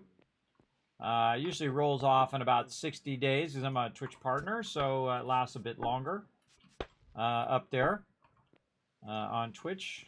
I think it's 30 days on affiliate or something like that. I can't remember. It's been quite a while. But again, it's always on YouTube though. It'll never roll out of there. It's like the permanent home of all of my videos. Now I also have backups of all of them as well in case something goes horribly wrong with YouTube or Twitch. So I always have a backup of all of them that I can back up. Now a few of them along the way got corrupted, and there's nothing I can do about it. They're gone forever. So those who got to watch those ones, congrats. I'd say it's maybe 20. But you got to think I've done thousands, everybody. So out of thousands and thousands of streams, the bulk of them are up on YouTube. Absolutely. Go back and watch them all the way back, everybody. I think since 2007, I've had that YouTube channel. And I mainly made that YouTube channel for my team. For the Kismet to BP was what we call way back Nick, our Kismet Ring of Destiny, now called the Teamwork Tycoons, which I like even better. Very, very cool. So it doesn't have to have my name in it. I mean, I didn't mind it have my name in it, but it seems a little egotistical to me, so I renamed it the Teamwork Tycoons because I think that better describes the team anyway. Yeah, so I've had that since like 2007. So I made a bunch of guides for peeps who are new members or long-standing members on how to, do skill rotations and stuff like that. So I'd make all these fun guides over there on YouTube for my team. And then eventually I just started doing videos for everybody, which is really fun. I wouldn't consider myself a YouTuber because I don't really spend the bulk of my time doing that. The bulk of my time is doing what I'm doing right now, which is streaming on Twitch, which I love the Twitch community. I think they're amazing. It's actually my favorite community of all the communities, though I appreciate everybody who's watching on YouTube and all the peeps watching on Kick and Facebook and wherever you're watching. I don't really care where you're watching. I appreciate you no matter where you are. No matter where you're watching the stream, I'm always appreciative of people who watch. So. All right, we got to put this back in because we are out of tiles. And look at this, we're so close. So close to team. Man, we did that one fast. Man, we burnt through those tiles quick, didn't we? Now, we're going to take these tiles and drop them off over here. And I brought some extra storages. Now, I'm sure they've got a bunch of storages somewhere. I'm sure they do. And again, I just want to go to work here, want to get this road done, and I'll feel very accomplished. But I set a big goal in the very beginning, and then here months later, we achieved that goal. There's a lot to do over here too, for sure. For sure. All right. Okay. Oh wait, wrong side. Over here. That's the main fell in a advantage. hole. What the hell? That's Foggy's cart. How did I fall in this hole? All right, more road tiles. That's the main advantage of the better hammers. They have some different fill types that you can choose from. Oh, it's too far away on that one. All right, do this. Someone took my road tiles somewhere because they're no longer here. That's that worked okay. like you thought it was going to work, Alan. I'm just putting them road tiles in there so that they can utilize them if they want to after I'm all done. I have a bunch over on top of my base up there as well. I don't know, maybe they're building out. Yeah, it looks like they're working on the side roads. The wooden hammer, I Very think, cool. only does And so I stamped out the side roads too, the dirt roads. And all of these roads, eventually I was going to do the side roads, but I've been working on my little factory first. And then, of course, after I leave the server, then they can come in and redo the roads and do whatever they want to do. I just had like a vision of what I want to do, right? You don't want to step on other people's visions, everybody. If they want to do something a certain way, let them do it the way they want to do it, right? Because that's the one thing they're going to take ownership of and say, look, I want to do it like this. and then they can go and do it. Now, of course, one of the things I did ask everybody to do is to build together, to create kind of a community there. And so we built that little community, which is pretty fun. Or actually, a big community, not a little community. That's a big one, for sure. And then, again, they'll be free to use all the road tiles in here. Wow, look at all that gold. Look at all that gold stacked there. Thank you. That's a lot of gold. Now, see, I got a I'm little bit of copper on my truck that I building need my to... house, being as I'm learning I how need to to use drop it. in here somewhere. And that makes a big difference when it comes to building a building, because if you're just doing, I mostly do like blocks, just square brick, you know, like square Where's buildings. my truck? Because Not they're showing more up. It's too far away. and don't look as good. But, Actually, you we'll know, do this. We'll just but go you to the can, truck, and we'll use push it the in one of floor these fill storages. and There we draw go. A big rectangle on the ground, and then use Okie dokie. the rectangle fills and put up your walls. And then Now again, you know, sometimes I'll have my team come and help me with this, but this is like a thing that I want to do, everybody. I'll get everybody together, and we'll all build it together. But I feel like I've worked on this so hard that I feel like I just want to finish it up and just do the part that I want to do, and then they can come back and embellish it and do whatever they want to do. But again, I think I just want to end the playthrough with putting down each and every one of the tiles over here and trying to finish my road that I've been working on since the beginning of this playthrough. See, also, by the way, the server sometimes doesn't load fast enough for you to use the road. So you kind of have to let it get ahead of you a little bit like this. And then once you get it down, then it goes pretty fast. I like the fact also that you have the first person and third person. Third person works much better if you're trying to navigate your car. Now, by the way, this car is only 2.5 wide. So you can't actually get two cars on the same road. It's actually 5 wide. So if you think about 2.5, it's going to give you the middle one's going to be half, right, on both sides. So actually, I thought it was 3 wide, which it kind of is, but it's really 2.5 wide. So you can't get two large trucks right past each other. Alrighty, let's go over here and grab some more tiles and keep it rocking. I'm gonna just keep going until I get her done.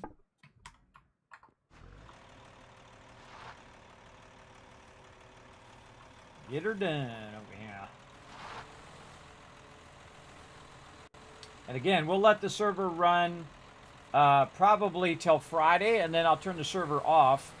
And then probably Tuesday, because Monday we're going to have a reset.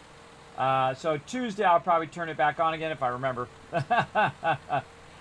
Turn the eco server back on, and then it will be on permanently. This way everybody will be focused for Streamer Weekend. And then we'll turn it on and let everybody just play as much as they want. And do whatever. Again, this is brought to you by GPORTAL, who do sponsor me for servers, for the 2 servers I have. And the interesting thing is I don't use the servers all that much because I typically turn them off and only use them on the weekend.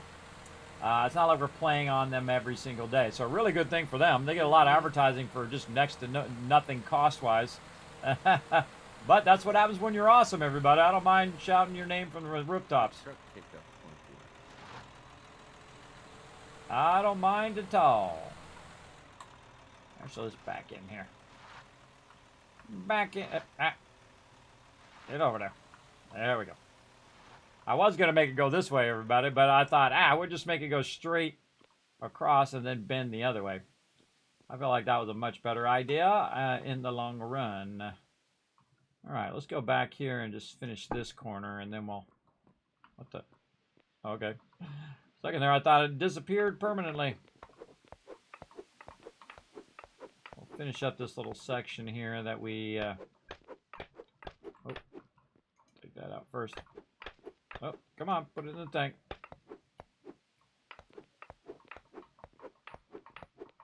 That's how I break games, everybody. I go too fast for it. I go too fast for it. It's like, God. Too fast, too fast. Oh, too far away from my truck.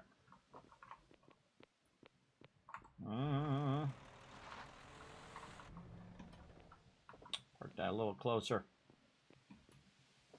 Get on this side so we're not blocked. All right, there we go. And put this away in the truck. Okay, what are we doing here? We're going to do the side edge. Let's do that first. Finish that up. And then just grab more. And then do them all at the same time. Boom. Little by little, you're like, dang, Kismet, you're going to do this for like 12 hours? If that's how long it takes, that's how long I'm going to do it. I don't know if my team will still be here then. But we're going really fast here, everybody. We're really getting it done. And we're almost done with this side. But that's how it always seems, everybody. It always seems like you're almost done. And then you find out you're not. Now, I'm also going to be starting to obstruct the road that is going from here to the main area. Not as many people are going to be driving down this way as they are through the main area. So I'm just going to tuck this off to the side a little bit here. Put those into there. So this is could potentially disrupt whatever they're doing. But I try not to disrupt what they're doing too much. Oh, wow, that was perfect on accident.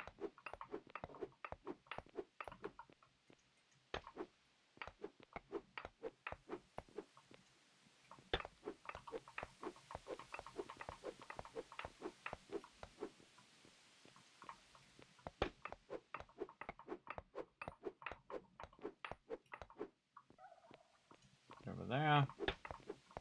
I hear them turkeys.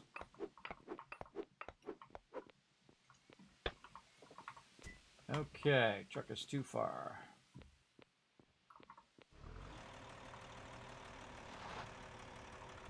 That up just a little bit.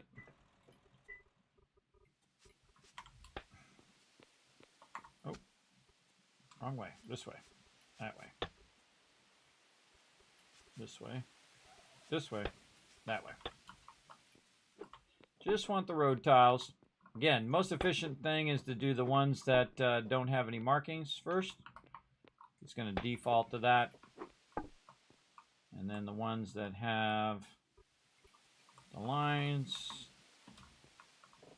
Easy, and then we'll remember that I'm doing the line ones, then rotate it. And so on. Now you might do these 20 at a time, which is what I was doing before. But we're doing 10 at a time now. And then this needs to go back in there, and that can go on me, and I can move this back just a little bit there. Put that in there. Go on. There we go.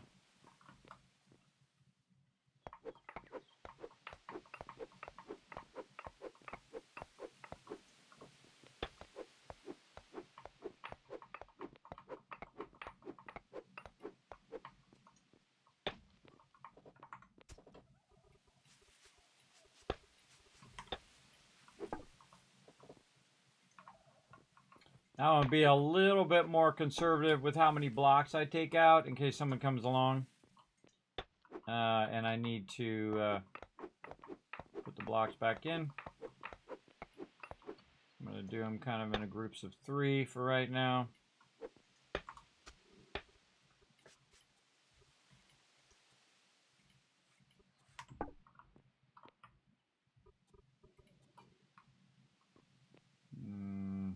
Well, it's not going to have a center line because that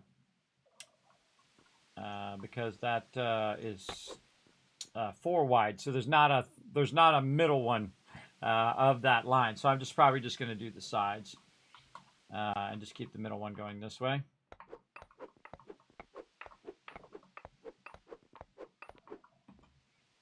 The lasers are dancing. So I'm going to finish it out this way first, and then I'll start to go that way. But they're like in sync, going up and pointing at the meteors and folding back down and then pointing up again. Kind of odd.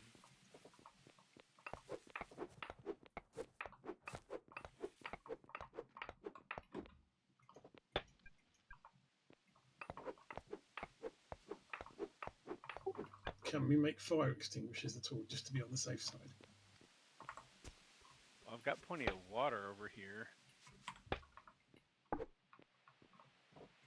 Suppose I could run pipe over and do something similar on like by the laser.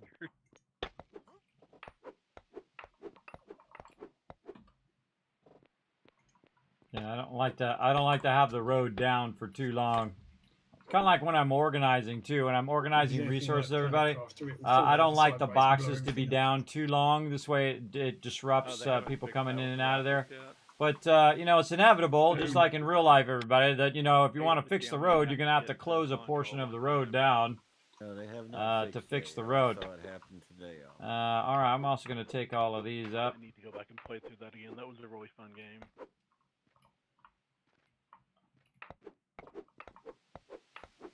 There we go. So I'm just gonna walk to the truck now like this, and then grab some of this on the way back. Does he have I like to do these in groups of 8. So what I'll do is I'll start with the top of the ramp, and then if I had it going the right way. Ooh, Kismet? Start with the top of the ramp, and then just do Yeah, I thought I heard the you whole say thing in something about it a earlier. row. No, not Planet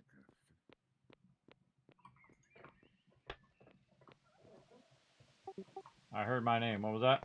I think your Planet Crafter's a private server, right? No, it's just a local game. That's what I meant, private game. Yeah, it's a private game because usually when I'm learning stuff, if people already know, it's it very kind of sucks as the new player if you're going in and you haven't seen stuff before.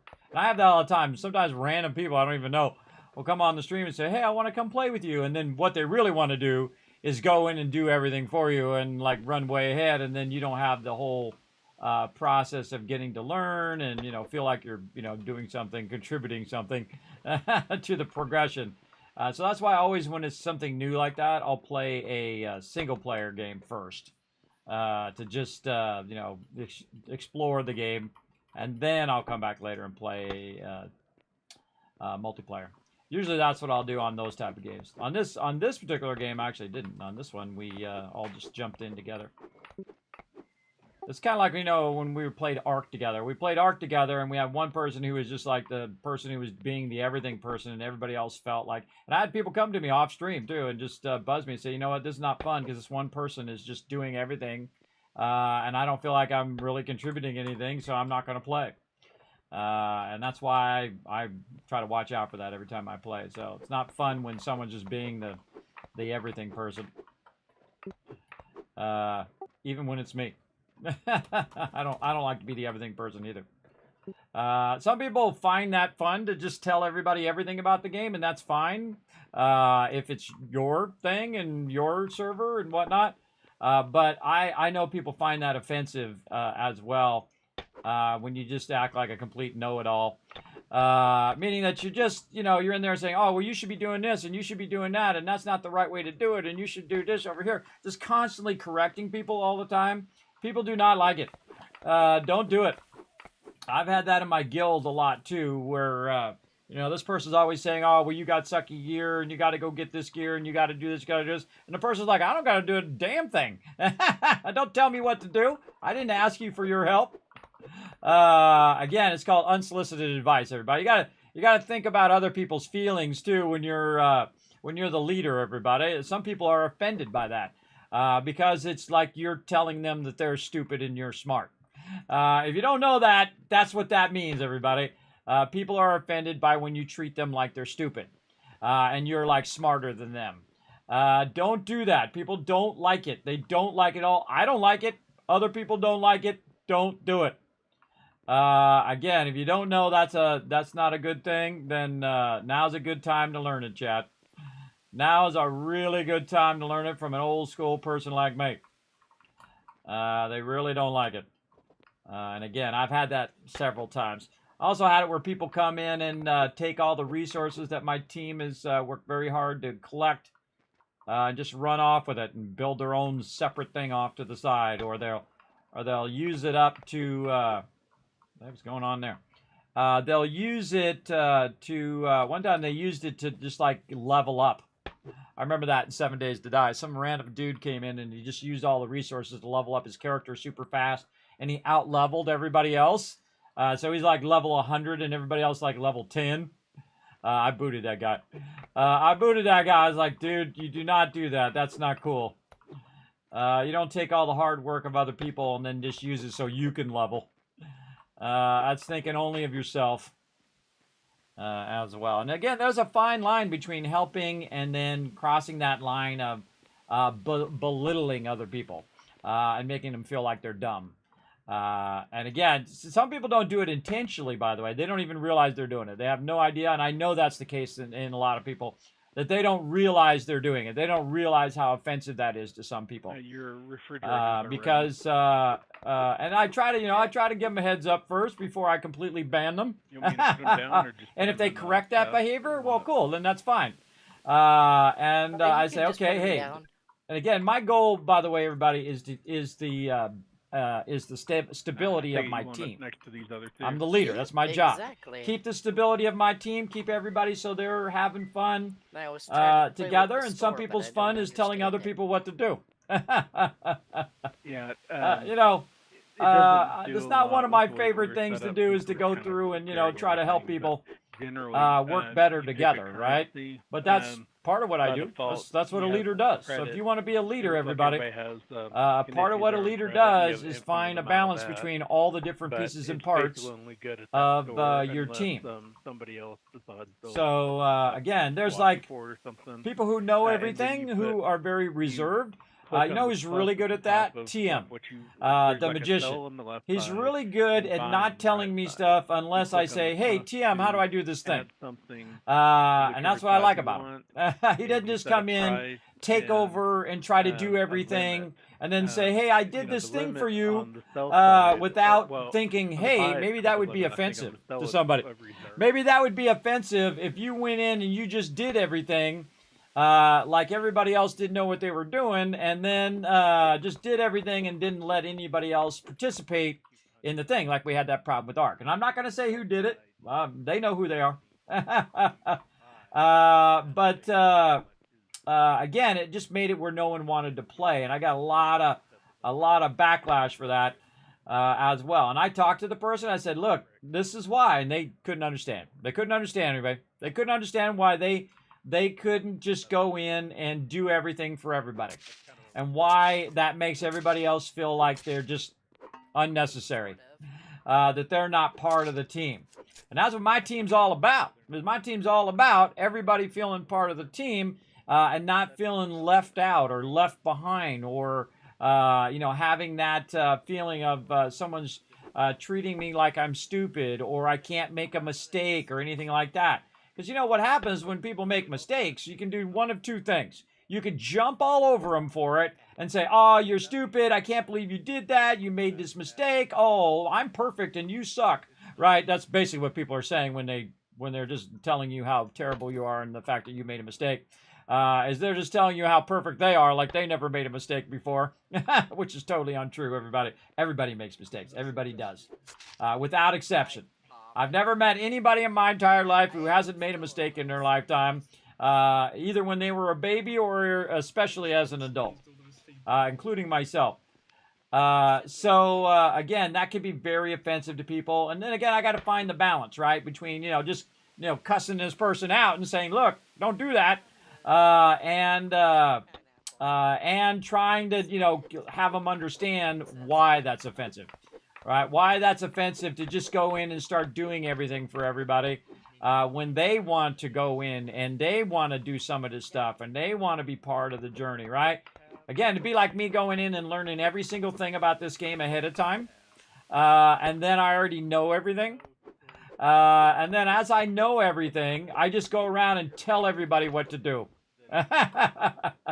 To some people, that seems like a perfectly reasonable thing. But I know that is going to create animosity among the team. They don't want to go and be the miner, everybody.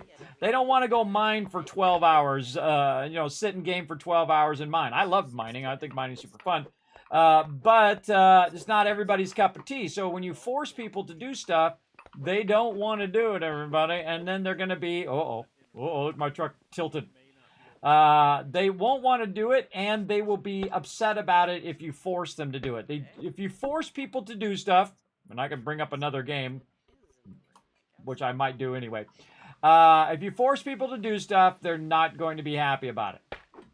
whether it's in a game. So it's a terrible game mechanic, and it's a terrible thing to do to your team members, is to force them and say, look, you're going to be the cook, or you're going to be the thing.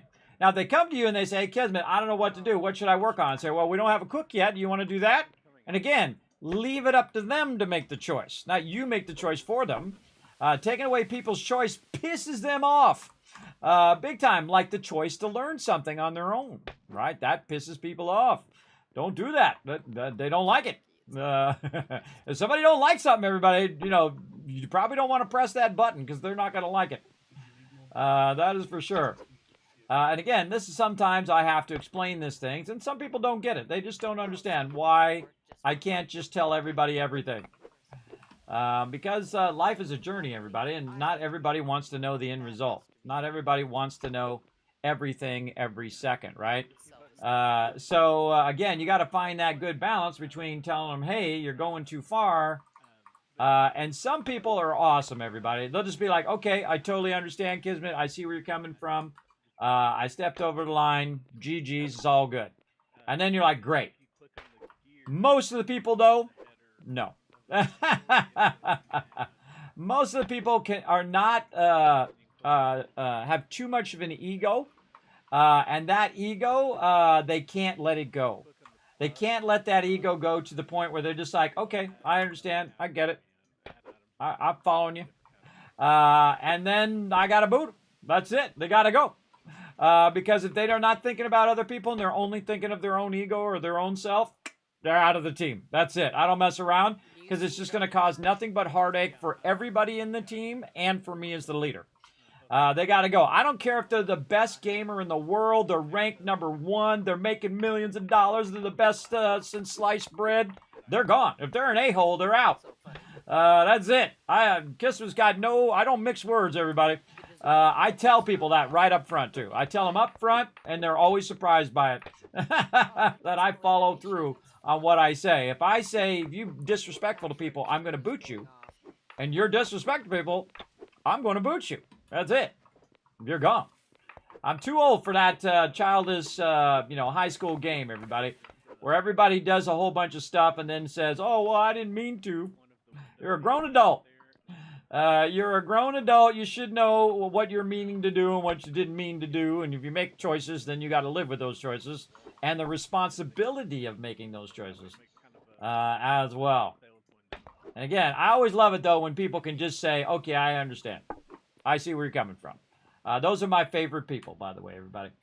That can grow, right? That can grow as a person and understand another person's point of view.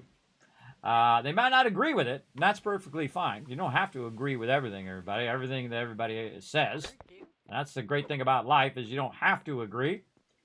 But at least you should see their point of view and why they're doing that thing. What's the motivation that they're doing that thing? My motivation is always keeping the stability of the team. And making it enjoyable for everyone. And if somebody's making it unenjoyable for my team, we're going to have a little conversation first. I don't just instant boost people most of the time. I have a conversation and see where it goes. Most of the time, again, a lot of people are attached to their egos. They're going to be a jerk. They're being disrespectful. And I go, say, look, you're being disrespectful. Can you not see that the person is offended by what you're saying or whatnot, or you're treating them like they're stupid or whatever? And I will give them the benefit of the doubt that maybe they don't understand, or they didn't know, or it was a passive thing that they didn't realize they were doing. And then I see what their reaction is.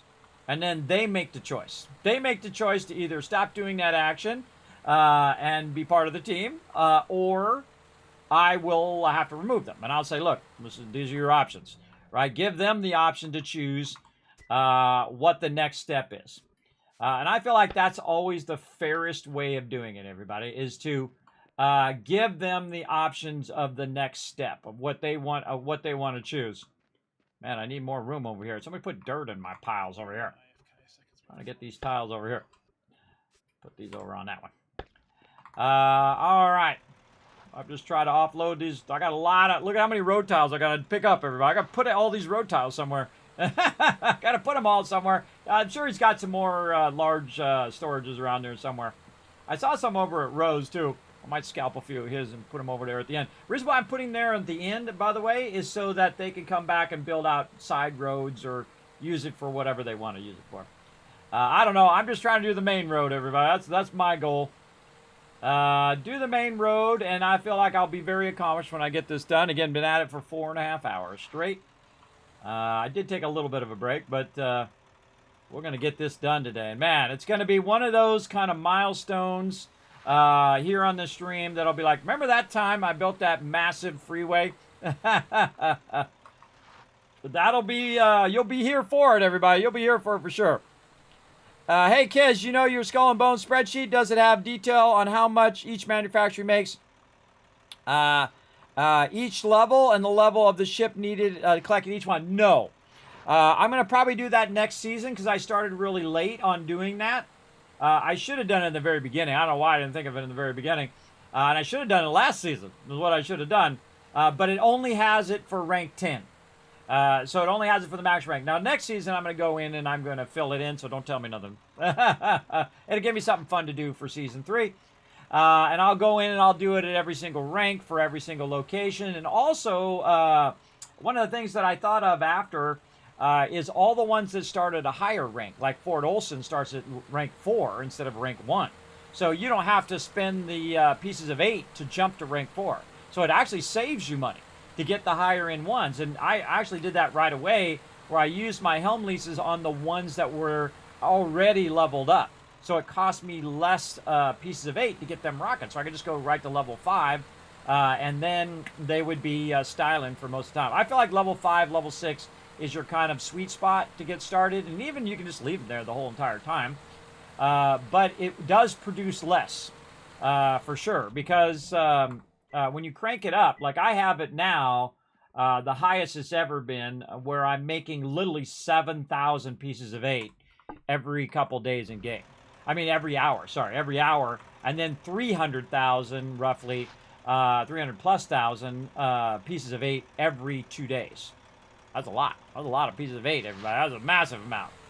And like right now, I've got probably 200,000 from just the last, couple days I've been working on it.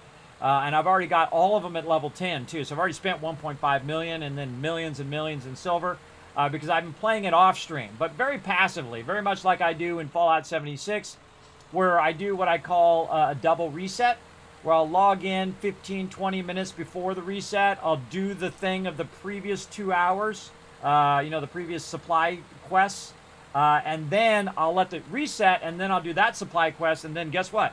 I don't have to, I go another 2 hours and then another 2 hours again, almost. And then again, 15, 20 minutes before it resets, then I do a double reset and that counts for 4 hours. And then I do another double reset and that counts for another 4 hours. See, so I'm very efficiently using my time.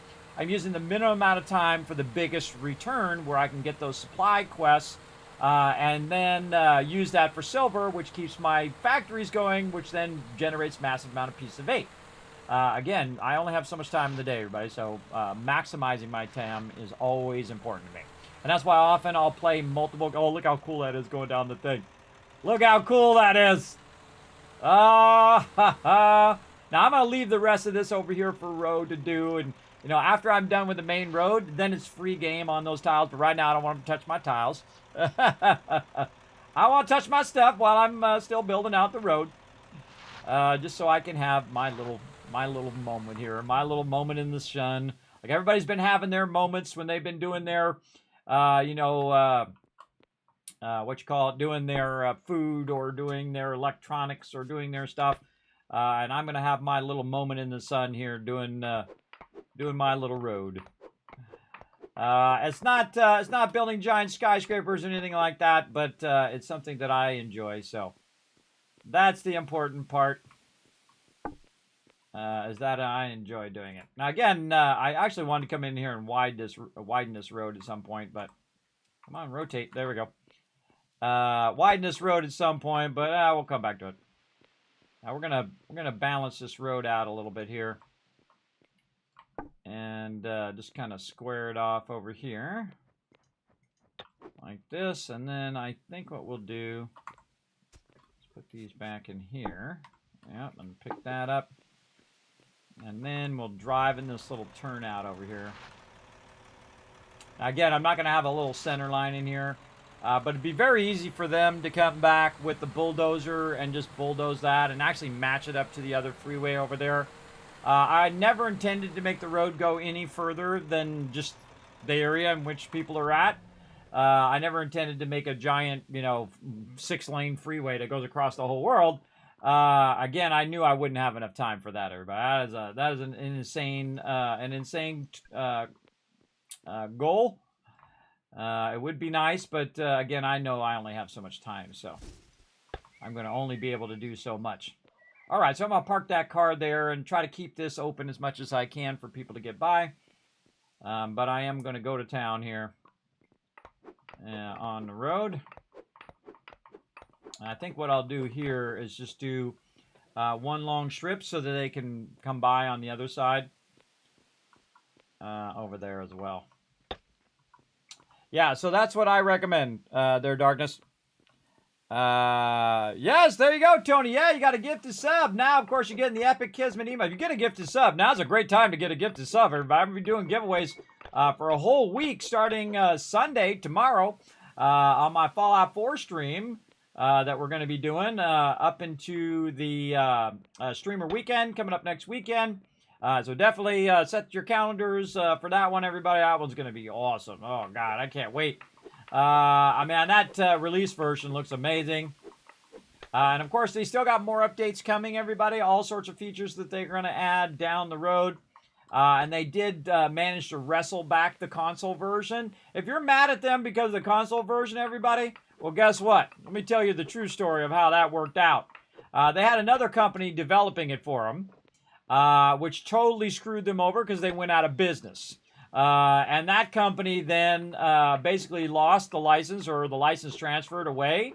And so they had to go fight to get their own license back. That's right, they had to get their own license back to build the console version of the game that they made. I know, it sucks. It totally royally sucks, man. I feel so bad for them. That actually is a thing they had to go through. I feel real bad for the Fun Pimps on that. Big time. So they finally got the rights back, and then that's why now we have the console version come out in July, everybody. So that's coming out next month. So definitely keep your eyes out for that. And there's going to be parity between the console version and the PC version. So that means every time the PC version gets an update, console version gets it as well, which is how it should be, everybody. I feel like that's the best way to do updates, is make sure everybody's getting all the updates at the same time. Also, the problem with the console as opposed to PC is there's also like an approval process that takes a while, when you're going through Microsoft and PlayStation and all of those different stores. That's why it takes them much longer to do that. See that? I told you somebody come along. Somebody come along while I was working on it. That's how it always goes, everybody. That's why I kind of made the road over to the side like that, so they can get by. And just building out the road.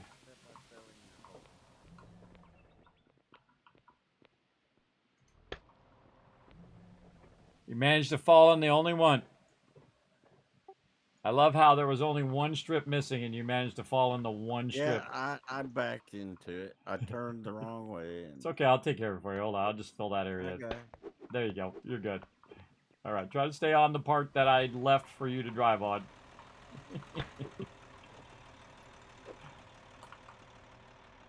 You can go by. The road's complete on the other way. You can go that way.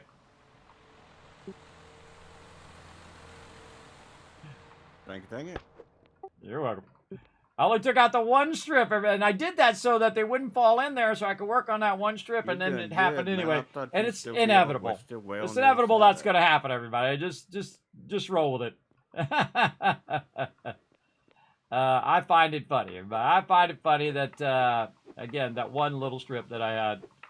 And it's actually sometimes hard to back up in this game, too, because if you're not in third person, it is very difficult to see. For sure. So now you can see I'm going to do a strip on this side because this is right where it's at. It's easier for me to very quickly take this out, put it over here, and then take this, put that down in there, and then now see that other side is available. And you can see I also made a little turnout over here on the side, which I think I can get my truck over just a little bit more. Little turnout on the side here. I did that in the very beginning so that so if you were coming from this way and the other person was coming from that way, you could get over to the side and then they go by and then you go around them.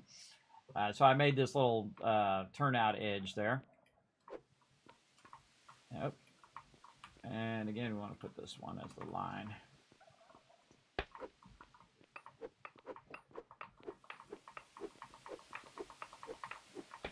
See, now if it was 2 lanes, I could just close 1 lane and they could use the other lane.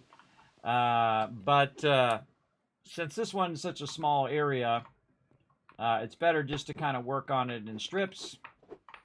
And then if someone comes along, you can just fill it in and say, okay, go ahead and go by as it goes. Oh, that is full. There we go. Trying to keep these separate so I can just do this. Oh, so he's coming back.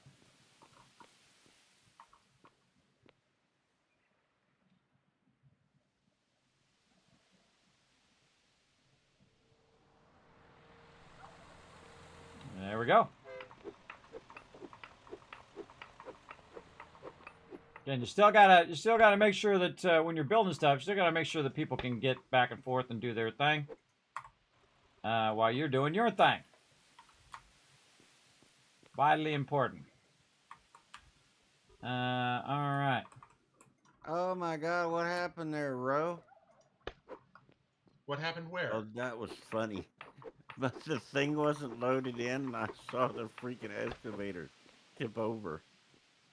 I thought somebody was driving it and they fell off something.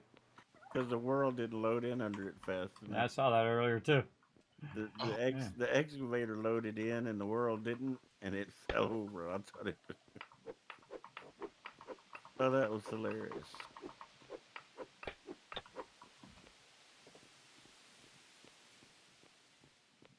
You had to seen it. It looked like somebody was using it and they dug too far and it fell over in a hole. I'm doing the outside edge because this is, again, gas in there? if I do the outside edge, then they have this other edge to work with. So I'm just kind of taking that edge out. Tried to at least. Just kind of, this is how you have to do this because it's not tall enough for me to put it in the thing, and it's not wide enough for me to put the storage in there. And it still needs to remain functional in case someone needs to go by.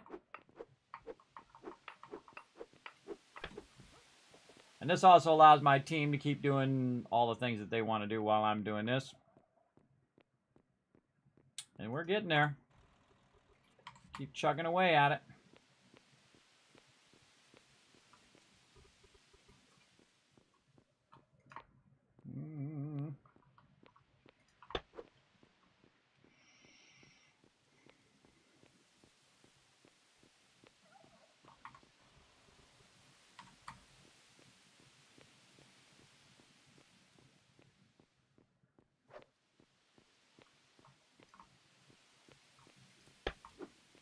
Okie dokie.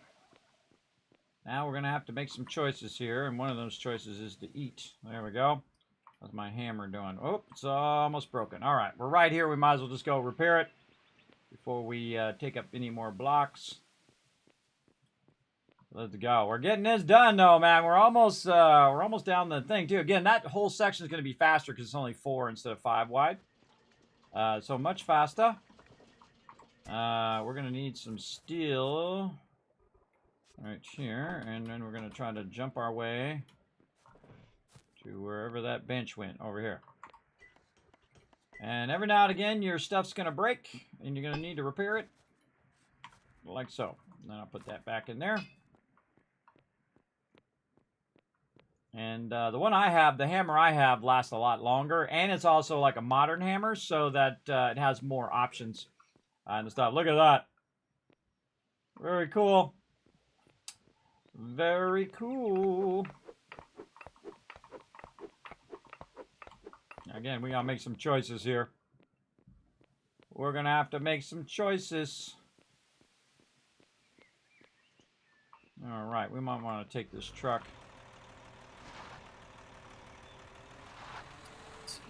Back it up.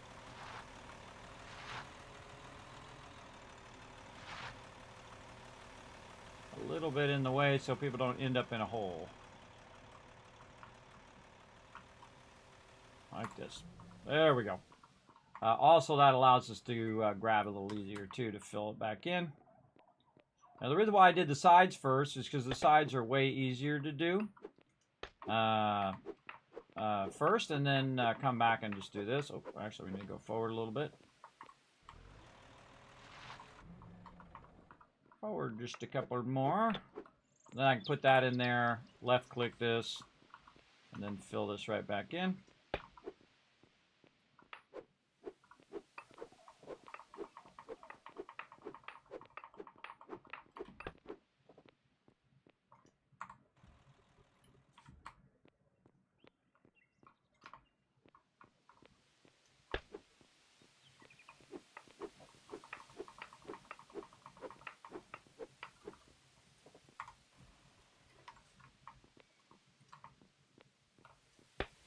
Nice.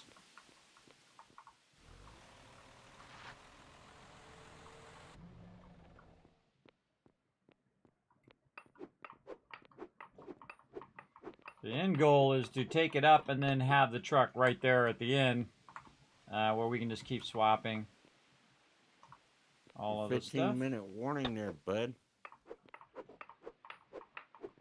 Isn't it be getting close?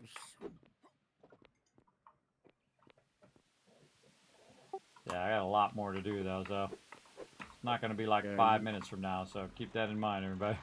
There's a lot of tiles still to put down. You did the whole road in front of the town? Oh yeah, doing the whole road all the way down to where Katz is down there, so keep that in mind. Oh, yeah, you got to wait again.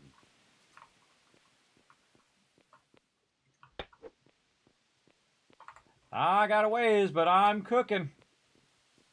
Cooking with gas here, everybody.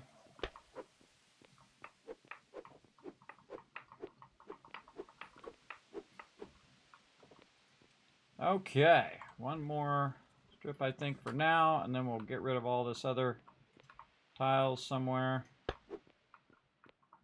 And go with that for now, and then come back and do the rest of that here in a minute. So move all this in here, put that in there, this in here. I just swapped the tiles, the ones I want to move over here. I probably should have grabbed a thing. Let's go see if there's another one of these 12x12s out here I can put this in. Yeah, look, there's a little place back that way. Oh, look at the moon.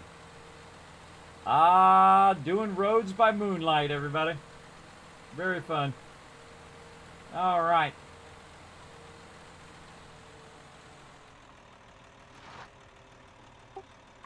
All right. Someone keeps filling up my things over here with dirt. We got another 12x12 somewhere where I can put these road tiles, or you guys got a place where you're siphoning them off to? I got one at my house. You need it? I got like 28 large lumber stockpiles. All right, cool. We can bring another one over here so I can put these road tiles in, because it's going to get even more intense in a minute when I start doing the main road too. So I'm going to need a couple more at least. And 2 over right now. All right. Just want to throw them in the truck, maybe.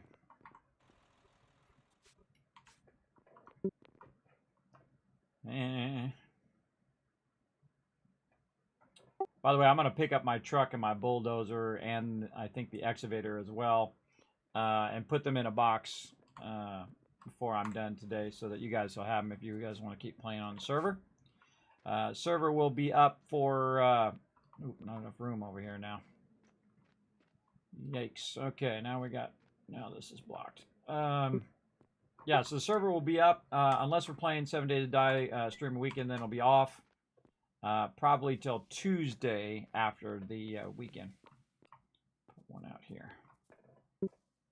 Bam. Oh, I hate that. I always forget the first time. I forget to jump. There we go. Oh, I only got one. And move all this dirt over here. All to the back. Move this dirt to the back, and then we'll go to these small ones. Lots and lots of sweet food back there. Oh, no, that's not the right one. Nope, can't move the small ones. Got to go over here. Yeah, Kismet, if you're near my place, I put back the one large stockpile at the end of the 3 you had put in before. Oh, all right. Well, I just you want can to dump stuff there as well. I'm just putting them over here where this kind of this location is, so that if you guys want to use these, they'll be over here in town. Then you can move them wherever you want. All right, I'm just trying to take these up too. Don't need those in there now. And then large stockpile. Okay, what's going on there? Is it doing that weird? I can't. Is it too heavy?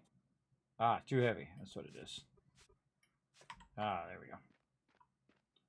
Just trying to put another one down. There we go. All right.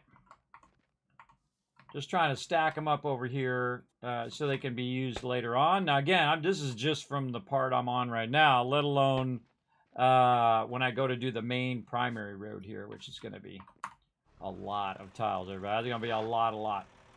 So I try to move the stuff that I'm not using to the back, and the stuff I am using to the front. So this tells you how many tiles that we made, everybody. We made a lot. Again, I have a bunch up on top of mine as well. And I saw that we're moving those around somewhere. I don't know. They might be using them somewhere for something. I don't know. But they're free to use those for whatever now. Because I'm done using them for right now.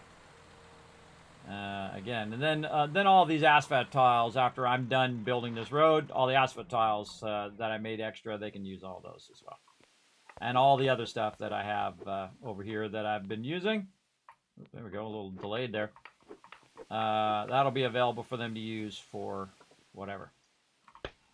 All right, I'm going to just try to get out of this area here now. Just try to do this a little faster. Do it in double strips. Put this back in the car. Nope, okay, or not. Just put that in the car. There we go. Do that inner strip and then outer strip. We're getting there. Little by little. And again, when I go to a task, everybody, I go to it. I go to it big time. Again, see, I'm doing it in smaller strips, so if someone comes along, I can just fill it in and they can go by. That's also why I like to give them a heads up. Say, look, I'm going to be doing this for a while. So keep that in mind. Because this is like my end goal, right? This is like the final thing. The final countdown. In what I'm trying to do in the game. And they can do all the final countdowns of what they want to do, or they can continue to play beyond... actually, I should put this block back down there and get this one.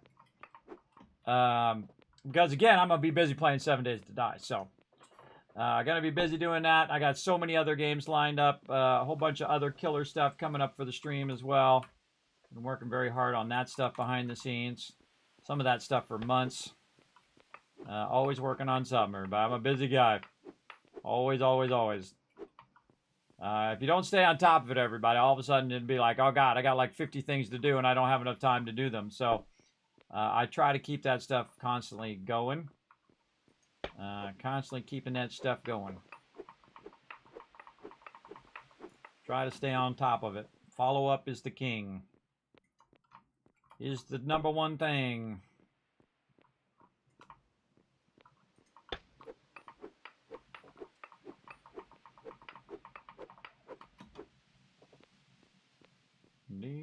I'm getting this done, actually done in record time, I think. I think we're getting this done pretty fast.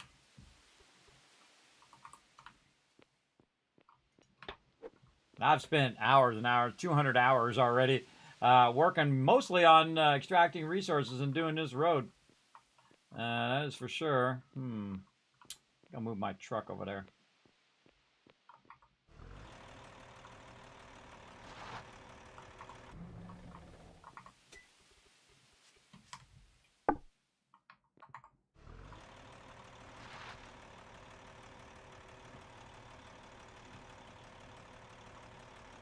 Over there to the other side of the tunnel, because that's where I'm going to.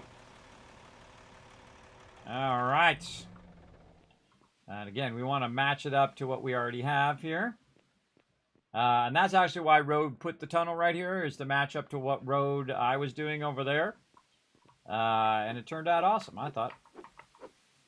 Turned out amazing. There we go. And then we can just put a...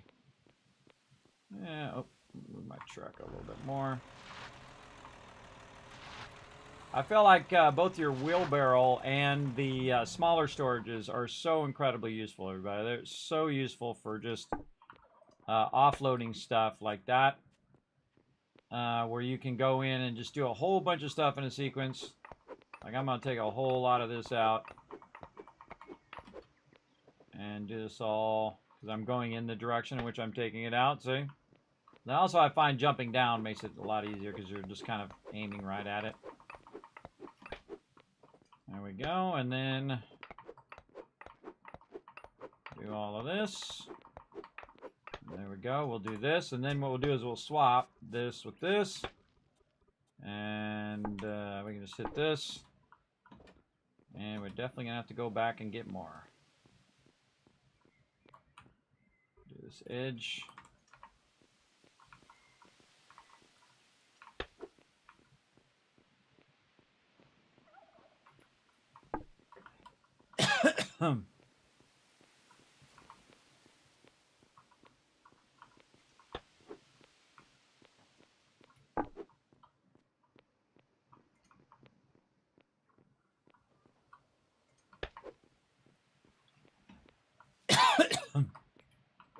Let's just put this back. Let's put this back for right now. We can always pick that back up. Alright, and then we got a place to drop off our stuff here. We're just going to keep running these road tiles over here. Dio, I've got cheeses going at the moment. Is there anything else you need currently for food and stuff? Not really, no.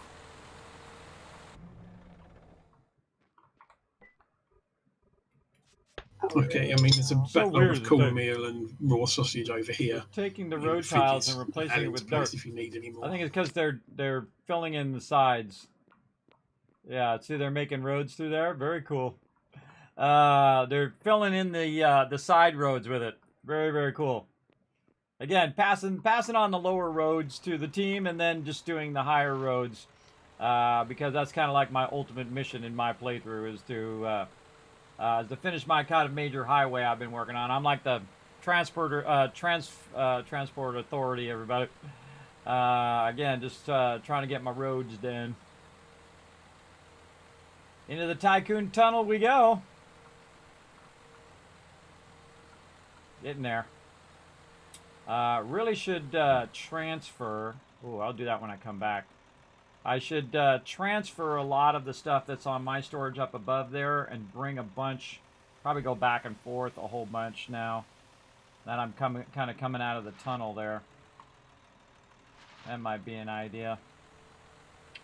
We'll get that figured out. Again, don't take someone else's stick, everybody. Don't take someone else's job. It's not, they don't like it. They don't like it. Don't do it. Oh, and I got to grab that at some point too. Or I might just leave it there, and they need it. They can grab it from there. But this is fun, everybody. Again, seeing it through to the end. After doing all this massive hard work. This is like, you know, this is like 150 hours worth of work right here. Me digging this out and, you know, making these road tiles, and my team doing all the upgrades and all of that stuff, and crushing all the rock, and collecting the rock as well. And of course, me, endless hours of collecting rock. Sometimes like 12, 16 hours of just me collecting rock, everybody. That's a lot of rock collection. You want to maybe move this old powered cart off the road. It's right next to my house.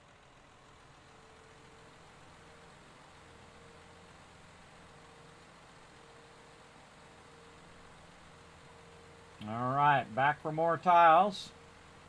And now probably what we want to do is just, oh look, it's making a whole bunch more. Now what we want to do, actually you probably want to take it out of there so it keeps making them. But what we want to do is just kind of stockpile these over on the other side. So it's probably best for us to kind of break with what we're doing and just kind of stockpile them over there, so I have to come back, you know, every single time I finish a little segment. This thing? So I can just put them a bunch over there and then use a massive amount on that side. Froggy Now, what I did to originally do the road on that side was I put a bunch of storages down on the road. And then I did one side, and then I did the other. So what I'm going to do is basically block off one side of the road with one of these storages. I'm going to go get another storage as I'm going by rows here. And basically just put it right on the road. Because the road is wide enough where I can, they can still get by, but I can put it right there where I don't have to keep, you know, running over and over on the thing. I can also move the stuff that's on the top of my house and move that off of that storage down to the end, and then and to go from there. But I do have to, you know, so this is what I was doing for most of the game, is lugging these resources completely across the whole entire world. And it's fun to do, but again, if I'm making road tiles and all the resources are in one spot, everybody, it's best to do it there. I mean, I could just lugged it back to my house and done it there, but the smarter thing is to build it at the node, I always think. Same thing in a game called Satisfactory, which I really love. A fantastic game. I feel like it's a much better idea to do it at the node itself. Oh, and I forgot to get that thing. I need another storage. You got another storage there, Alan?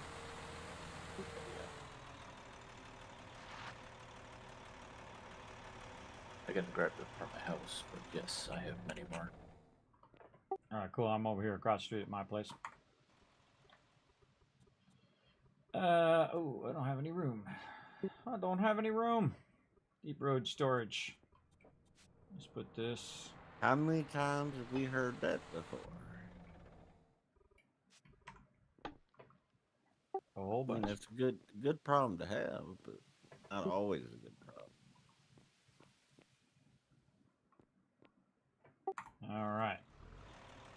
I'm going to put it in my truck. Alright, thank you.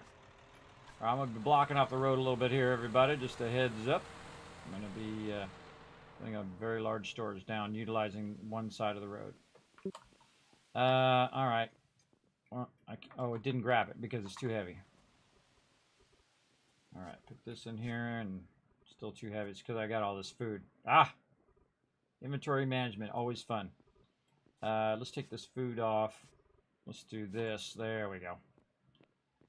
So I have eminent domain, everybody. So I can say, look, I'm taking over half the road, so too bad. Also advantages when it's your server. So there you go. I got to find a good spot, though, that isn't totally blocking the road, though. Yeah, it's blocking the road a little too much. Blocking the road a little too much over here. Maybe we'll put it right here. Again, see, I want to put it where I'm not going to field truck it in the way, but we'll give it a try. Yeah, perfect. Again, where they can still go by the road. And I'm going to work on the less active part of the road, which is usually this right side, because it doesn't go anywhere. It just dead ends at the end there. I was actually going to finish it out and maybe widen that road, but it's fine. So I'm going to work on the non-active side first and do that, and then I can go in and replace what I have with it. Now the problem is that I need to have a place to store all that stuff. And now that I have a little spot over here, I'm going to go ahead and use these storages to help me out a little bit. Use a smaller storage over here, or maybe I can fit a big storage in here. Let's see. Let's try a big one first. And so we'll have one thing that's over here that can just hold all this stuff. And I didn't think that was going to fit. We got those trees. We got that overhang. Might be able to take out this overhang here, but that's just more work. Just more work for me. I'm just going to go ahead and put it back down. Oh, and we lost a thing here. Must have accidentally picked that up. That's okay. We can use the smaller ones. Smaller ones also work. Ah. I can't leave it like that, everybody. It's got to be just so. There we go. All right, nice. So that's going to let me offload a bunch of those tiles over there, and I'm going to start taking up large sections of the road now. And that's because they can still utilize the other side of the road. Again, this is what they do in road construction. They'll block off one side and then make it a 2-lane instead of a 4-lane road. Especially in California, they do that all the time. Everybody. They're constantly working on the roads all the time. And then I'm also going to just start stacking a bunch of this asphalt over here. Don't touch my asphalt stuff I'm going to be stacking over here, please. All right. Because I don't want them moving it somewhere and then I have to go track it down. And sometimes that happens. Sometimes people just start moving your stuff around and don't bother to communicate that they're going to move it. Don't bother to say, hey, I'm going to move your stuff because I'm doing something. I always try to be a good communicator and say, look, I'm putting the stuff here. I'm blocking off the road. I'm doing this. Don't do that. That kind of stuff. So there's no miscommunication. So now I'm just going to go backlog a bunch of asphalt tiles. So I don't have to run all the way back 50 times every single time I get a little segment done. We definitely need to work on this server loading. Remember, it's still in early access, everybody. So this server load stuff, you know, the more stuff you build out, the more this is going to cause this to server load. And usually it happens mostly right by where roasting is because you have a bunch of stuff going on there. And that's to be understood. And same thing when you go into the main city. There's a bunch of stuff going on there as well. So it's got to calculate all that stuff first. And you can see when I'm just going through the tunnel, there's not much for it to calculate in the tunnel. It's just doing the interior of the tunnels I'm driving. So that does a little bit better. And then when we come out, you're going to see that it slows down. So it's a little harder for it to fill that in fast enough. But it does a pretty good job, I think. When you're out here where there's not a lot going on. Asphalt in there somewhere. Exactly. There we go. If you guys are loving this, put a 1 in the chat. Man, this is awesome. And I made way too many tiles, everybody. But that's okay. Better to have too many than not enough. We're closing in on our goal of one complete asphalt freeway. Come on, get around the corner there, guy. Yeah, you guys loving this? I'm having a great time. Again, I work really, really hard on stream and off stream to collect all these resources, help us progress, and so did my team. They've done an amazing job, everybody, I think. How'd you get up there?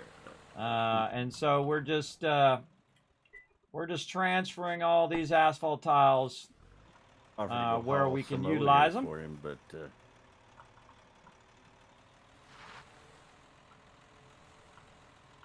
And again, I love to do this kind of stuff. But I like to extract resources. I like to convert stuff, crafting, all that, building especially. I love doing all of that. I love doing it all, and I don't mind doing it myself, everybody. Again, I don't mind rolling up my sleeves. This is a whole lot of work that came to this moment, for sure. And a whole lot of me collecting resources off streom to have this continuously run. And I wasn't sure how many I needed, so I thought I'd need probably about 1,000 or 2,000. I'm already 2,000 in right now, so it was definitely a good idea to make extra. I know there's dance 1 and 2. But you got to think that one section that I just have been working on is smaller. It's shorter, so it doesn't use as many tiles. Unknown command. Flair, thanks for coming in, showing some love. Appreciate it. Off to bed. Appreciate it, you kids. Here's a dollar holla. Thank you, Flair. You have a great night, man. Thanks for coming in and hanging out. We're getting there, everybody. We're getting there. We're trying to finish up this road. We're almost there, but I'm just going to bring a bunch of road tiles so I don't have to keep running back and forth. We'll just do all the running back and forth since we now have the road. Oh, I got it. We now have the road that's going to help us do that faster. /emote dance 2. And I'm going to put it on the far side here so I can then just, you know, come over here and grab it with the truck or come over here and grab it, whatnot. I just stack a bunch of asphalt tiles over here. They're all dancing on the tiles. Look out, more asphalt tiles going there. You guys are going to get crushed. We're definitely not touching your stuff. Oh, now you're in trouble. Enjoy the inside I'm in the of that void. thing. Lash stuck. I warned you. They're inside the thing now. They got to go slash stuck. I warned them. I told them, look out. I'm going to put it up there. They didn't react fast enough. There you go. We were too busy not touching your stuff. I know, huh? I saw that. We were too busy dancing on your stuff. Well, when you got to wait, you got to dance. Come on, load times. Let's go. Get this done. It's not so much running man as sort of walking man, really.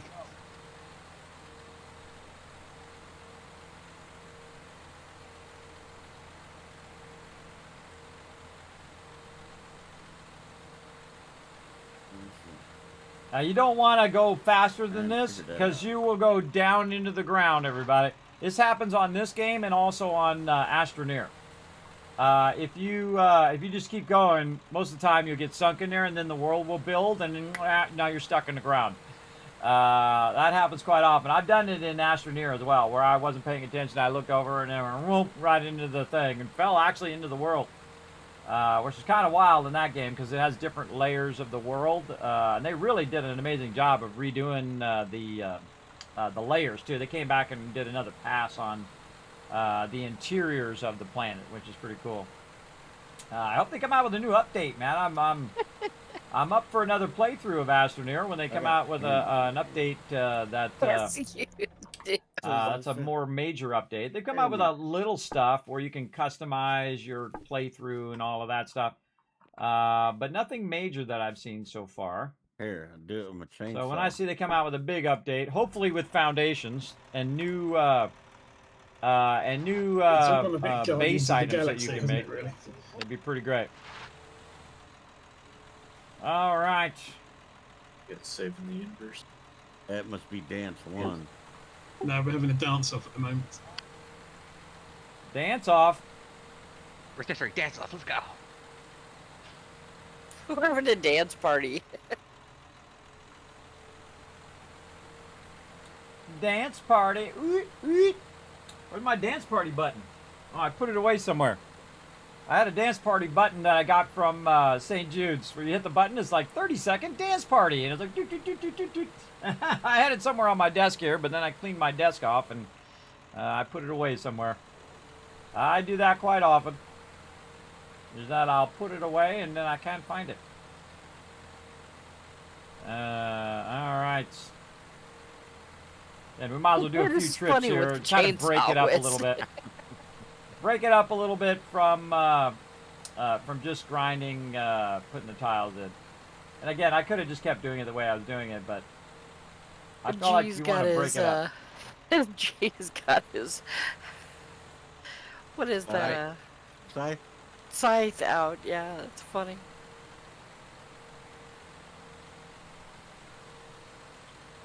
All right, one more trip ought to do it, I think, and then you're what I'm dancing going with a to hoe. do is on one side I'm going to have asphalt tiles, and then on the other side I will put the tiles that I'm picking up, and then just kind of switch off on those.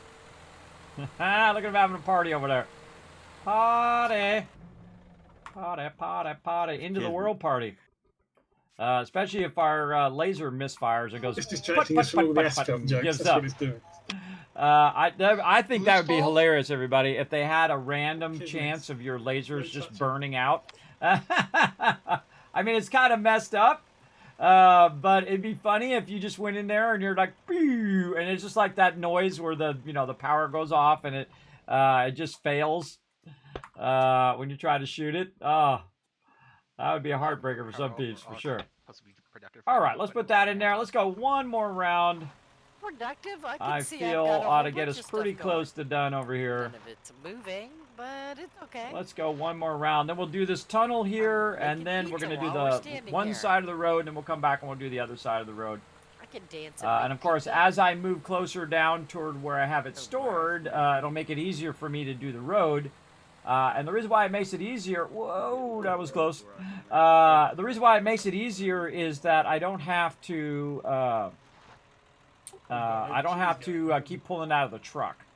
I find it's much easier to put it down in a storage, not only so you can put the stuff down, but also so you can pick it up from the storage. You can just left click it, and then boom, now you got 10 of them, and then you can put them down and grab 10 again and put it down. I feel like that's much easier. You can also do it with your truck too, but I find it's easier if you have it on the ground so you can see how much you got left and you can see all of that. Very much more useful. All right, come on, load, Gabe. Yeah, 14 days and 14 hours. I could turn it into 5 seconds and just let it annihilate the planet, by the way, but I have that power. I could change it. I could change the time. I absolutely could. I got admin power, everybody. I go in there and make it 1 minute left, and then not tell my team. And then out of nowhere, boom, it hits the planet, we all die. Yeah, I might. You never know. I say, oh, I got to take a break real quick, and then it's got like 1 minute left. That'd be kind of messed up, though, everybody. I kind of messed up, so I probably won't do that. But I totally could if I wanted to. I typically don't go in and modify stuff on the server once we start going. Usually if they request for me to like speed up the growing like we did on this particular playthrough or something like that, then I'll go in and change those settings early on, or if it's becoming a problem, I will change it. Kind of like when we're playing Ark and it takes so long to tame the animals. Like it takes like 3 days to tame the animals. Real life days, by the way. Yeah, it takes way too long to tame those animals in the original Ark. I really like the new Ark, by the way, where you go in and if you wipe out the adult version, you get a little baby version, and the baby version is then your companion, then instantly grows up into a bigger version of that, and then you can put a saddle on it and run around. I don't know if you guys watched me play that. Very, very fun. Sleep. Ark Ascended, which is very cool. Very cool, and that's another game you get all wrapped up in, everybody. It's very, very fun, for sure. Like I'm dead. It's so funny. All right. We're getting there, almost. We got the primary road from Rose Place all the way down out there. And by the way, I'm not going to do the side road where Rotisserie G's thing is. I'll leave the server on. If he wants to go build out that side road, he can. Do whatever he wants to do. Believe me, they'll have infinite options now to do whatever they want. They can widen the road. They can build stuff out. They can do whatever. Because we also have a lot of the large items, which is like the bulldozer and the excavator and all of those things. Once you get those, a lot of the stuff that we're doing, the more industrial strength level stuff we're doing now, where we're doing massive sums of gathering of resources and whatnot, it is tremendously easier to do that because you can grab a lot more at any given time. All right, I'm going to move this over into this one and this into this one. Oh, wait, no, other way. Yes, other way. This into this one. That into that one. Then this over to here. They have a lot of emotes, really. There we go. All right, now back to the road. Let's go.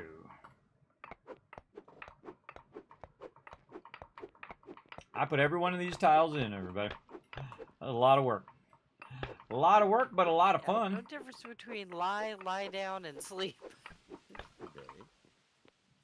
Let's see, now I can do this, and then I can grab this, and then just put these down. Again, see, I have one for bringing them up, and then one for putting them down.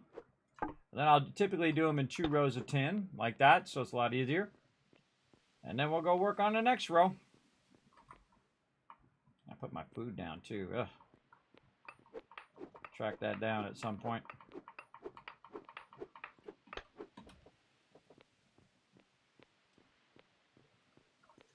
This will probably take maybe another 30 minutes or an hour. We'll see. And then we'll be all done. At this rate, we're just cranking. I was going to bring some bacon and stuff over for you and completely forgot. Really? You forgot in all this excitement? I got distracted. I can't remember by what though. Probably from the dance party. I totally forgot what I was doing. Could have been the dance party. Oh, wait, what the heck? Why is that off? Dance party. That's off by 1 there. Right, well, I think I'm gonna have to call it here shortly. All right, have a good one. But you're gonna miss all the fun. Yeah, I've got things to do. We'd stick around for Bam. like 10 minutes if we were gonna do it then, but otherwise I'm just gonna take off. All right. Get that rocking.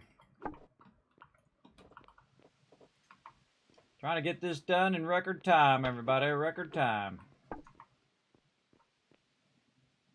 There's 10 there, and then this one Alright, good night. up there. Night. Have a good one. And this actually needs to widen out. Oh, wait a minute. That's got to widen out there. Yeah, that's not actually... Yeah, I'd have to widen out to the left if we were going to fix that road. Let's see. What do we want to do? We gotta go... We'll just start it right here. We'll leave that like that. Put this like this. And then...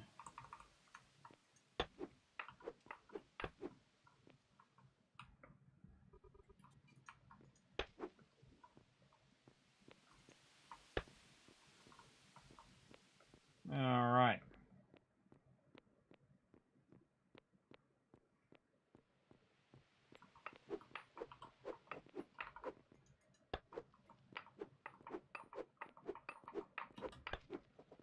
Very fun. Get it going.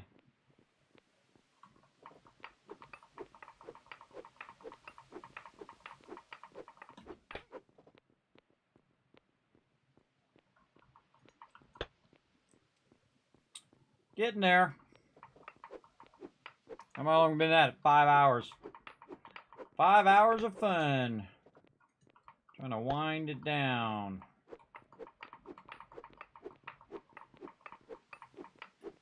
And really gonna push on it now.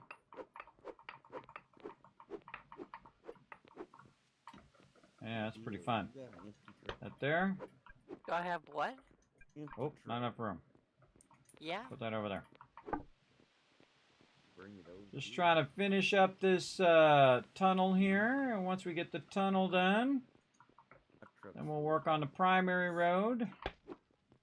Bring a truck. And again, where? this has been my primary thing that I've been working on. So just like other people who are working on food or farming or whatever it is they're doing, I'm not going to go over and finish their thing for them. And I would prefer nobody finish my thing that I'm doing. Turnabout's fair play, everybody. Do unto others as you want done to you. So don't do it to someone else if you don't want them to come do it to you. As well. Just kind of finishing out my fun little road here. Like so. My fun little road. Okay, one more row to go. Or on the other side. Alrighty.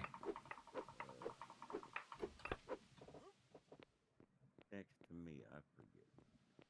Frog. Indian frog. Dee dee dee dee dee dee dee dee.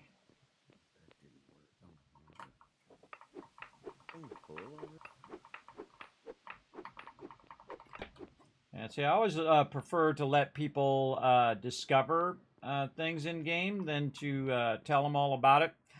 Great examples like in Fallout where people are like, Kismet, where's all the power armors? I'll be like, well, there's some over in this area, but I won't tell them exactly where it is. And because the reason why I do that is so that they have that moment of discovery.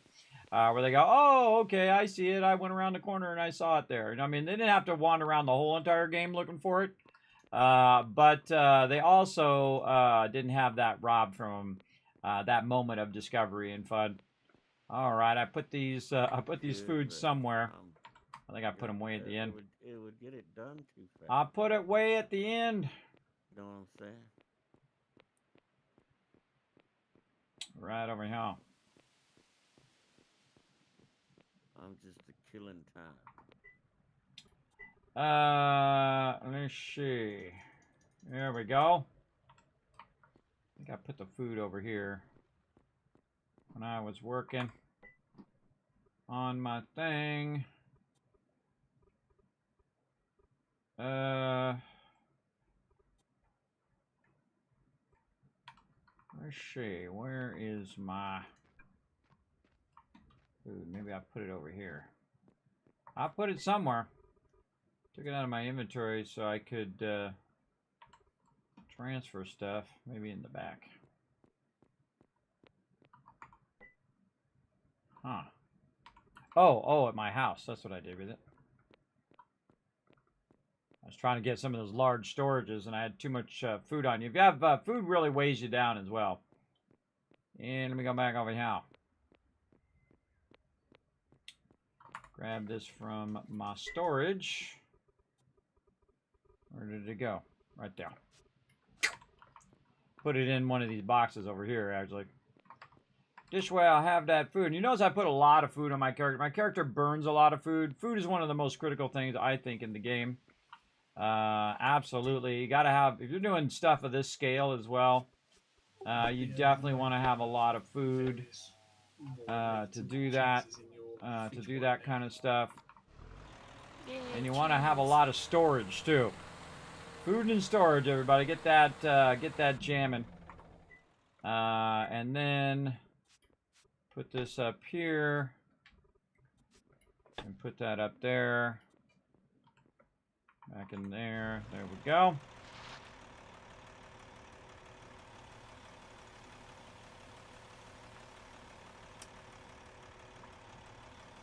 Put that right back there. And all right, over here. And then we can put tiles in there.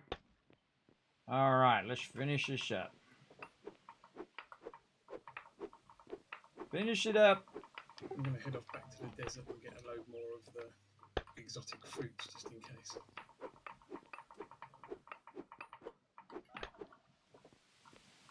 Is that where the pineapples are? Yeah, they're all over that side, just over the bridge. It's the best place to grow them over there, so...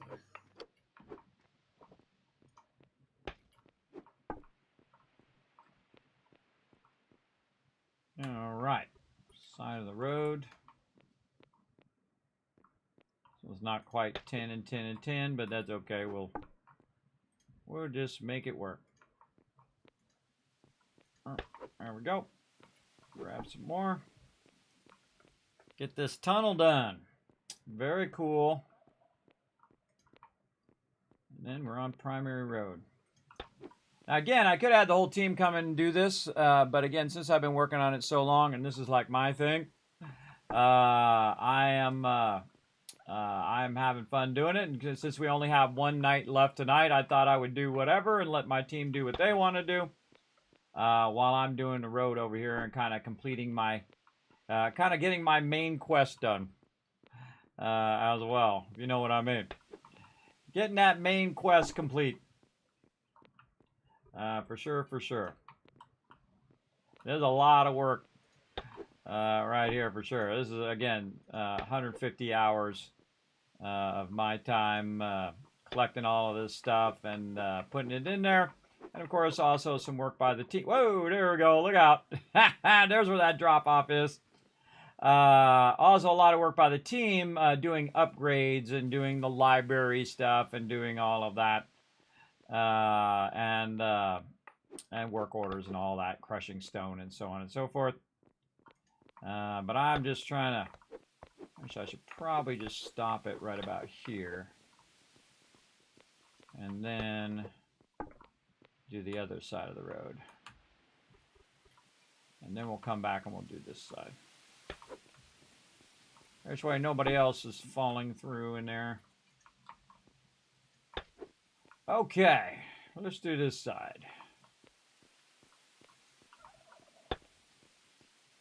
Getting it done.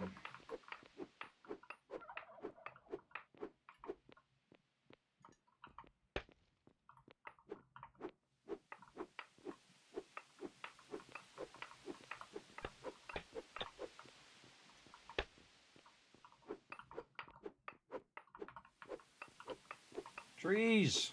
Trees in my road. Now see, in this side over here, since they can utilize the other side, I always try to build stuff in such a way where people can still utilize the road and so on. So I'm just going to keep on working this side, and I can take a bunch of this out at one time. And again, remember I put all this in, so there's a lot of work just not only getting the resources for the road, but also spending a lot of hours putting down the road. It takes quite a bit of time as well.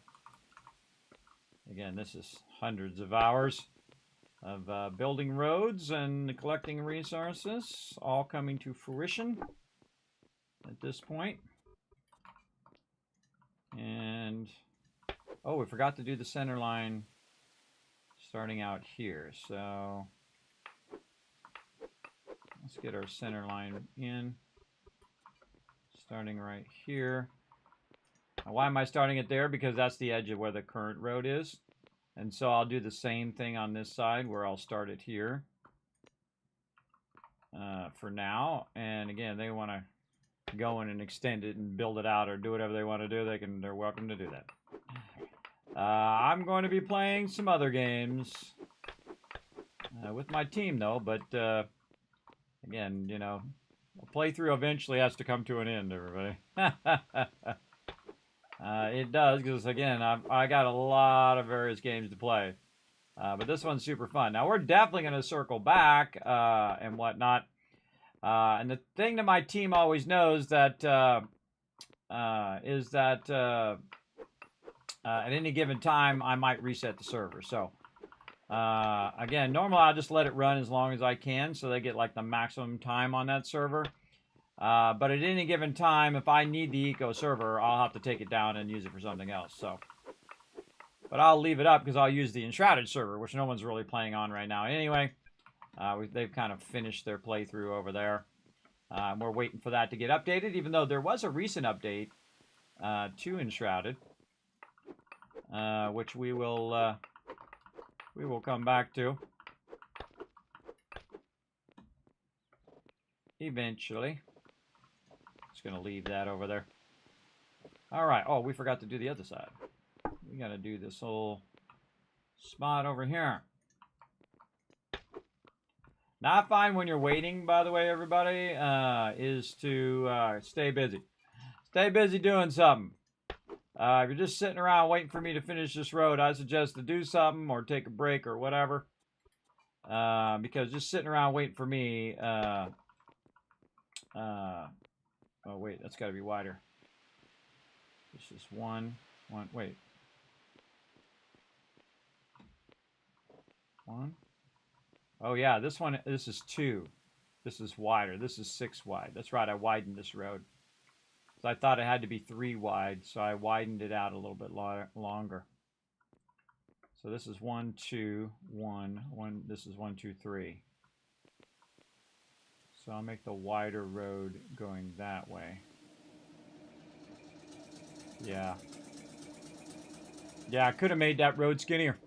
Oh, I know what I did. Yes, no, I made a triple center. That's what I did. So I can make the center wider if I wanted to. That's what I did. Yes. Do I want to do that? Not really. Not really. I'll go ahead and leave it as is, or I could move the road in, and then I could make the curb wider. I feel like the road should be in more. Yeah, let's do that, and then we'll just leave. We'll leave this as an edge curb for now, and then I just leave it for my crew to deal with. If they want to change it, they can change it later. There we go. That's going to look much better. That's going to look much better, and then this is 1, and that's 1 in here. So yeah, this one's the same thing. It's yeah. Again, I made it so I could have a edge. I can made it so I have a center center line and whatnot. I'm just gonna make it the way I want to make it for now, and then go from there. Lee.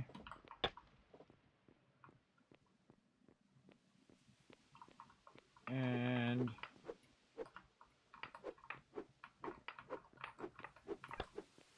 very fun over there.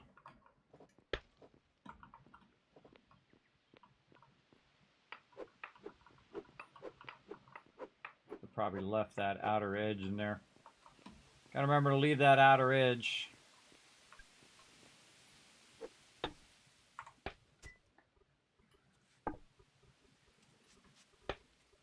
AFK just a bit, guys. Okay. Yeah. So this is gonna be inside just a little bit.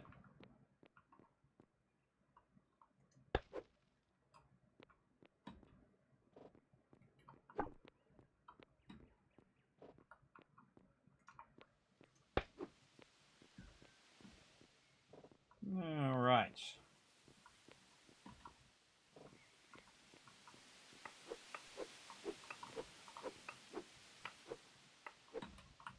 Stop.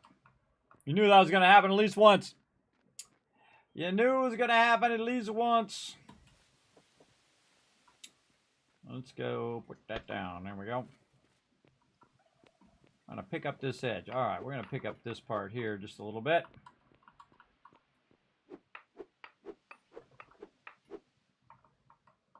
Tree in the way. Stack it.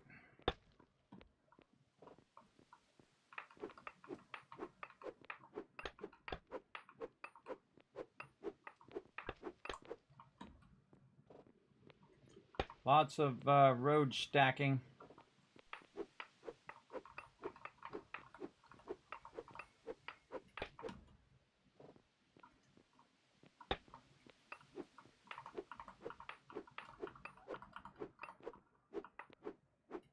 And again, everybody, there's a lot of offline work too.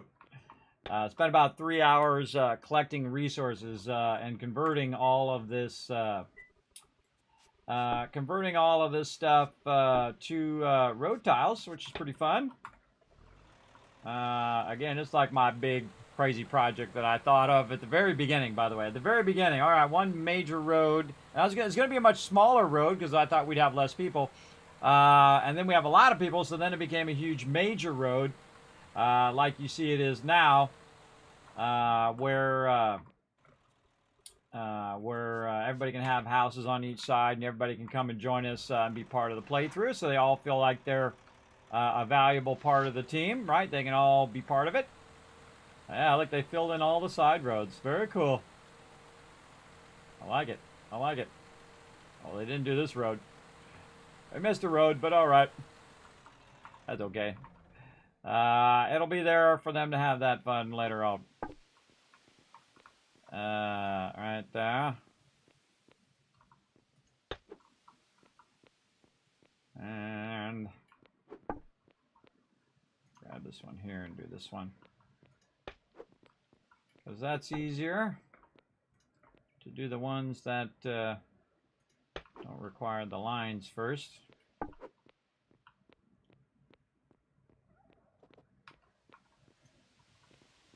At least I find it easier.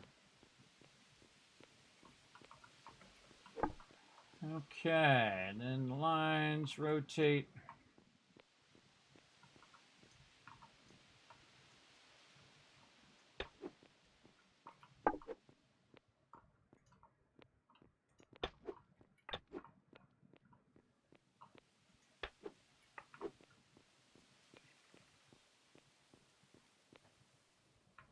over here.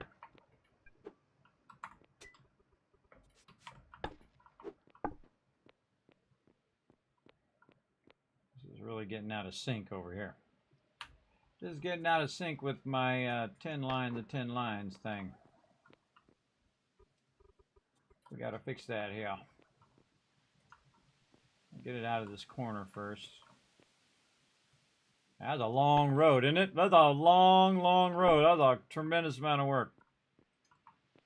Both in resource collection and in just putting the road down for endless hours. A lot of times my team will go offline and then I'll still be here for 4, 5, 6 hours making roads. Making roads. Or collecting resources or whatever it is. I always try to put a lot of effort into it and get her done. Man, look at this. We're getting there. All right, we gotta fix this. This is not well synced with the rest of the road.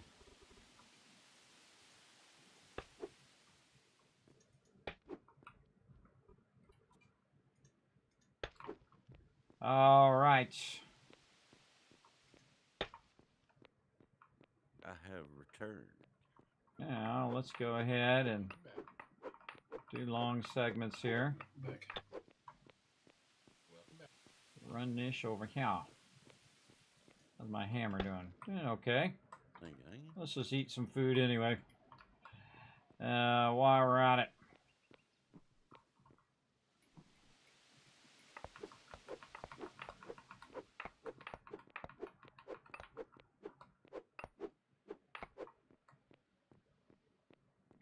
Dee-lee-lee.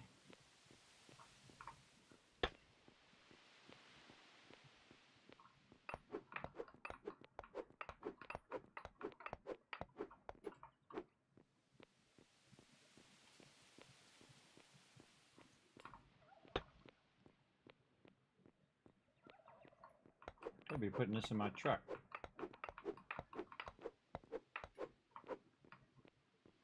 Put this in the Big Mama. And we're going to leave this edge.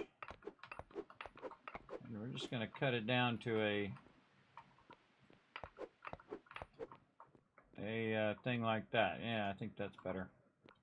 And just leave that outer edge, which you can make a double line for the walkway, for the sidewalk.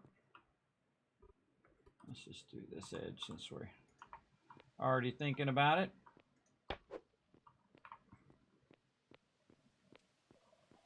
Probably need to switch these forward as well.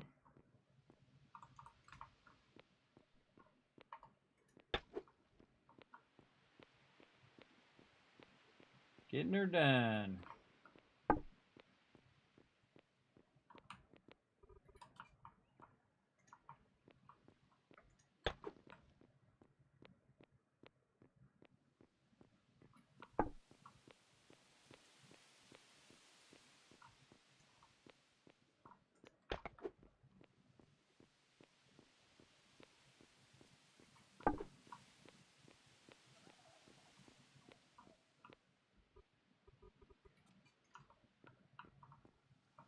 Now you know why I brought all the resources over here. All right, now I'm going to take up a little bit more of some of this space over there. I like how that's not showing up. There we go. How much is in here? Oh, just that. Okay.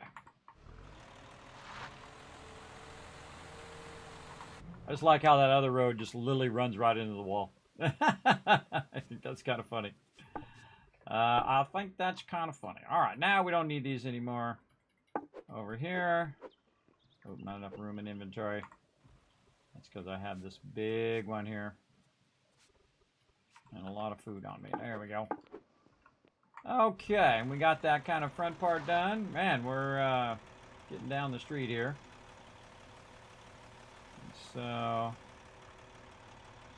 again, now we're just going to take over both sides of the roads for now. Just so we'll have a place to put these down. And put those there.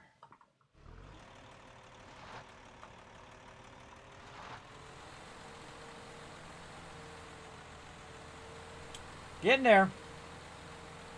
Getting there. Finishing up. Having fun, everybody. Just trying to get this all finished up. And again, I could have done this off stream, everybody, but I feel like this is like the epic moment of finishing this all up that I've been working toward the whole entire time. Again, as long as it takes, this is as long as it takes. You know, I do it as fast as I can do it. Sometimes it's not fast enough for peeps, but that's just too bad. That's just too bad. I'm trying to have some fun over here as well, and do what you can do. All right. Actually, we'll move this. Oh no, here. Where's this other one over here? There we go. And then that there, and then we'll have 2 stacks and 1 stack to take it out. All right. Now we got a little bit of trickiness going on here because I'm really blocking the road, but everybody seems to be AFK at this point, so I'm just going to keep on doing my thing. Try to get this road done as fast as I can.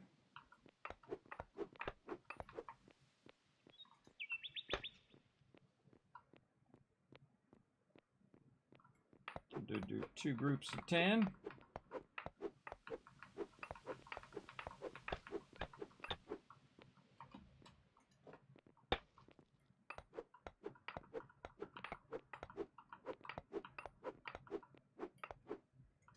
Top that off and then pick this up. Pick that up. There we go. Whoa, look out. And we'll do the easy one first. Over there. Which is the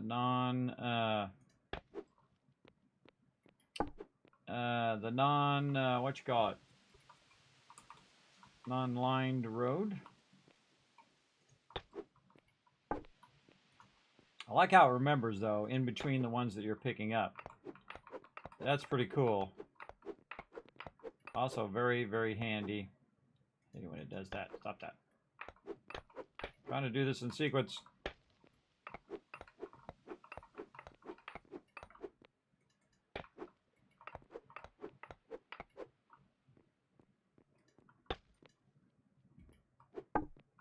And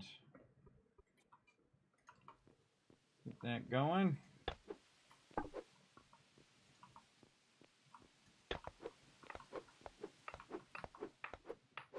That's great. Just take it all out and then do both rows at the same time. Sometimes it skips forward like that. Oops, I didn't want to put it in that one, but oh well.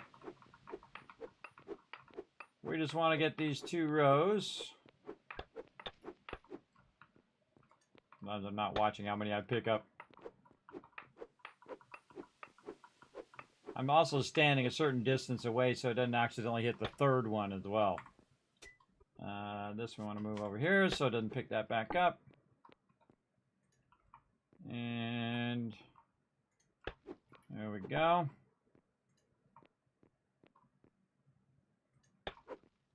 Yeah, we're right about on track. Yeah. Right about on track here where I thought it would take. Again, that's why I like to let my team know up front, hey, I'm going to be working on this, so, you know, go work on some other stuff or work on whatever you want to work on while I'm getting this done. And I'm going to keep on it. Keep on it. Keep on it.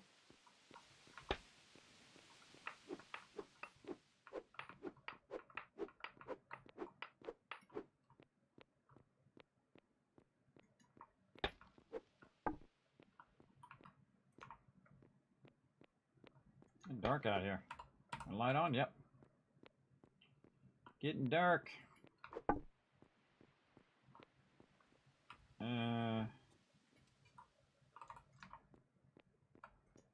There. A lot of work, isn't it? It's certainly a lot of work. But fun, man. I really enjoy it. Super fun for sure. Where's my truck? Alright, let's get my truck over here so I can use it to pick this stuff up and see if I end up in the hole there. Apparently, at least not this time. My truck up in front of it here. This way I can pick it up and then just run it into my truck.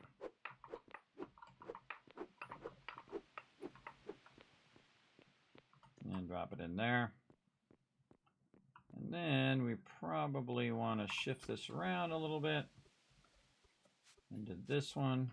Nope, not enough. All right, take this out and then pick that one up. And we're gonna move that forward a little bit. And let's get these other tiles out of here. Oh, I can move this into that one. All right. What do you say? Hi, I'm back. Welcome back. Move that into there.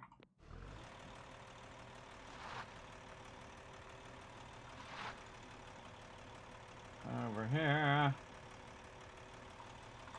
Like so. Let's see. What am I doing? Pulling all these into here. Nice. And then some of these as well. And then I can take that off the road. So when I come back, I can use the other side of the road. This is looking good, man. This is looking good. Looking good. All right. Let's take these and drop them off. Again, you know, when you're doing construction, you know, you're gonna be blocking stuff off while you're working your construction. Such is the way it goes. I think one time I was doing this until like, you know, noon. I was at it for a very long time. Really working at it. I don't even know how many hours that was. It was a lot. But again, you get all wrapped up. You just want to do that one more thing, is what makes it fun. I'm just going to park this out here for right now. And make sure I've got a place to put this other stuff. And then still leave a way they can get by if they need to. All right. More road tiles. Let's go.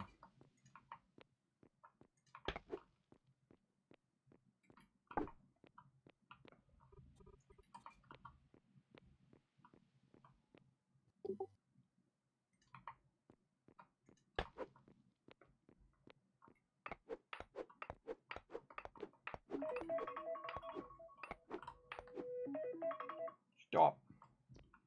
All right, drop that in there. Just going over here. Put that right there.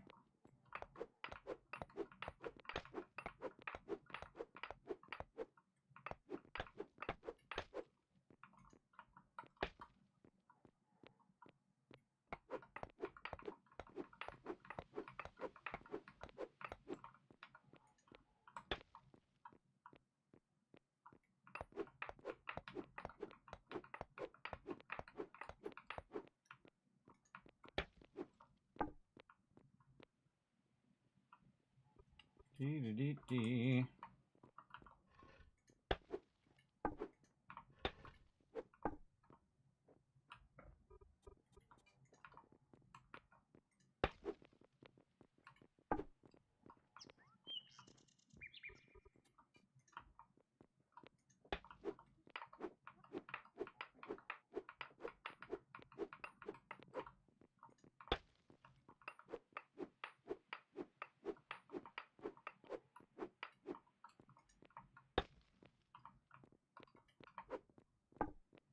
Getting it down. Come on, rotate. There we go. Actually, I should have done the other ones that were not marked first. Hey, here comes the sun. Here comes the sun finally. Actually, I haven't even been noticing And so I'm gonna like when I go to sleep, everybody, all I'm gonna see is these tiles. But you do that where you play a game where you're looking at it so long that you can see it when you close your eyes. I've done that so many times. Put a 1 in the chat if that's ever happened to you, everybody. I've had that happen to me so many times. I'll play some, mobile game especially. And then when I close my eyes, I can still see it. Yeah. All right, edge. Rotate. I like just doing it in segments since I'm closer to the thing here.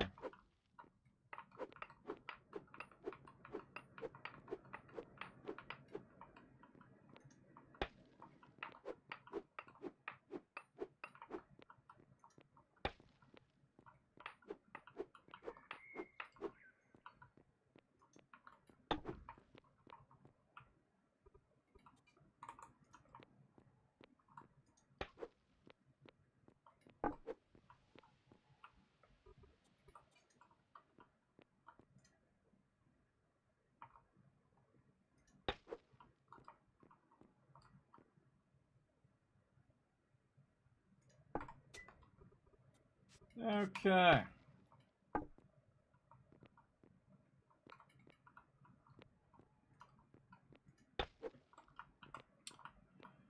Getting there, getting there. Let's see. Put these back over here so we can get more of this out of here.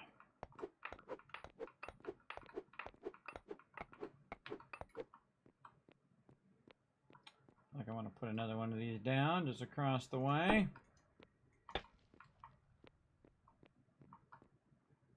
We're also getting to the point now where we're getting close to this other stack, and that's why I put it here in the center.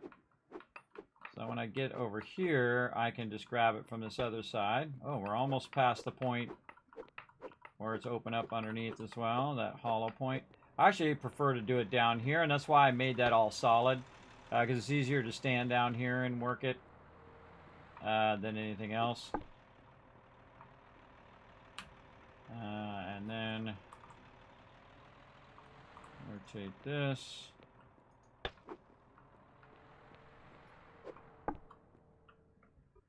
Just doing some road construction. Oop, wrong.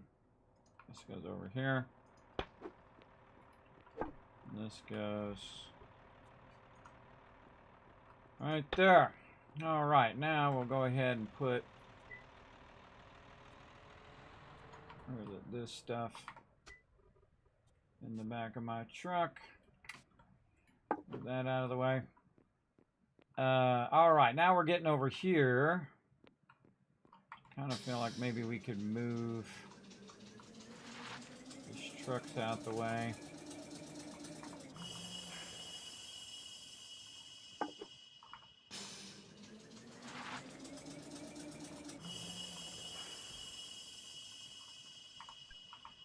That one's locked. Locked. Not sure I'm going to get a big one there, but we will try. What did I do with that big storage? Right there. Again, these are all just temporary. Oh, yep. Was there for a second.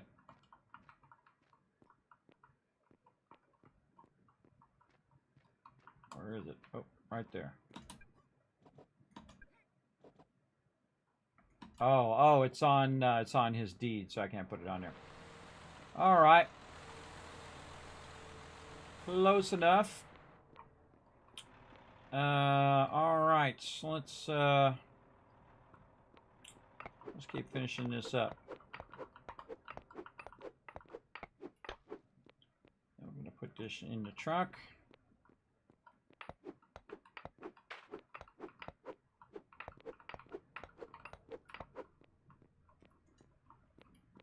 Dio, do you need any taro roots at the moment? Or are you good for those? I really don't need anything at all, to be fair. I just found a load of random ones that I'll bring back. Yep, random ones is fine. Yeah, Okay. I think Foggy brought me Now, a bunch of taro roots or we should Rogue, probably take the rest of this and jungle running. Actually, we could push some of this down into the road below. Like that and like this. Oh, I got very the nice, papaya very still. nice. Turns out I couldn't really use the taro because I didn't have And enough. then I straight up didn't grab have all enough of this right here. oil. Not enough room in inventory. Just gonna put that in my truck. Yeah, I've been making. Okay, oil, so cheese as well, so it's a bit. I'm gonna leave that there so I can do the far side with that, and then I'm gonna do this other side over here. If anybody needs to bail, man, feel free. I know it kind of sucks to miss shooting off the laser, but again, if you got stuff to do, don't forget to take care of your IRL. I'm gonna finish my road first, everybody. That's just the way that's gonna be. Gonna finish my road.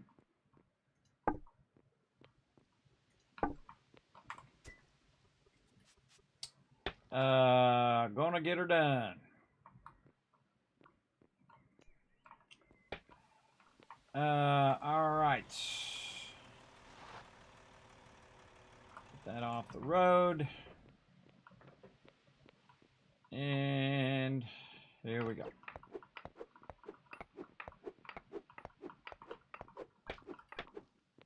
How are we doing on time? All right, we're doing okay. Doing okay on time. Gonna get her done.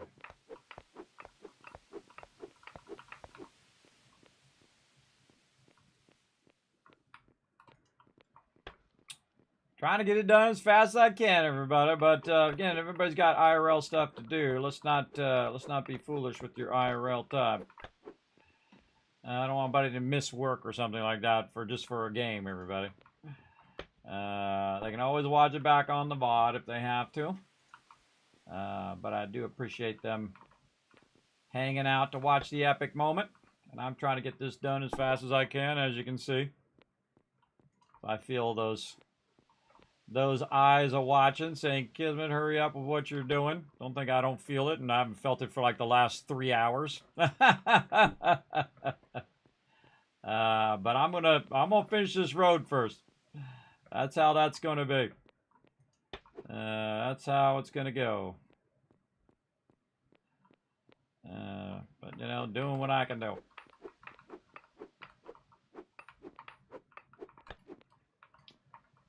All right. I work way too hard on this road, everybody. Way too hard on this road to leave it unfinished. Track the asteroid, but doing it sync right now.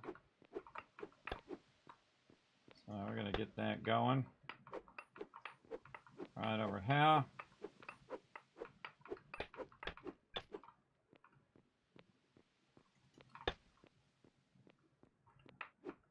Take a whole chunk of the road out. They were doing it. The lasers are doing something in sync right now. And then we're gonna do a center one. Earlier they were doing kind of this weird thing where they pop up and track it and then fall down, and they kept repeating that. No, that wasn't. I was going too far beyond the 10 and 10 there. No, they're doing the exact same thing. I gotta watch out for that. There's watching them doing it right now. It makes it easier if you do it 10 blocks at a time. It's also easier if you can take out a whole bunch of it at a time. Obviously, so you don't have to. You don't have to constantly be doing. Now, see, if I was playing a solo game, then it wouldn't be that big a deal. I could just take the whole thing out, and then there's going to be no one other than me that would fall into it. Of course, I'd probably fall into it too. But again, yeah. See, it's 2 more I just lost there. But again, I'm just trying to get it done as quickly as possible here so we can finish up. Very fun. Right there. But also leave the road enough so people can go back and forth and do whatever they need to do. Again, they should be staying busy. They shouldn't be just sitting around watching me work. or taking a break or doing something else, or if they got IRL stuff they got to go take care of, then take care of that. It's just a game. It's not more important than your IRL, that's for sure. That is for show. I got one last project just to get this going. Add a room there. Add a room. You didn't go nowhere. I thought we was going for a ride. Okay. Be careful, cause you get blocked in.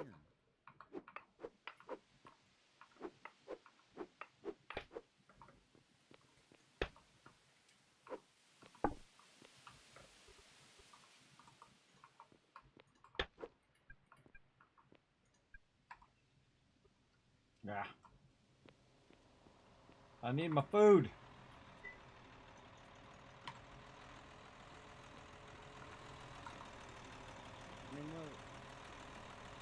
I was trying very hard to avoid him, but he ran right into me, right into the middle of the road. Yeah, I didn't see. I was trying to switch my blocks. For somebody in front of us. Why is it not letting me switch? Oh, because I don't have the blocks on me. I was trying to switch. To line mode. My line mode went away. Somewhere around this corner. Line mode. There we go. Oh, now I gotta put it. Oh, and I picked the thing up. Okay, cool. I'm having a bit of an 80s flashback because the jungle is massive. Right there. And then we can grab all this out of the road. We had fun and games. Into here.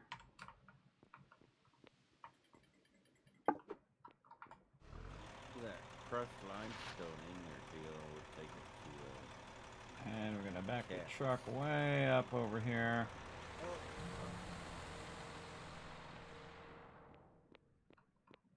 And put that there and put that down.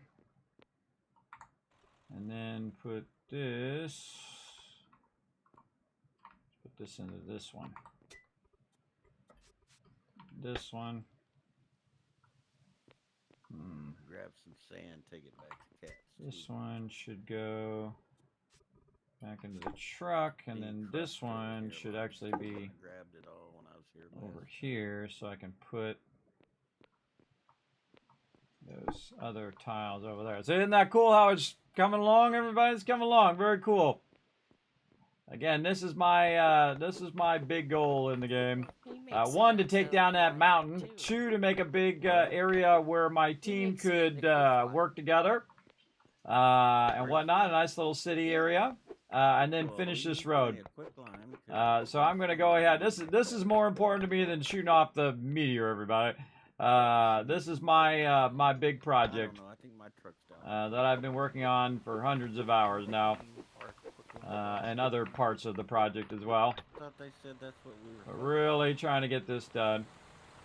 I can't make it anyway. And again, trying to keep it where the road can still be used. Notice how I did the 3 sides first. If we're going to make glass, the quicklime glass is the better recipe to use at this point. It's more efficient. Like that. But you don't have the skill, so it's... I feel like there's something horribly wrong with my numbers here. Yeah, so it's... My 10 and 10 and 10 stuff. That's what I've been doing. Let's see if I can get another one. Because somebody was making the... Yeah, there we go. Now I fixed it. And they needed regular glass to and make then those, so I figured I'd just queue up a bunch of that and rotate. get my skill up. That way I can make the quicklime. And then... Should be almost low. Well, I don't know how y'all look and see. I forget what button. And then... They'll show you your skills. Over there. All right. Now we're doing it. I don't remember what button it is. No. Not doing that. Z, or if you click on the star between your food and housing wheel, And here. I think that opens it too.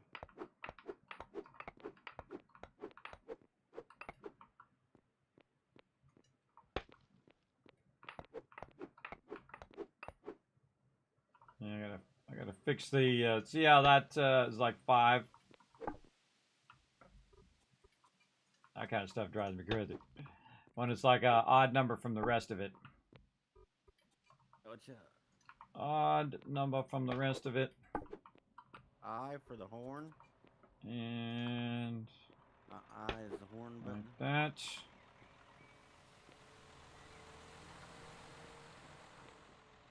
Yeah, see, this is the same thing over here. I got this weird, it's not all synced up problem there. I have trouble driving. I don't need driving while honking. All right, very nice. Looking good, looking good. All right, let's keep at it. What? Put some stone in your truck. I got 4. Ah. Keeps getting more than I wanted to get. If I stand closer and look down. What's going on? Oh, my hammer's broken. Hammer's broken. Where's my house? It's conveniently right here. We'll see if we have enough stuff over here to repair it. We sure do. Awesome. All right. Come on. 4, so I need 6 there.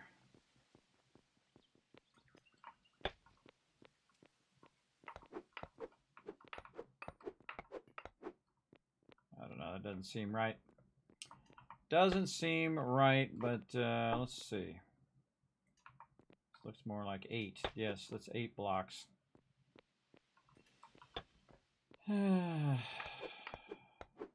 out of sync, getting out of sync, trying to rush. That's what happens when you feel pressured to go quick, everybody, is that you start getting out of sync. You start, you're not focused on what you're doing. I'm trying to get it done. Trying to get her done. Always under a lot of pressure. Go faster, get it done faster. Working on it.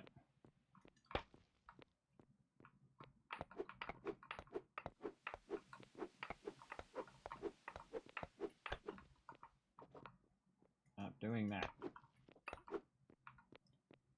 Stop taking out the ones I don't want you to take out for right now. Crazy guy.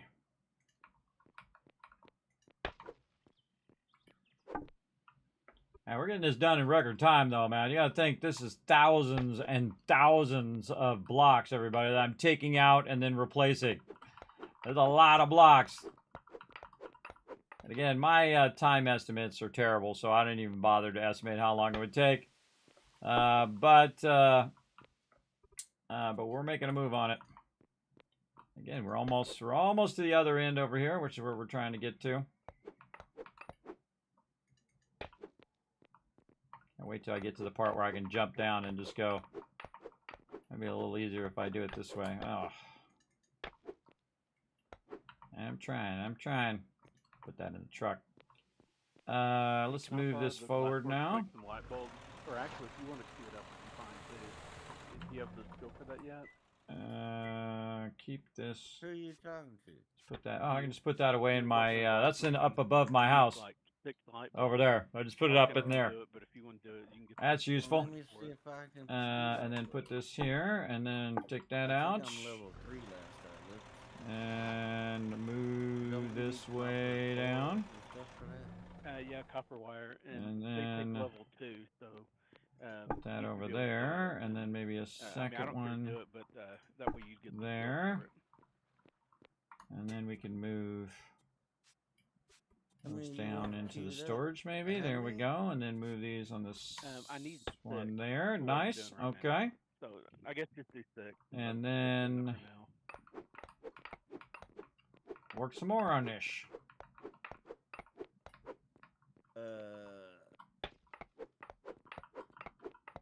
I'm not sure how many wire that's going to take. How many hours we're at now? 6 hours straight, everybody. I did take a break, though. You know, I try to take a break every 2-3 hours. But on this, I'm just going to see it to the end. We're almost there. Just got to get down to the end of this road. Yeah, that looks like that's working. Oh, hey-oh. Although it's Oh, gotta wait for the glass. it's definitely working. It's just a little slow because I Fell need to down see the hole. glass and then... Yeah, that's quite good. But I'm making some street lights to go down the middle of the road. I don't know if kids have noticed those yet, but I put a few up already. I noticed it was cool. Yeah, I noticed it too. Yeah, I saw him earlier.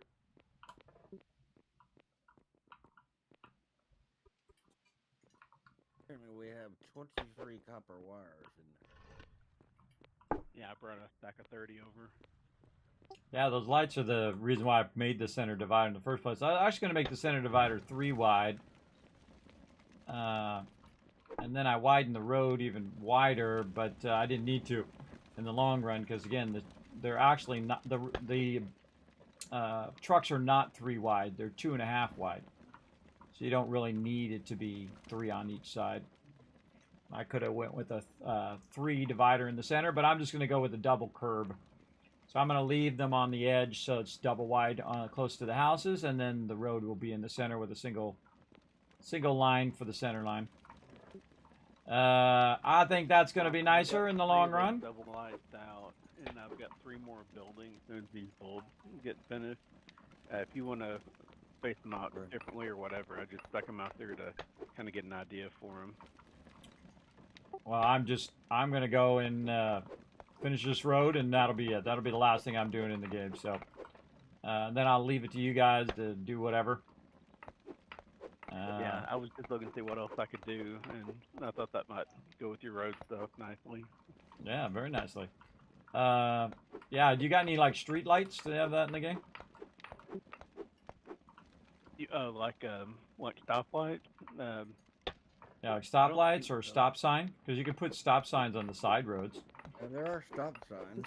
Yeah, Wainwright can make street signs, which, I mean, or engineers, I guess that is, at a Wainwright table, which you've got that. I've never done them, but they're not like stop signs, I don't think. It's like a street name sign. No, I think there's a stop sign too. There's something that, I'm not sure if those are stop signs. I'd have to go look, but I could have sworn I saw a stop sign. It says STOP, red. Is there? Okay. I'm pretty sure I saw one at one point, but I'll have to double check. I'm not gonna. I wouldn't bet money on it, but yeah, I mean, I wouldn't either. I haven't actually made a lot of that stuff. There's like a construction post or something like that that I think may have a stop sign looking. Oh, I know what you're talking about. That's for construction. It's a little post with yellow and black lines on top of it. Like that. I think there's some other similar stuff, but I don't think there's any of that I can make in mechanics or engineering. You're trucking my truck. There we go. All right, so we're almost to the part where we are getting beyond the primary part of the area. And look at the road. See, look, that was my vision from the very beginning, everybody. What you're seeing right now is what I wanted to see in the end. That's a lot of work. That's like several hundred hours worth of work out of my time, but also a lot of time out of my team's time because they were working on all the other stuff like food and whatnot. But this was my ultimate goal right here. And I'm almost done. I just got to get to the end of the road, everybody. I'm going to see it through to the end. Because that's just the way I am. All right. Now I got to take out some more of this. Try not to take out the side road. There's a thing called stop sign. Okay, cool. I hadn't looked into them that much. Somebody's truck is on my road over here. I need you to move your truck, please. I'll move it just a second. It takes a stop sign recipe and iron bars.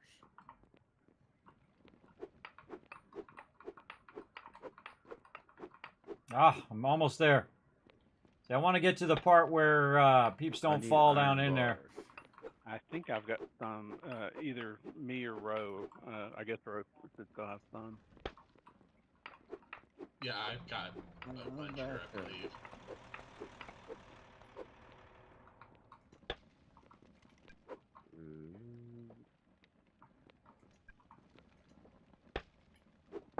There we go.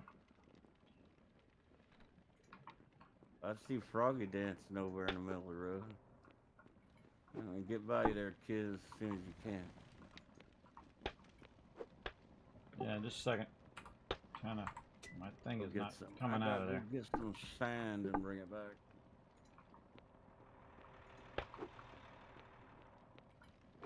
Yeah, I'm not trusting that. I mean, I would do it, but my luck, I'd get. No, don't do that. Hold on. It keeps picking up the wrong block. It's starting to irritate me. Hold on. Stop picking up the wrong block thing. Put my truck. There we go. There we go.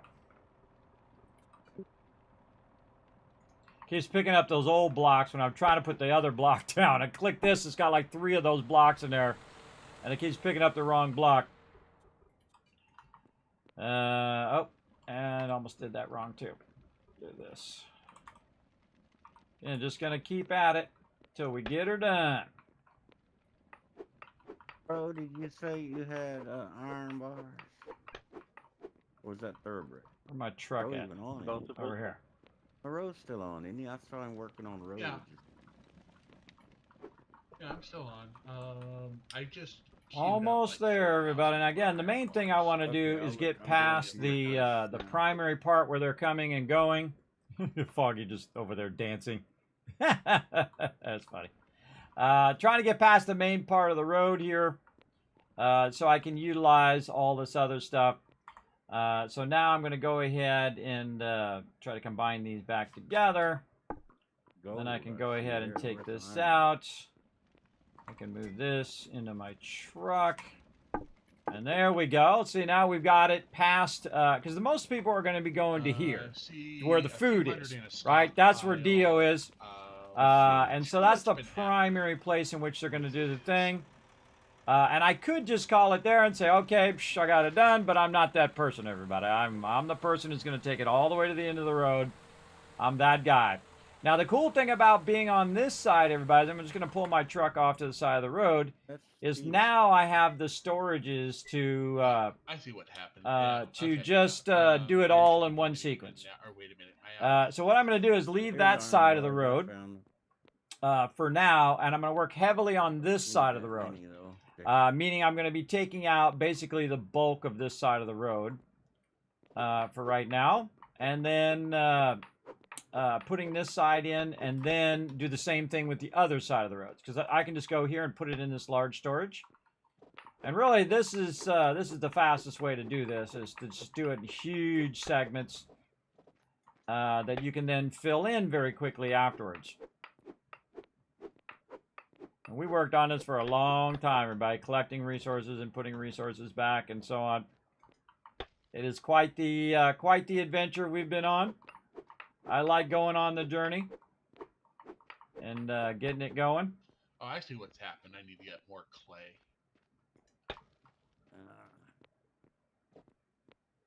And we're going to take it all the way to the end here. Make more bars. Come on.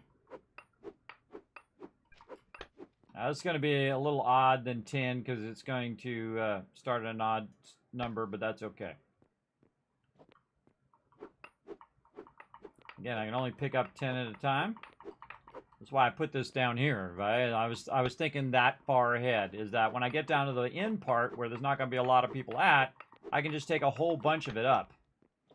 Not too many people need to be running over here for right now, and if they do, they can just wait till I'm done now at this point. If I want to finish this last part up, I'm just going to do it in large streaks, large segments. And they'll have the other side of the road to work with. And again, see how much faster it goes when you can jump down in there, as opposed to trying to do it from up above, and then if you go too far, you fall down in. Much better to do it in sequence. And I like to do it by row as well. One row at a time.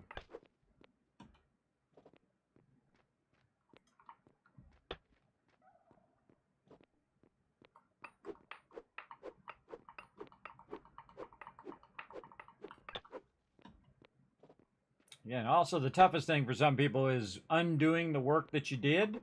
Like, because I did a lot of this work. I put all these tiles down. So this took me, you know, again, a lot of hours. And then now I'm just taking it right back up again. But it was worth it because all the time in between then and now, my team's been able to use the road, and the road's been just that much faster for them to go back and forth. So all the time saved is totally worth it for sure. And then once I make this into an asphalt road, even cooler and whatnot.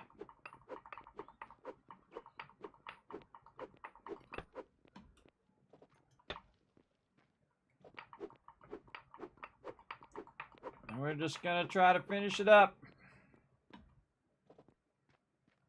I'm terrible at time estimating, everybody. It's actually taking me like an hour. It's taking me like an hour to get this far. I think 30 minutes, but again, I'm terrible at estimating, so don't go by my estimates. That's why, by the way, in graphic design, I had someone else who did the estimates. He was much better at that because, you know, I'm a creative person, everybody.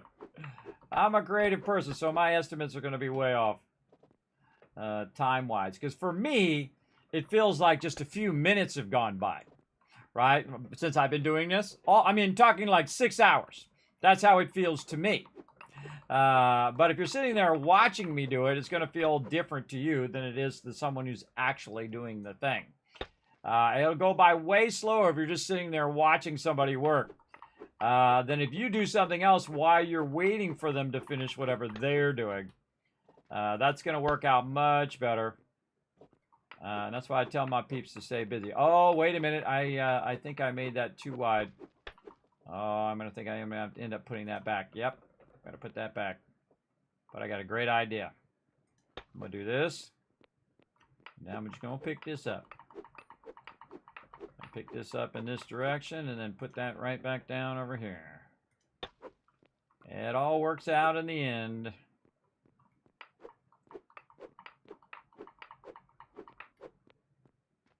Yeah, I forgot the edge is a double edge, so I don't need to take that edge out. Got to remember that on the other side too. Because I have a gap between the other side that I was working on and this side, because I have the storage there. And eventually I could just move the storage down here, but then I'd have to move all the stuff in the truck down there and all of that, and not worth the time. Not worth it. And to there.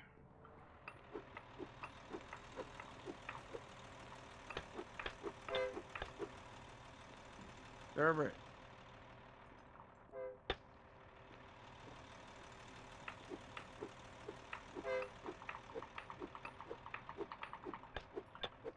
Yeah.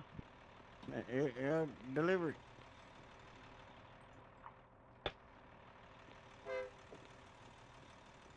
Keeps honking at him. That's funny to me, everybody. That's funny. Honk. Grabbeth your gold, sir. Honk. Honk. It's ever so slowly. Ever so slowly honking.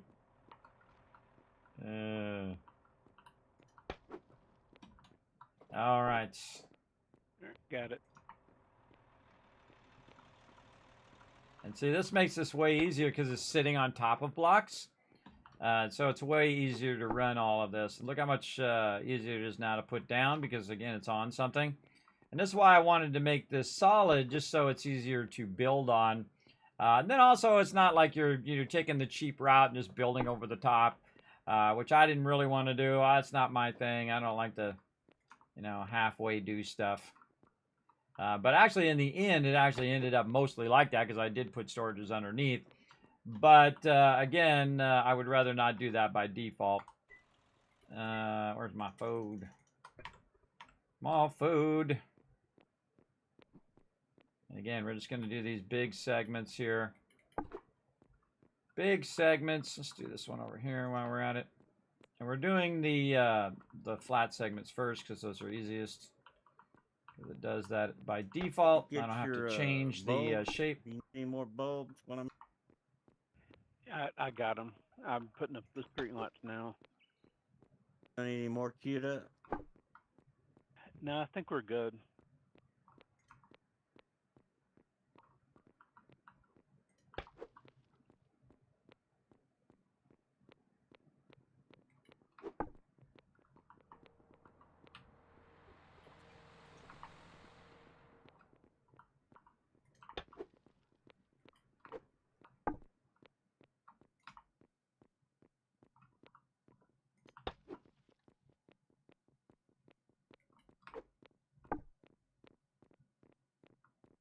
Again, for me, everybody, been a few minutes. Not kidding either. I'm not kidding. That's how it feels when you're really into something like this. Again, it's like a time machine. It's really freaky. It's freaky, but awesome. And again, the opposite can be true as well. If you're doing something you really dislike, it just drags on forever. Time just drags on.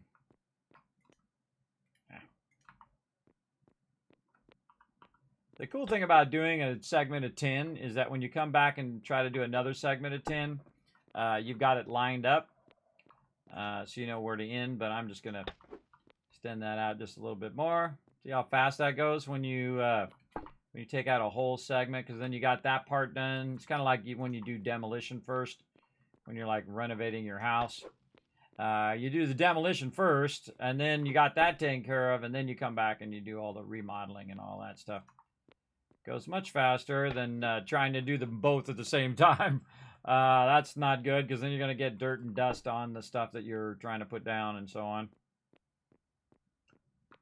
And so on. How many stop signs would you like, Mr. Kismet? Oh, you put them wherever you want. Just put them on the side roads. Like, say you're coming in from the side roads, and it says to stop before you go out on the main freeway kind of thing. I'll leave it to your discretion. You can go ahead and have some fun with it. I don't need to do everything, everybody. Again, if they want to participate in that, but I'm definitely doing this road. I worked so hard on this road, everybody. I worked so hard on it. I want to see it through to the end. It's like, you know, when someone goes dun dun dun dun dun. Some of you right now are like, Kismet, no! I know you are. I know you are. You can't fool me. Dun dun. There you go. I let you off the hook. Some people can't handle that, everybody, where you leave it hanging like that. I'm one of those people. I have somewhat control over it, but I don't like to leave it. I don't like to leave stuff hanging. We're going to be stopping it like it's hot.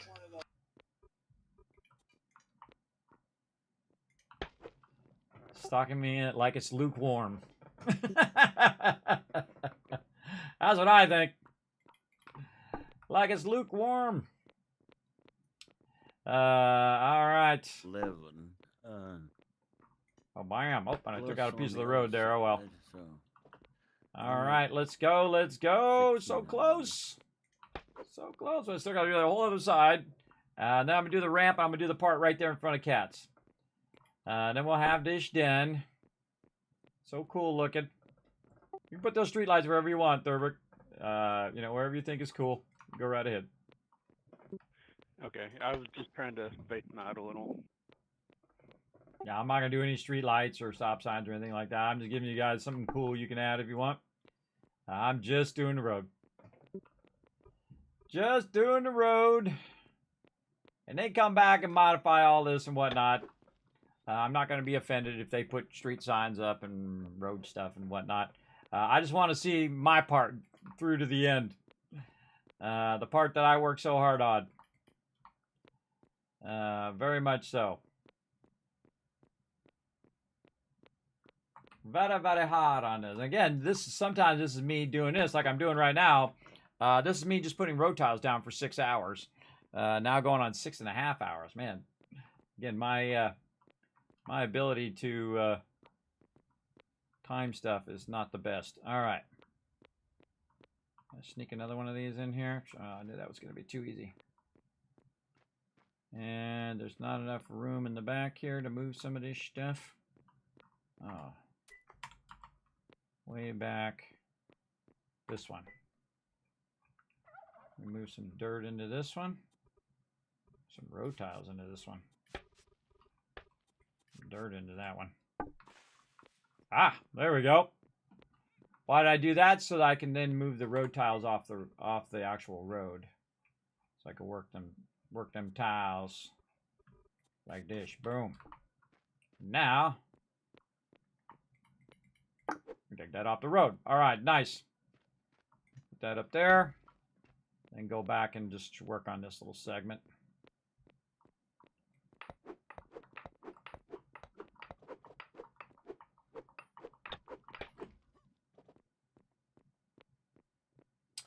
I have a feeling I'm going to have to run back and get more tiles. I'm going to do that here in just a moment. Now again, don't go and do that thing that I'm going to do, because I'm not going to like it. I'll run back, get the tiles, I'll be fine. Again, trying to see it through to the end. Some people have a problem with that, everybody. They want to be in the middle of what you're doing as well. They want to finish it because you're doing it. Kind of like FOMO or something along that line. Where you're trying to finish something and you're working on it, and then they show up at the end and they want to help you at the end. That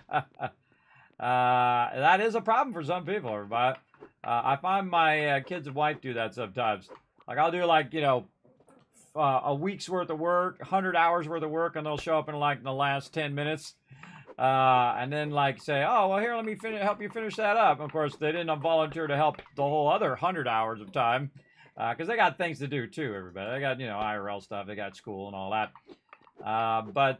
Yeah, it's like people who show up at the end and then, like, want credit for all the hard work that you did in life. But me and my team have been crushing this. This is a team effort, everybody. It's not just me. But again, let people do the thing that they've been working so hard at.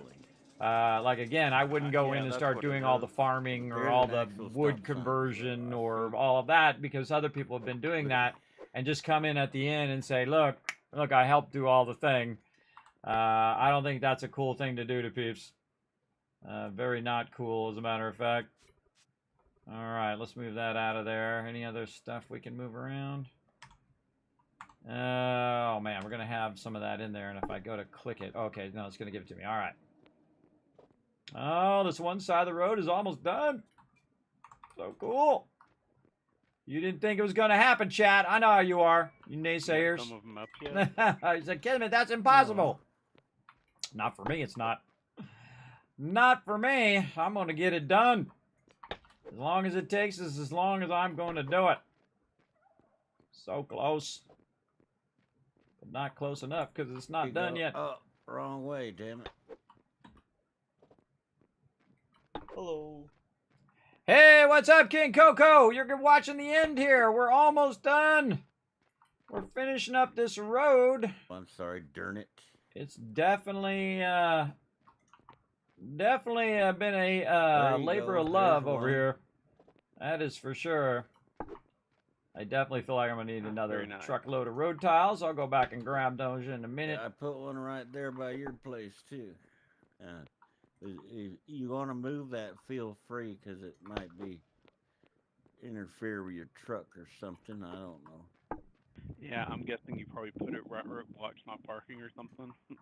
Well, I mean, yes and no. I mean, you can get around it, but I put it right there in the corner where that one is. So if you want to move it, feel free.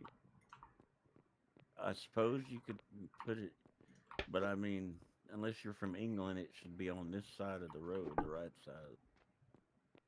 Yeah, that looks fine. It Put it probably there won't be if my you. way. That side is done. There, if Except you for the want. ramp at the end, but that whole side of the road is Don't done. guess it technically All right, let's makes take a quick any break difference. from this. Well, this windmill post is Let's, giving me more grief than anything. Oh, there's 'cause I more keep pizza trying in to here. back out and turn and Eat that hitting it. pizza. Let's put this stuff in here. And let's get one more. I think one more round of tiles ought to do it, everybody. Well, let's try this side of the road out. Go, baby! Look at it go! Yeah, Property you have. Zoom, zoom, access to zoom. move it, I'm sure. Kind of feel like I should have made parts in the center that where you could cross over without it slowing you down. But yeah, look at it go! So fast that the server can't even keep up with. So I feel like that's one of the drawbacks of having it on a server, is the fact that even if you can go fast, and I thought of this earlier in the playthrough as well when we started seeing this lag. I can't go to first person either. Is when we start seeing this lag, is that even if you can go fast, you have to wait for it to load. So it's not. It just basically kind of defeats the purpose of having a fast road. If you have to wait for it to load. Look at it, it's perfectly synced with the road there. Yeah. It's actually framing the Meteor. That was a Meteor out there. Now we're gonna blow up here in a second. Again, I apologize to my crew that it's been going on so long, but again, I'm terrible with estimates, everybody. And we did a lot of road work today, a lot of road work. And I'm just trying to bring this to an end, everybody. Yeah, I got some more making. We just got to finish it up Actually, I can move these out at the of very this, it end looks as well. I put some of the. I think I put some of these road tiles up where my my thing is as well. But again, see, I have all the resources out here, so it's much more efficient to run that cement factory and then turn the cement, and then you turn the cement into asphalt. Yeah, right there where you got out here, so it's making what I saw cement, down it's there. I'm making like, crushed wait a stone, minute. it's Except you making pointed that one wrong way, all the other stuff, whatever the name of that other thing is. Limestone into quick stone or something. My brain just will not give it to me. But it's doing a lot of stuff basically over here. But all of it is the end result, is the end goal of making these tiles. Look how many more I've got, everybody. I got more and more stacks. Now I'm on my 3rd stack right now, so I'm so glad I made a bunch extra. But I actually have 4 more stacks over there, I think. 4 more stacks back there, so a bunch more road tiles that they can come and grab and use it for other projects. For me, I'm just using it for this one project to get the road done. So we're going to see if this is enough to get the road finished. If it's not, then I'll come back and I'll do one more. Just trying to bring it to an end here, everybody, because again, it's going a bit long now. I was hoping to get it done around 2, 3 o'clock, but sometimes it runs long. That's all you can do. You just do as best as you can do. Why? But my goal is to get this done, then fire that laser. And then I'm going to leave the server on. And then they can play it all week. And then at the end of the week, they can. At the end of the week on Friday, I'm going to turn it off. And we're going to be playing 7 Days to Die. And then I'll turn it back on Tuesday. And then it will just be on forever. After that, until I need that server. Then the server will be wiped. They always need to know that at any given time, if I need that server for whatever reason, the server will be wiped. So it's good to keep that in mind. Any street signs would you like, Dio? Like our rotisserie G is still using that old truck. How many streets are there? Hang on, let me count. You 10 of them to start with. The crazy driver driving down the wrong side of the road there. Driving down the wrong side of the road, Kids, crazy driver. Kids, you want to bring more asphalt? What? Or maybe bring some more asphalt? Do you got enough for finishing the road? I appreciate it, but no, I'm it's like one of those things that I just want to do it. You know what I mean? I've been working on it for 200 hours, so if I need some more, I'll grab some. But I appreciate it. All right. It's one of those things, everybody. 200 hours in. I just want to bring it to an end. It'd be like me going over there and doing the fishing for him, or going over there and finishing the food for Dio, who has done the food the whole entire time. So, again, for me, this is like my last kind of final thing in the game. I got 10 of them cooking. And I'm going to put these over here as well, so I can just look in my put some of these good blocks start, in there. Good start. Pick them up out of there. All right. This person's got their thing in the way. And who is this person? The only person that took the very corner of the lot. Where are you trying to put it at? Right over here where I put the other ones, where he's got this post. I'll have to stick it there. Just put it on this side. Just stick it there, that's good enough. I'm saying put it right here. Where I'm saying on. What are you talking about? On the wrong side of the road, dude. I'm not in England. What are you guys talking about? You got a post in the road? What are you talking about? Signpost, yeah. He's telling me to put it on the left side, and I'm like, no, stop sign goes on the right side of the road. Augie's got his claim post in the corner, though, and it's blocking with plan for having everything nice and neat. Oh, yeah. Well, you know, that's actually a city ordinance that you have to have them all consistent. Not in our game, because I'm the one that sets those, but in real life, you have to have them all the same, or the city gets, like, postal on you. I actually got warned that my signs were not in in compliance with everybody else's signs. So, you know, I never really noticed other people's signs. So I walked around and they're all in Helvetica. And they're ugly as hell. And I'm like, who designed these signs? They are terrible. And I'm like, well, I better not say that to the lady who works at the city because guess what? She was the one who did the signs. So I'm glad I didn't say anything. That would have been foot in the mouth right there, everybody. That would have been. There's supposed to be so many feet back from the road that you're gonna turn on. Yeah, that would have been big foot in the But I mouth think there, they everybody. put You don't want to do that because that's the lady Sometimes who's you in gotta charge of all the creep signs. So up the second I say that see is past the the second bush that or my the sign house is that's out on of the compliance, corners everybody. before you can even Watch out when you're working with the city. see And they if didn't like our anything's sign coming down because the our road. And if you sign creep up, you was fail your awesome. test, 'cause I got marked on that 'cause But screw them, everybody. What do they didn't know? stop. I'm the See, graphic designer. I They're didn't- the city I worker. went They far don't know enough to where I graphic could see, design. and then I stopped. He's like, So no, that's you're what supposed I to stop say. behind the stop sign. I said, I "Well, thought the ours was stop amazing. sign's 10 Ours feet was back that done way, I by the couldn't same see." people who did Disneyland And he signs, says, well, you everybody. stop and then you creep And they up. did an amazing job, by the Man. way. They did a really great job. But yeah, they come over and they just trying to, you know, they got nothing better to do in their day. You have to have Because they're getting paid signs. by the old Johnny taxpayer. They got nothing else to do but to go harass people about their signs. They wanted it in Helvetica. I refused. I said, no, I'm not doing it. That's ugly. Those are wood I'm signs a or graphic metal? design Metal. school. I'm not going to put my Metal. graphic design school in That's Helvetica. green, I'm not though. doing it. I got I'm still And so they coming said up they with would a good find one me. I for said, you go there, ahead, but try just it. Give me a few minutes.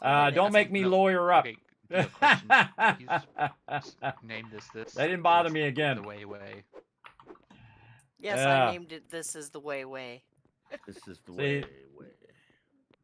yeah, some people they'll fight for something until Named there's the road over resistance, by and the, then they'll stop Library as because then they'll just go on Polypop, harassing somebody plates, else. too. Big time. You line it up with stop sign now. You got crooked there. Yeah, That I stop think sign I actually think that has- one's in the wrong spot. Yeah. Well, or that stop sign needs to come back one because it's a little too close to the road. But I'm not gonna be that OCD about it. Hell, City Commissioner Whip. I thought I was being pretty bad as it was. Well, speaking as you have to place it. You have to place it on your part of your plot. With Now, see, this whole project right here, everybody, it's not about getting it done fast. It's about getting it done after all the hard work you put into it, right? So as long as it takes me to do it, that's as long as I'm going to take to do it. If Kismet Because I've been working on it a lot for a very long time, for months now. And I'm going to bring it to an end. I'm a little tempted to leave the end part, but I don't want Cat B's location over there to kind of feel like I just kind of left her in the dust down there. I'm very tempted just to leave it at the end, you know what I mean? Just kind of go to the end and then stop. But again, I want her to feel part of the team there. Even if she doesn't come back in this particular playthrough, that's okay. I want to make sure that we get it all the way down to everyone who played. And have all of that ready for them. And we're getting there. Gotta pull these blocks up. I love this kind of stuff, everybody. I love the fact that you work so hard on it. You got to that I better get my truck out of there. Got a shiver in here, too. It's getting a little frosty in here. My office is like in 2 states. It's freezing cold or it's burning up. One of those 2 states.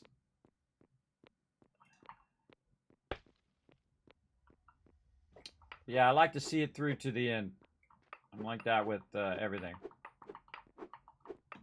Okay, there's supposed to be more side roads here, but there's not as yet. And unless somebody gets a wild hair and decides to... Huh?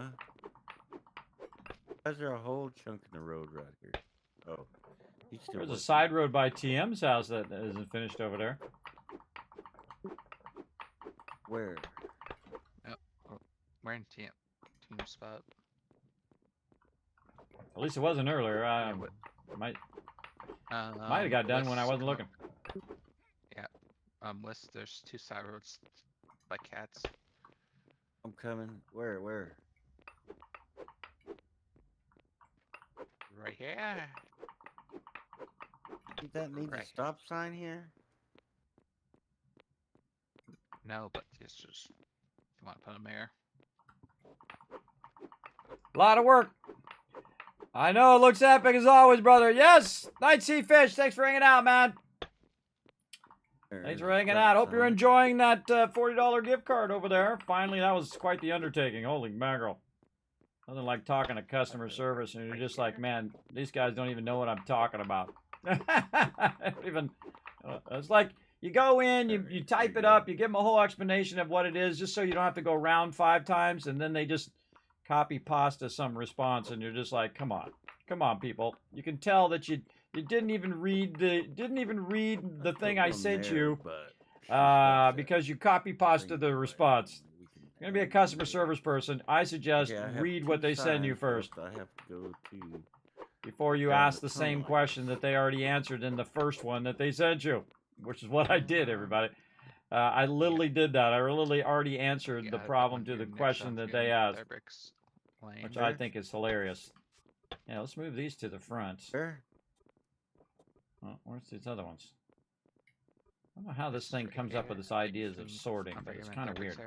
Yeah, let's move those to the front, and then we'll put these in the big one. What do you think, Thurber? Love the street lights are awesome as well. Very, very cool. Good touch. See, it goes all the way down the thing. Again, that's why I made this center island, is for those street lights and for street signs and, you know, also kind of traffic lights, whatever else that we could do. Because I didn't know what we could do, everybody. I know that I've seen people do roads and things of that nature, and I hadn't seen the larger trucks, but I did see the wheelbarrow and things of that nature. Super loot lane. All right.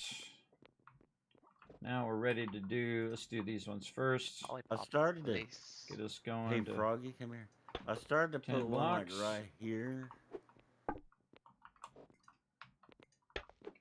I feel like it's way easier to put them down than it is to pick them up, everybody. It takes a lot longer to pick them up because you have that animation that kind of slows you down when you're picking them up. And this we're just trying to like a slow down, or you bring it to an end. Sign right here. Behind you. What do you think? Should I put one there? I can't see you out. Not right there. Probably like a year-old sign or slow down sign. Well, it's right here. It's just like his driveway, so I don't know that it actually needs one. Not an actual side road. Side road's here. That's his driveway. Thought about leaving one in the center of it though. I'm like, You need one of those construction posts with the guy digging to like strap the Kismet's back. yeah.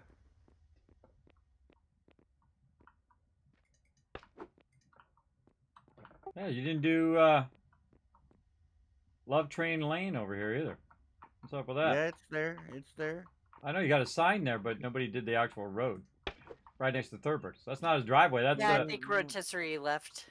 Haven't done I mean, them all Alan, yet. he was doing those. Oh, he's doing the side roads. Oh, yeah, between Castle Thurbrick and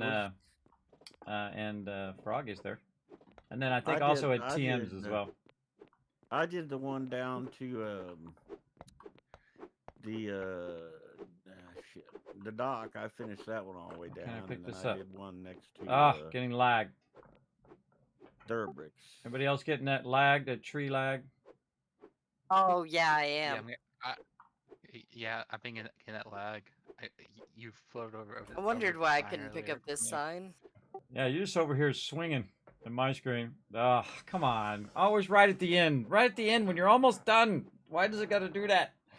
Always at the end, everybody. Just that little part there, everybody. Just that part there.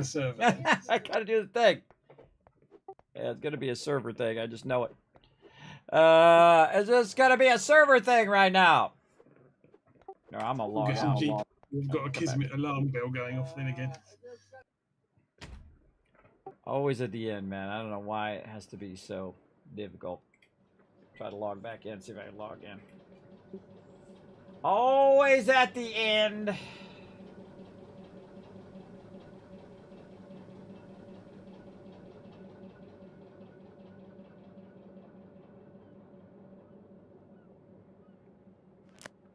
Yeah, very like on the server. You're still here for me. Yeah, I was logged out as well. So my tree had no leaves on it, so it wasn't very ecological. Mine's odd because mine's fine. Well, Dio's currently hitting a sign right now. I'm logged out. Mine seemed like it's doing all right too, but I'm relogging anyway just to be Yeah, safe. that's better. I relogged and it's better. All right, back to work. You two are, what was kids is standing still for me, and Dio's just banging on a pole. There was a slitch right there. So I was running. I suggest a relog, guys, if you've seen other people, because we're not doing that anymore. So I suggest a relog, and you'll see where we're at. All right. Alright. Does anyone have some clay? There's a bunch back at my place. You want to go grab it? There's a bunch in the side storage.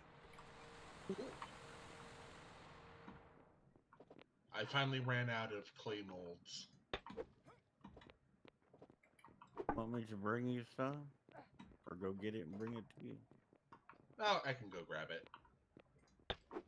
See Thoroughbrick running around fine. I see Kismet running around fine. I don't see Dio. Signs, Dio? Yes, I could use more signs. That one. Now see, this one's green. That other one wasn't green. You figure out how to change the color of them, huh? There's color changing? They're green now. They were gray before to me. Now they're green. And maybe. Oh no, they were always green to me. Maybe it's because it was dark or something, or I don't know, weird. And when I crafted them, I thought they were green, and then when you placed them, they were gray, and I'm like, ew, that's an ugly color. How many more would you like?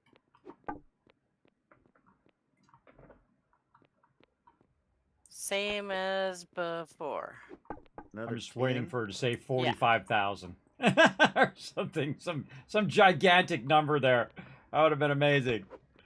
Just 45,000. That'd be enough. Just do that real quick. Enough room in inventory. Go, come on. Don't slow me down, game. Don't slow me down. Try to bring this to an end so we can blow up this meteor. Yeah, I'm gonna have to take that out of there manually. Yeah, that's gonna be funky. I think that one's off. I like how it's 10 and then it just that one at the end. That one at the end. All right, getting there. Nope. Come on. All the way at the end.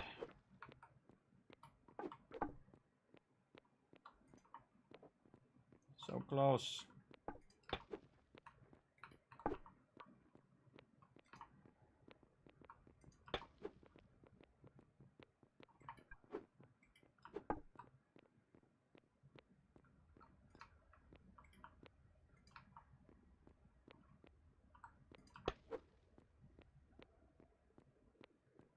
So cool, though, right?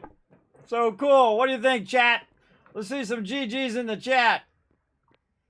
Again, this is my overarching goal here. Again, I was gonna make it much smaller, but again, we have so many people that came and joined us that I just scaled the whole entire thing up and said, you know what? We're going all in, everybody. We're gonna go all in, and we're gonna do this whole entire road. And see, I could already visualize it in my head. That's really the drawback sometimes when other people cannot see what you can see in your head.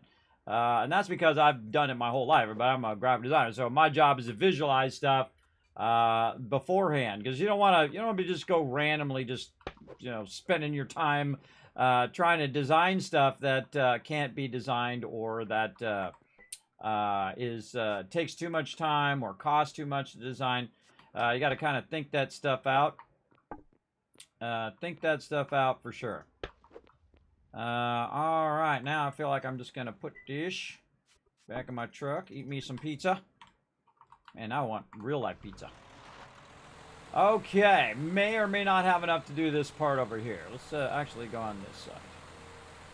Now, see, I didn't even finish out the road out here in front of her house because she's got all this stuff. But I'm just gonna bring it down to right here, everybody. I'm not gonna keep going all the way down the whole side there, because again, we gotta bring this to an end at some point. We don't want to do it for the next 5 hours. So, all right, stop eating, dude. Let's go.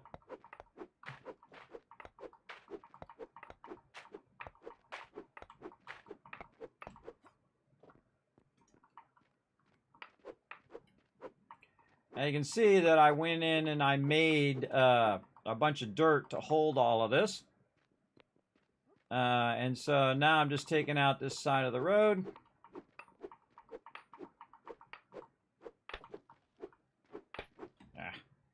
Grab the one in front of the one I was trying to take out. Whatever. So I'm just going to keep... And I put this in such a way that I could just walk toward it. And then go back to the top. I think we might have enough. We'll see. If I have to make one more trip, that's okay. You know, a little one more trip out there and kind of like taking a road trip, everybody. Take that one last trip. I don't take too many road trips anymore at my age, everybody. Especially not as the driver, that's for sure. Not good for me to drive too much. They're making, or? Mm-hmm. Now, one of the things that I did want to do is come back and put this stuff down the center so it matched this top part here. Oh, no. But I'm not going to worry about it now. You never know, there might be a big update I saw your stop sign, but next month, and then we'll have to come back. And I would probably, if there was a big update, I would just kind of leave what we've already done, especially if it was like in-game content. But if it was like beginning content, then we would start over. But again, I'm not going to start over the server right now because we put a lot of time and effort into it, so I do want to let it run for the crew. For now. Well, now I hear things making. I need some more iron. And just let that stuff run. My iron bar from my repair. All right. Put it in there. Like I would skip some of them. You see how I'd skip some of them when I'm working on it? That bugs me. That really bugs me. There we go. All right, that's as far as we're going there. We need some more iron bar. Again, we're going to try to do this one side, and then we'll come back and we'll do the other side. This is going to be awesome.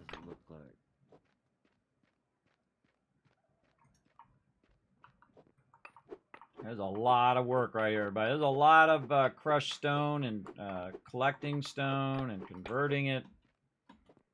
A lot. And again, this is what's so great about this is that you can pick it up and reutilize it for something else, which is very, very useful. Very, very useful for sure. Here you go, Kismet. That's for you. What is you, it? bud? Look at a giant pencil. Yeah, it's stupid looking because that's not what it looks like when I crafted it. It's a construction post. Ah, very cool. That's definitely not what it looks like when I crafted it. Here, let me drop it. You can pick it up. Yeah, you just put it in my truck here. Yeah, I'll do that. Ah, I took out one of these. I was looking away and I took one of these out. All right, I got to. Before you place it and then look at it after you place it, it does not look the same. The icon is not the same as the model itself. I'll take a look at it later on. I'm trying to finish this up, but I'll take a look. All right, move this over here so we can get this stuff out of here into wherever. Doesn't matter where it goes as long as it's not in my truck. Put it in Thurbrick's truck. I was very tempted. Oh yeah, that's cool. Oh, I see what you mean. Yeah, it looks way cooler in the thing. Much cooler. All okay, right. I don't need any more. You can stop. And we'll put that there. And then we'll just put this down here at the end. Put that there. Go like this. Nope. Get this other stuff. Put that away in there. Okay, and then we want to start with, look at all these other kind of cool ramps where it has the lines and things. I feel like this line is kind of deceptive because it does, it's like a double line instead of being a single line. But you know what? Let's see if we put a thing here. Does it automatically, sure, that's what I wanted to do. How about we rotate there? Rotate. Why you no rotate? Oh, because it's a square block. Where's the one where it's got nothing? Over here. If I build that? No. See, it doesn't fix the line, which is a bummer. Because that's what it should do. It should automatically, when I put this down and I have a blank one next to it, it should fix that line. Come on, fingers. No. Put it down. And then this one, go with the plain one. So you should take out the inner line out of that. It kind of sucks. Yeah, big time. Big time sucks. All right. At least the middle line works, though. Do double of that.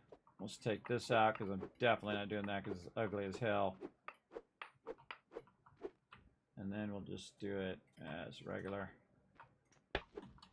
So on this particular thing, when you're doing arch downs, I suggest you do them in segments of 8. And see, what I'll do is I'll just do 8, and then I have 2 left over, and I'll just come back and get more. So this is making this go pretty nicely. So close. I always find this is the hardest part of any project, everybody, is the finishing. And there's people who are finishers, and there are people who stop right at this moment. Who spend all this time and all this effort to do the thing, and they end up stopping at the very end. I've seen it time and time again, everybody, where people just don't finish what they start, right? They go after something, they spend all this time and effort into it, and they never finish. I am a finisher, everybody. I finish things off. I get them done. I don't mess around. I will see it through until the end. Because it's like closure, everybody. Like with that spouse or ex-girlfriend. Gotta have that closure, everybody. Close that thing down. Oh boy. Hold on, I messed that up. Put that there. And put that down. I forgot to make this one into the line. Take all that out of there. Grab some from over here. And then top one. I don't think it did it. Nope. Do it again. All right. Look how close we are, everybody. Guess what? One more round. One more round here. Let's go ahead and put this over here before we wander off. One more round. And that's definitely gonna do it because I got so much stuff on the other side. All right, I got all this other stuff on me too. I'm just gonna put this in the stockpile because bring back as much as I can. All right, one more round, so we get to try out the road one more time all the way to the end. Now I'm not gonna go to the end after this, everybody. We're just going to come back, finish that part, and then we're gonna blast the thing. We've gone a bit longer than I was hoping. But I love the signs, though. The signs are looking awesome. Wow. The signs are looking awesome. I can go first person again. There we go. I feel like sometimes when you switch third person to first person that it causes it to load a little bit better. But yeah, look how fast it goes, man. It really cranks. But again, see the whole server loading. And I got like 64 gigs of memory, everybody. I should be able to load this whole entire map into memory. Yeah, look at that. Yeah, I love it. Stop sign coming this way. It allows my team to participate, everybody. Put some signs up, work on the side roads, all of that kind of stuff. And I'd love to have enough time to do all of that, but I got to get this done, and I have a bunch of stuff I have to do later today too. But I wanted to see it through to the end. And I'm going to make one more trip out here and just have a nostalgia moment of my little factory that I built. Again, I might jump in just to see what everybody else has done if I go to reset the server, but I'm not going to be playing Eco unless they have a big update. And if they do have a big update, most likely what we'll do is we'll come in, we'll look at the server and say, oh, this is what they did. They did all this cool stuff. And then we'll wipe it and we'll make a new one.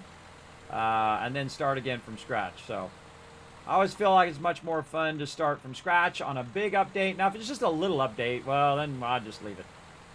Again, kind of like in Shrouded, where they did some dungeons and things of that nature. They didn't completely overhaul the entire game and add, like, 500 levels or go release or anything like that. So again, it wasn't worth a whole restart.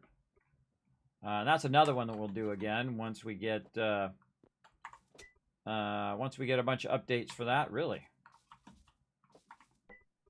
this one.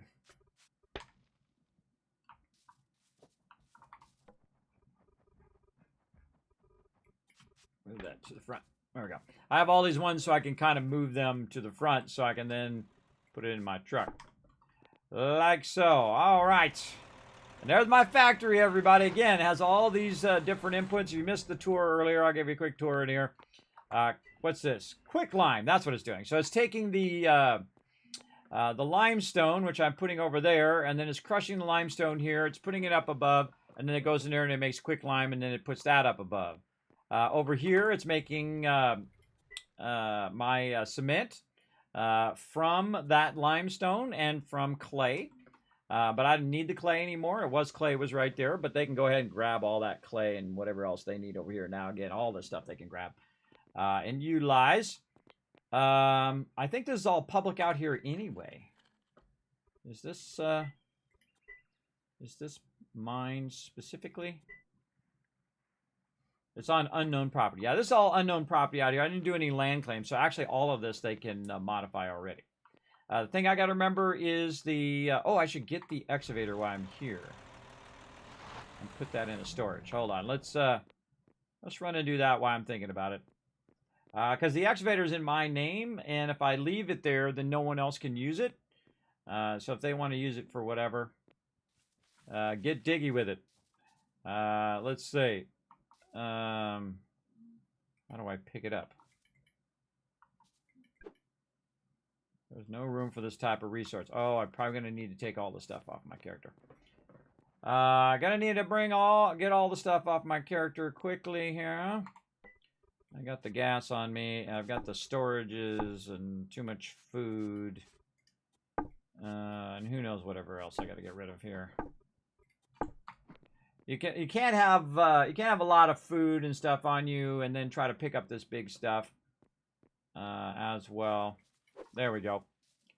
So I'm going to pick that excavator up so someone else can pick it up and put it down, and then they have control over it where they can use it. So I'm going to go ahead and just put it in here. There we go. And then take my stuff back here that I was utilizing. There we go. Very nice. Okay. And again, they can just roll up there and find it in the thing and utilize it.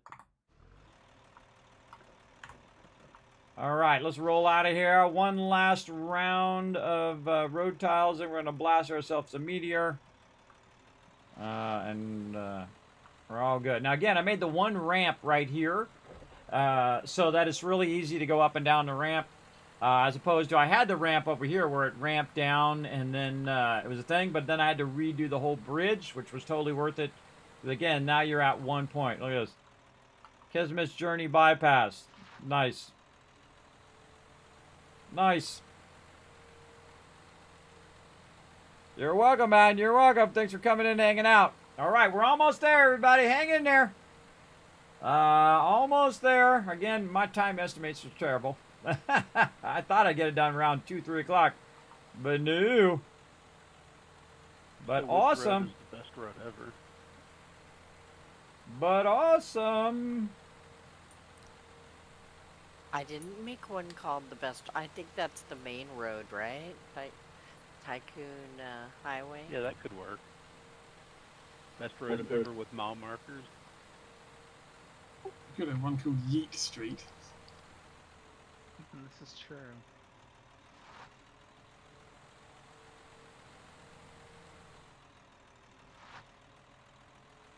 It's a three-way stop right there. Oh no! I can see the stop signs on all three sides. All right, now again, they can come back and they can modify the server or do whatever they want to do after I'm done here. But I just want to put it in the road because look at this! Isn't this awesome? Look at this with all the places on the side, all the road tiles, the street lights. Again, tremendous amount of work here, everybody. Tremendous amount of work went into this. I know I put a lot of effort into it, and I know my team did too. Alrighty then, let's go. Put them tiles in there and let's finish this baby off. Oh, I got gasoline on me too. Get that gasoline off me. Alright, alright, here we go. Let's just do the center one first. Alright.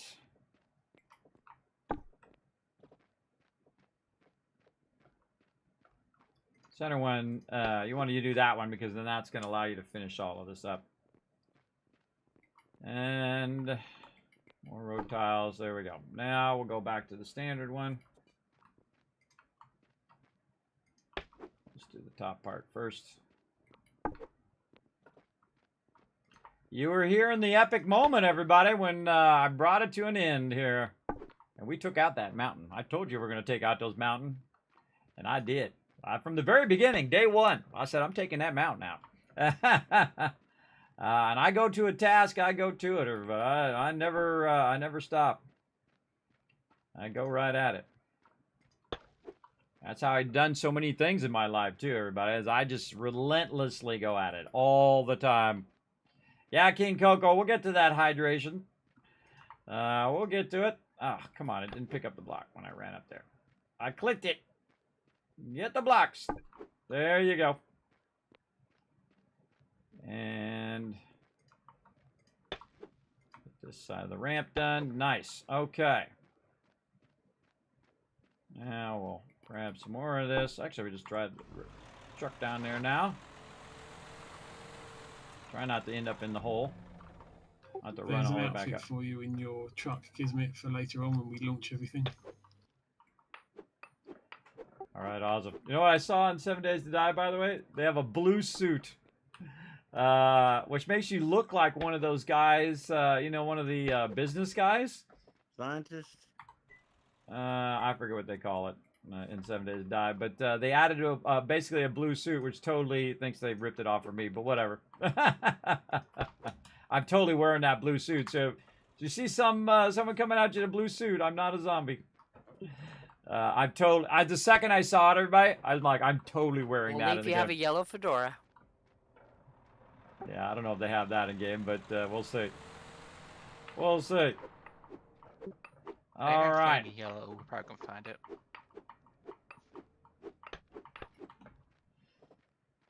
Let's just put that up there for right now. Move our truck to the other side. Off to the side over there. I'm going to AFK for a sec to get a drink while we finish up. Sounds like a good plan. Almost there, just this one ramp. Just the one ramp. Almost. Go, baby, go. I put that there so when I'm coming down the thing and I get to the end, I can just take it out. And like this. Now, normally you'd want to take out this middle part here and make it a crossroad. But I think that's good. Stick them in the gas truck over here.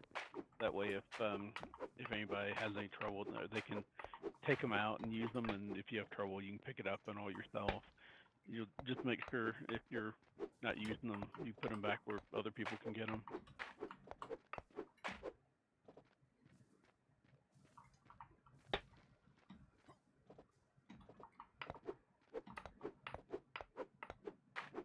There are bricks icebox. There are bricks refrigerator. Yeah, I also gave everybody access to my my deed and everything in case you'll need anything. I'm not on. Your front storage. Front 2. Do we find any way to prolong the food beyond the refrigerators?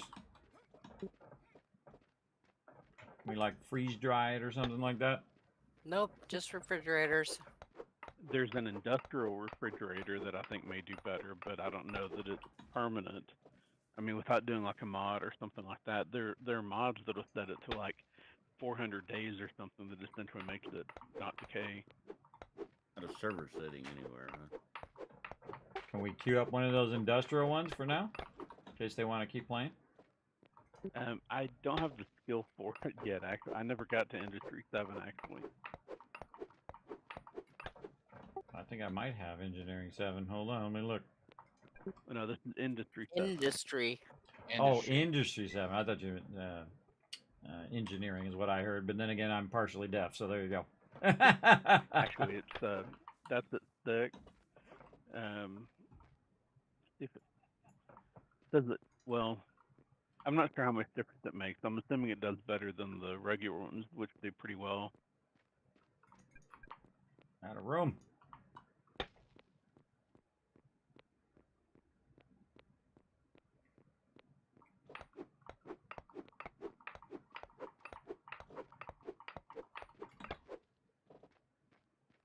Riding it to the end, everybody. Riding it to the end. Let's go, let's go, let's go.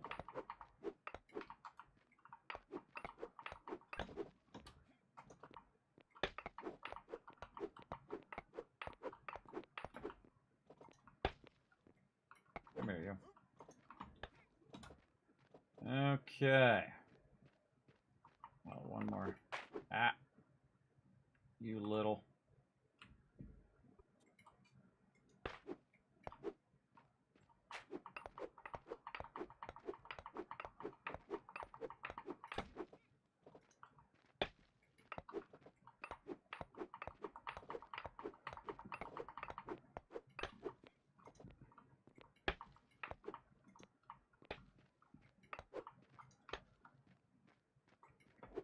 I swear I get those, but they just like magically appear. Bring my truck. I should get my truck.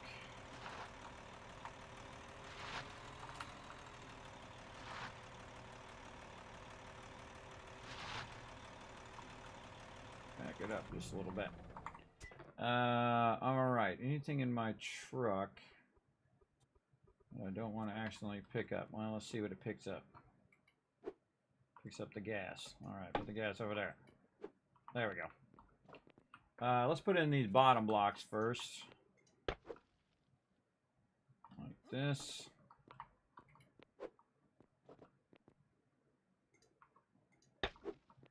They didn't put any road lines down on these. I'm just going to leave them without road lines for now. Yeah, I think I just leave it without road lines. Okay, so we do this. Can we take this and put it in the truck, and then this in the thing, this over here, this in the thing. There we go. All right, now we can go ahead and work on this. And we'll work on the center line first. Nice.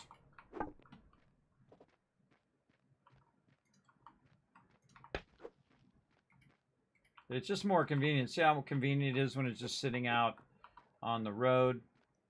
And then you just left click on it. I feel like it's a lot less awkward than trying to use the vehicle. But you can, if it's your vehicle, you can use it. Because what it will do is, if there's stuff in it, it won't let you pick it up. So, which is a good thing when you're just trying to get the resources. You don't want it to pick that stuff up. This one. Actually, I could go the other way. I could go this way, too. I could start down here at the bottom and work my way up. Actually, maybe the little trench that we cut to, like, shorten the path over to the oil field. Come on. Maybe that should be the best stream ever.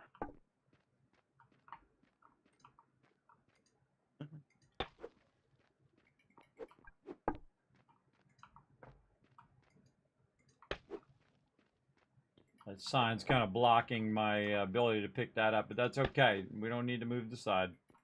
I got my kind of box in the way there anyway. My storage. You sure? I can move the sign for you, Kismet. Nah, just leave it. Just leave it.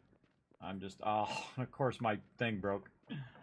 I gotta run back and fix my thing. But nah, just leave it there, and then I put a storage there in the way anyway, so it's fine. I'm gonna move that storage out of there in a second. All right. Always right at the end, everybody. I gotta walk all the way over here. I hope I got some steel. Welcome back. I just feel like it's gonna have like no steel here in a second. Ooh, look at that lagging too. Ooh, big old lag. Let's hope we have enough steel. Yes. All right. Thank goodness. Otherwise, I'm running all the way to Rose, or if we were out of steel Rose, which I seriously doubt, we'd have to run all the way up to my place on the other side or whatever, my little factory. But all right, we're good. And we have plenty of food right there. And let's get our tiles. So close.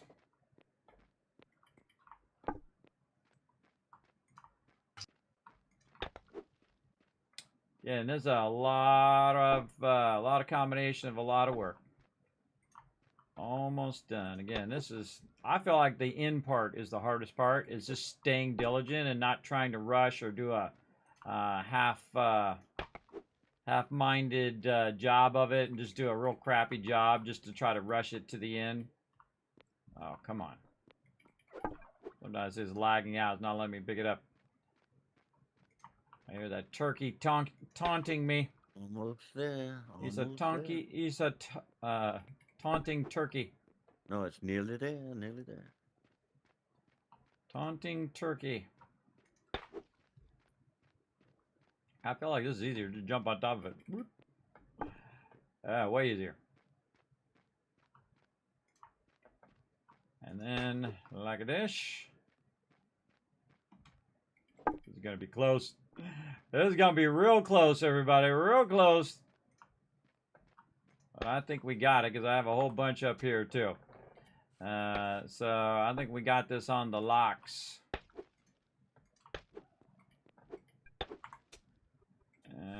There we go.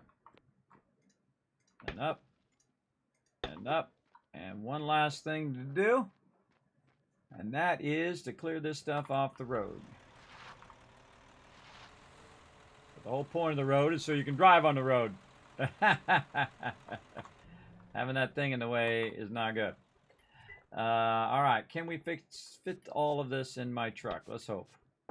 We sure can. All right, awesome. And that is done.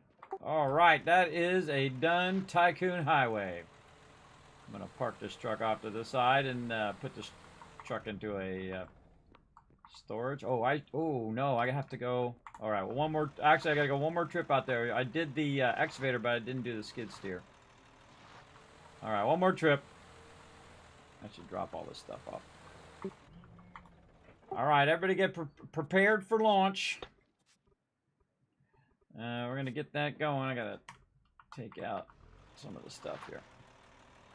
All right, one more. I got to run out there. I forgot to do the skid steer when I was out there. So we're going to run out there super quick, but we got a nice fast road. So we should be able to get there pretty quick. Hopefully the server loads fast. Going in the Tycoon tunnel. Look how fast it goes. Whoa. Should have done it when I was out there, but I didn't think about it. I thought about the excavator, but I didn't think of the skid steer. Because I was going to take the truck and put the truck away so that people can use it. Did we ever get all the power set up for this? Or I think he said all he needed to do was put a pipe in. Yeah, I need to turn off my water attraction and reroute the power to the water to the power generators, and everything should be working.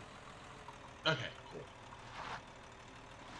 Yeah, don't turn it on until I'm ready. I got to run out here and do my skid steer real quick, and I'll be right back. So I'd say 3 minutes. If anybody wants to go swimming and skydiving at the same time the next few minutes, you can feel free. All right, we're going to hydrate on the way there, King Coco. Let's do it. Man, how long does this take? 7.5 hours, everybody. 7.5 hours for me to fix this road.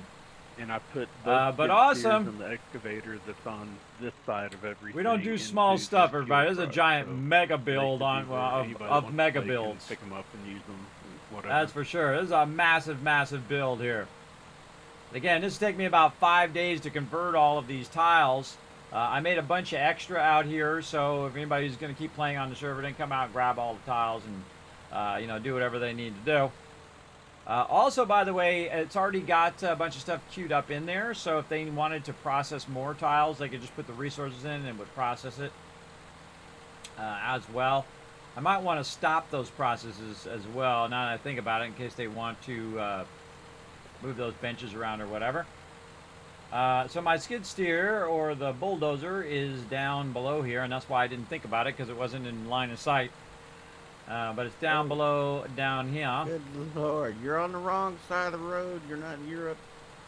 And I don't know what it did on your side, but over here, that was a pretty epic wreck there. You like flipped it over completely. It flipped me all the way around, facing the other way. All right. Yeah, I'm currently upside down. Yeah, that's what I see. I don't know if I was going to to hit. I'm going to do it. You can take out tons and tons of resources with this thing, which is awesome. Yeah, I am in Europe. All right. Actually, I'm just going to put this on. Oh, no, I got road tiles on it. I was just going to put it on me and side, take so it. I wasn't the right hand side, just in the left lane. Okay, I got to take all this stuff off your of me. right side, my wrong side. I'm not going to be able to carry all of this. All right, there we go. Now we'll come over here and we'll pick this up. Oh. You might want to come out and see this Kismet quickly. Those resources. I'm way off over here doing skid steer. I'll be back in a minute. We're trying to push him, but knock him back over. I was wondering if I could hit you hard enough to flip you back. All right, now see, I got to keep taking the resources out of there and until I can pick it up. Most of the time, if you get in a there we go. Picked it up, put it in my pocket. At least try and flip over. So if whenever you're done playing with it, you might try that. Or you can also, if you point at it and do /free car, it'll basically do the vehicle version of unstuck.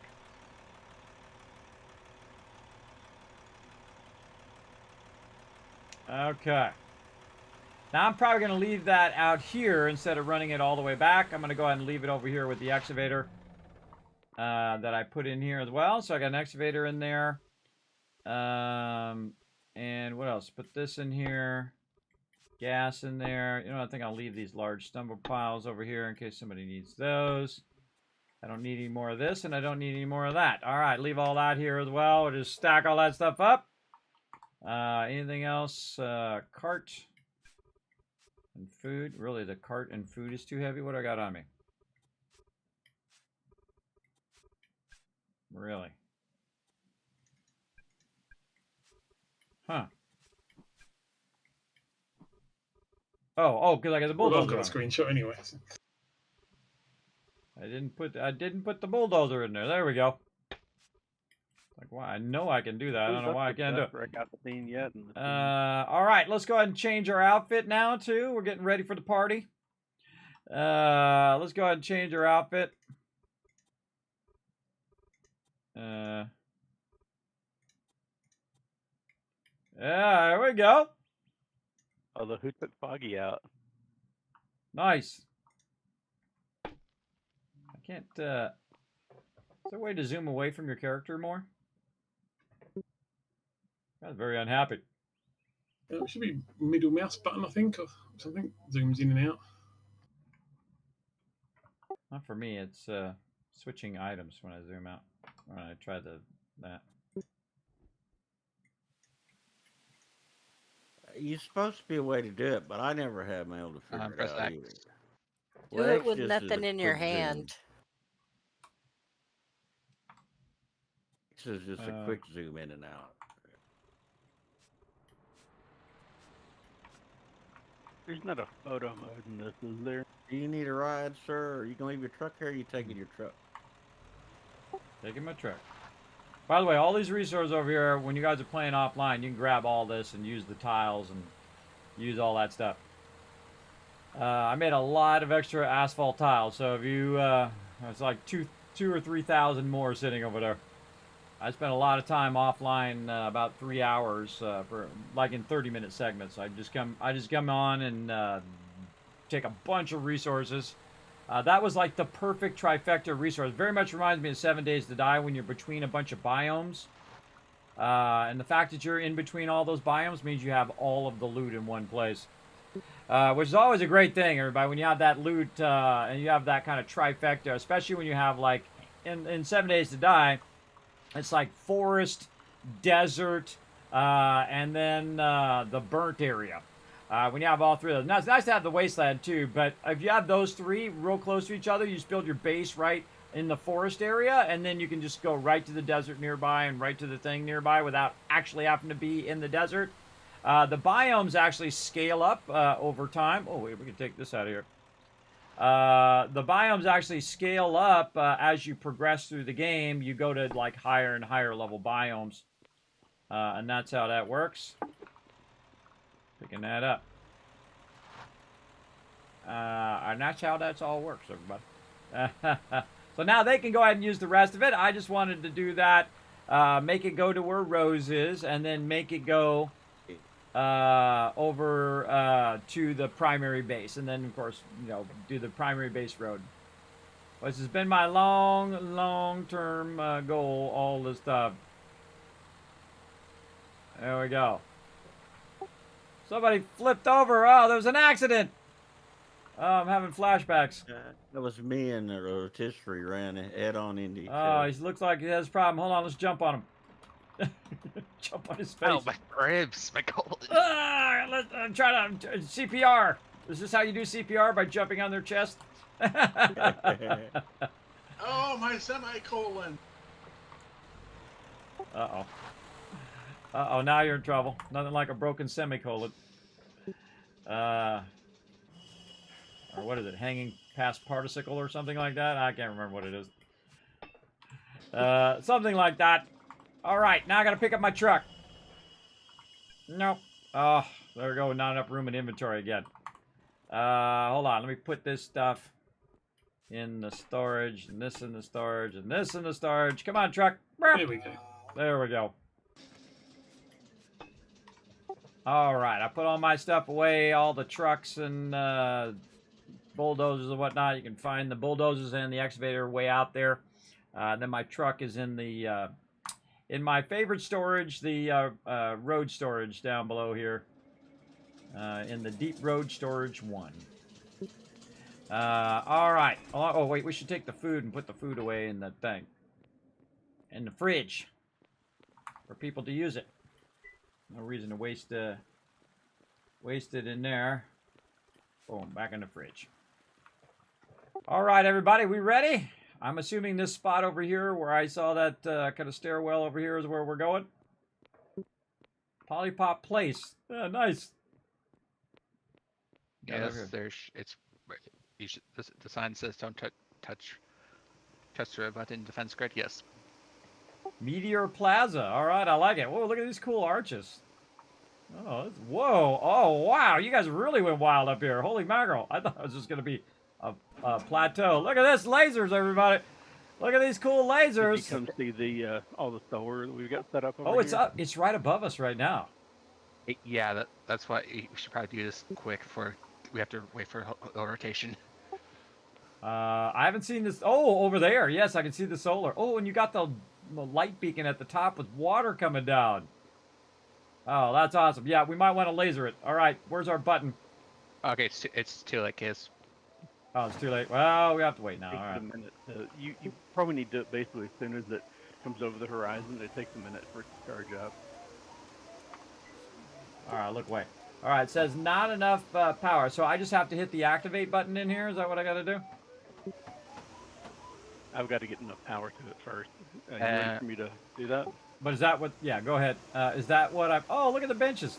Is that what I'm doing at the end, though, right? That's what I'm going to do to hit the button? Yeah, that should be it when it's inside. Basically, when all these building it, right? lasers are in sync, kids, then you hit the button. I totally think there should be a slight chance that your lasers just burn out, and then you have to... You know, and then it just causes it to crash into the world. That'd be hilarious. How long does it take to cycle around again? I don't remember. It's like 5 or 10 minutes or something. It's not really long. It's long enough to be a little painful, not too bad. Wow, look at these solars out here. Oh, geez. Look, doesn't even look like this many from over there. That is a lot of solar power. Whoa, you got a bunch of electric power grid generators. I see. That are attached to it. That's cool. And then all the piping. Wow, that's a lot of solar. Let's see that. Let's see some love in the chat for my team, everybody. That's cool. Oh, he's got them paired. Oh, I see. See what he's done? He's got them flipped. So he's running a single line instead of having to run a double line if you have them flipped the other way, everybody. Very smart way of doing that. I do that in Satisfactory, where you're like, you got your power and you run one single pipe and then run it to all your power, as opposed to running multiple pipes, which costs more resources. Very cool. All right, we got to watch for it here, everybody. All right, you guys let me know the second it's on the horizon. I like this water feature. Does this actually do something, or is it just cool? You can swim up it to get to the light at the top, and then jump off if you want. Yeah, Third was bored, and it got bigger. Yeah, it started out just disconnecting the water to cut off some of the power, but then I got to playing.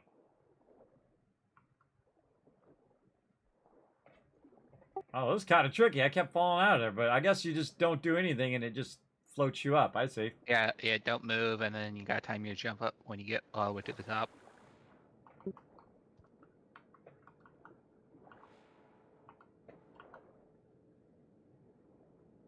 Oh!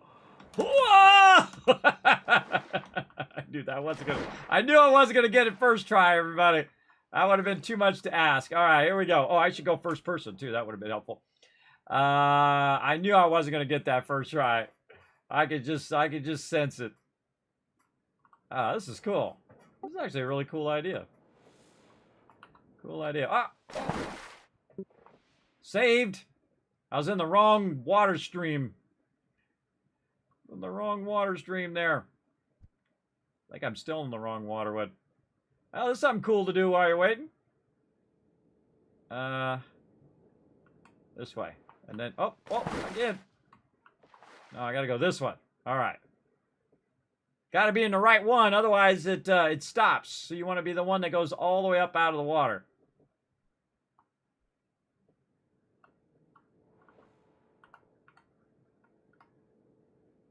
I feel like... Guys, get ready, get ready. It's on the horizon. Here it comes. All right, coming back. Let's go. We got the power on. There we go. See it. We'll come back and play with that water thing in a minute. My blind. Oh, I see it now. Straight out in front. I see the lettering anyway. I don't see the meteor yet. Yeah, I just see the lettering. What we need is a bird to fly across just as we fire the lasers.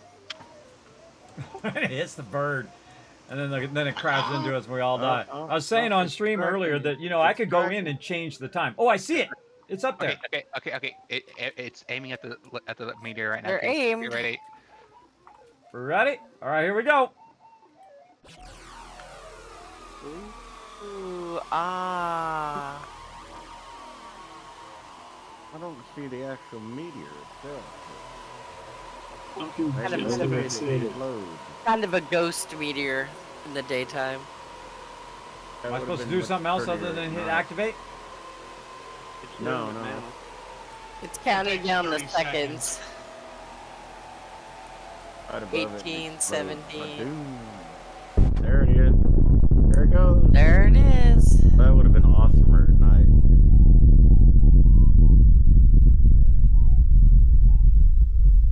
Next playthrough. All right, we win. Nice job, everybody. Give yourself a pat on the back. I still see stuff falling. Let's see some GGs in the chat for my crew, everybody. We won. Froggy.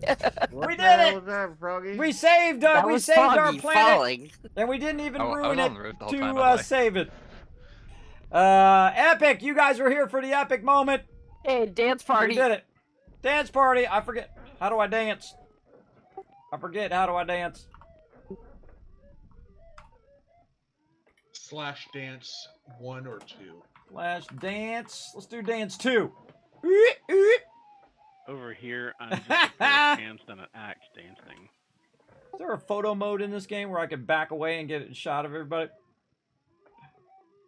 Well, you got Steam, so you can do F12. I can get a shot at that. Let me move myself over here. Yeah, let's go. Dance, dance. Eat, eat. Get another shot. All right, we did it, everybody. All right, that was super fun, man. That game is super addicting. Now, I could just go on and on and on, keep building and build tunnels underneath my roads and build all sorts of stuff out. But, man, that is super, super fun. So, the next time we go to play Eco, everybody, you guys should come and join us as well. I suggest you go snatch this game up right now. Definitely snatch it up. There's also public servers where you can do it, or you can get your own server from the awesome people over at GPORTAL. I'll go ahead and throw it down in the chat. Now, of course, ours is like a mega server, everybody, because we made ours 4 times the normal size. Boom, right there. And we will be playing 7 Days to Die. Also, I suggest you go snatch that up. We're going to be playing with my team on Friday, Saturday, Sunday next week. For my birthday weekend and also 9-year anniversary. We're going to be giving away stuff all week long, so be watching that. Be in every single stream, everybody. We're going to give away tons and tons of loot all week long. With that funny little in the background. Very, very awesome. And I like how the sun is setting right now, too. The sun is setting down. Perfect, perfect moment, everybody. I love perfect moments like that. Sun is setting on our playthrough. All right, everybody, that was super fun. Again, I'll leave the server up if you guys want to keep on playing, fiddling around. I'll leave it up until probably Thursday or Friday. Then I'll turn it off until the following Tuesday, and then I'll just leave it up the whole time. Now, again, in the future, if we do need the server, I will warn you guys ahead of time that probably come in and take a tour first, and then I'll have to reset it. But I'm going to reset the Enshrouded server this week as well, so just a heads up. Just a heads up on all of that. I love how the sun's setting just as the meteors got destroyed. I know, huh? Just like perfect timing too. They're just like the sunset on our playthrough. Very cool. I love Rotisserie G's hat, by the way. But he should have binoculars around his neck. I totally see him with all, you know. Whether the sombrero was a Twitch drop or not, to be honest. Yeah, it was. Yes. Yeah, I like my yellow fedora. It was pretty cool. My little red vest. Very cool. It's actually different colours as well, because when I put it all on, it was like black, and the clothing was different colours. So I don't know whether that's something I did at the beginning of the game or not. I don't know, but this is a really cool build, by the way. Also, everybody who worked on this build looks amazing. I just thought it was a platform over here. I come around, it was like the Taj Mahal. I was like, wow. No, me and Alan, Alan did the building. I did the platform. Ah, very cool. Well, big love to everybody for working together again. Yet again, a mega epic playthrough. We crushed it. We even took on the even harder thing of redoing this whole road and redoing everything. I think it turned out amazing. What do you think, chat? You think it turned out amazing? Look at that nighttime, too. Definitely Nighttime's a great way to finish up. I think you would struggle trying to do it all on your own, wouldn't you?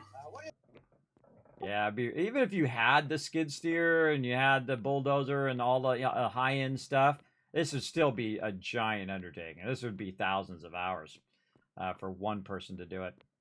Just because the physical amount of time it would take you to collect the resources and then convert the resources. I disconnected my water feature because if it's running, there's not enough water flow to power the solar, and I figure it's better to have perpetual power. But if anybody wants to turn it back on to play with it or anything, I left a piece of pipe here.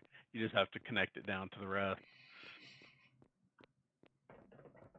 Sounds good. All right, everybody. Next time we're going to be playing some games is next week. Unless you're going to join me for some 76 or some Skull and Bones. But again, next Friday. Now, I think I'm going to do it at 10 p.m. Eastern Standard Time. But we're going to see what time they're going to drop it. So I might get in early and just kind of fuddle around a little bit. And then we'll do the serious start at 10 p.m. On Friday. So Good, because I'll be at work. Yeah, I don't want anybody to miss out, so we want everybody to come and join us. But I'll probably just show off some of the new features, and then hopefully they'll have the server up by then, and then we'll all start at 10. We're probably going to do Navigaine, by the way, so you don't have to download the map for like an hour or something like that. We're just going to do Navigaine because we haven't done that in forever. I mean, probably 5 years. So,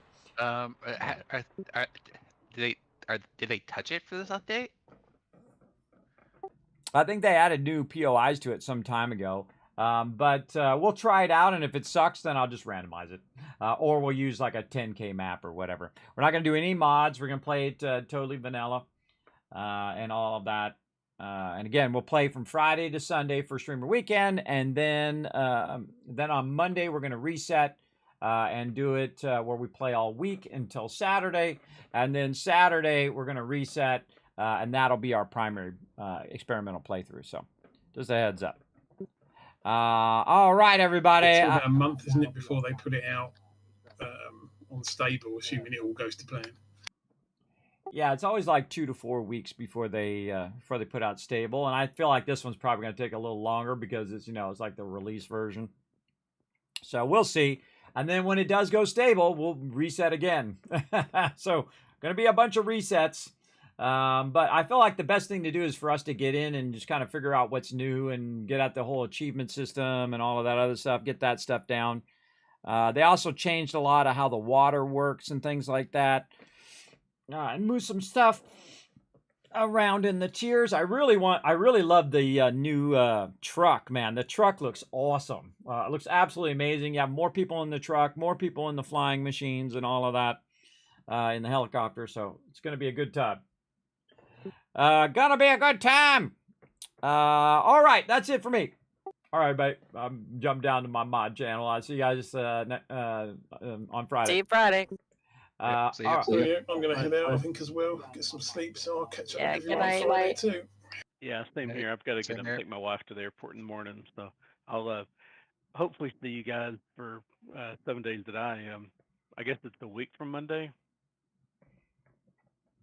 Well, it starts. Well, I'm gonna do like 3 playthroughs. So, this Friday coming up is Streamer Weekend, and then we're gonna start on Monday, and then we're gonna play until Saturday, and then we're gonna reset again on Saturday. So, if you got a bunch of stuff going on the rest of this week, and then over the weekend or next week, don't worry, we're gonna restart again the Saturday, week from Saturday.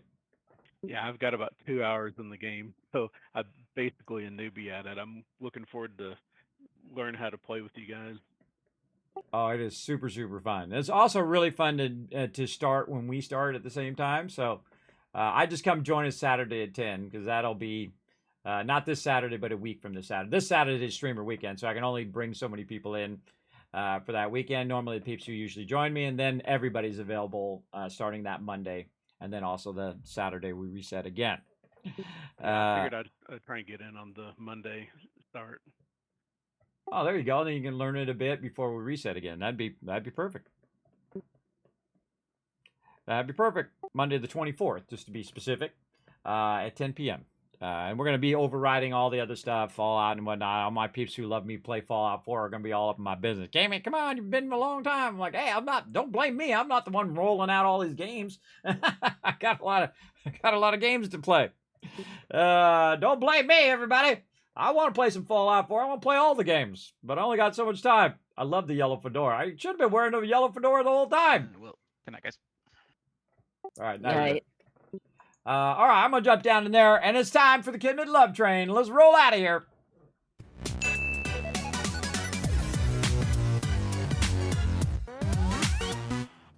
Woo, that stream went long, everybody. That went really long, 8 hours. I thought I'd get the road down about 2 or 3 o'clock. That's 4 or 5 hours for me to work on just the road. Holy mackerel, that road really took some time.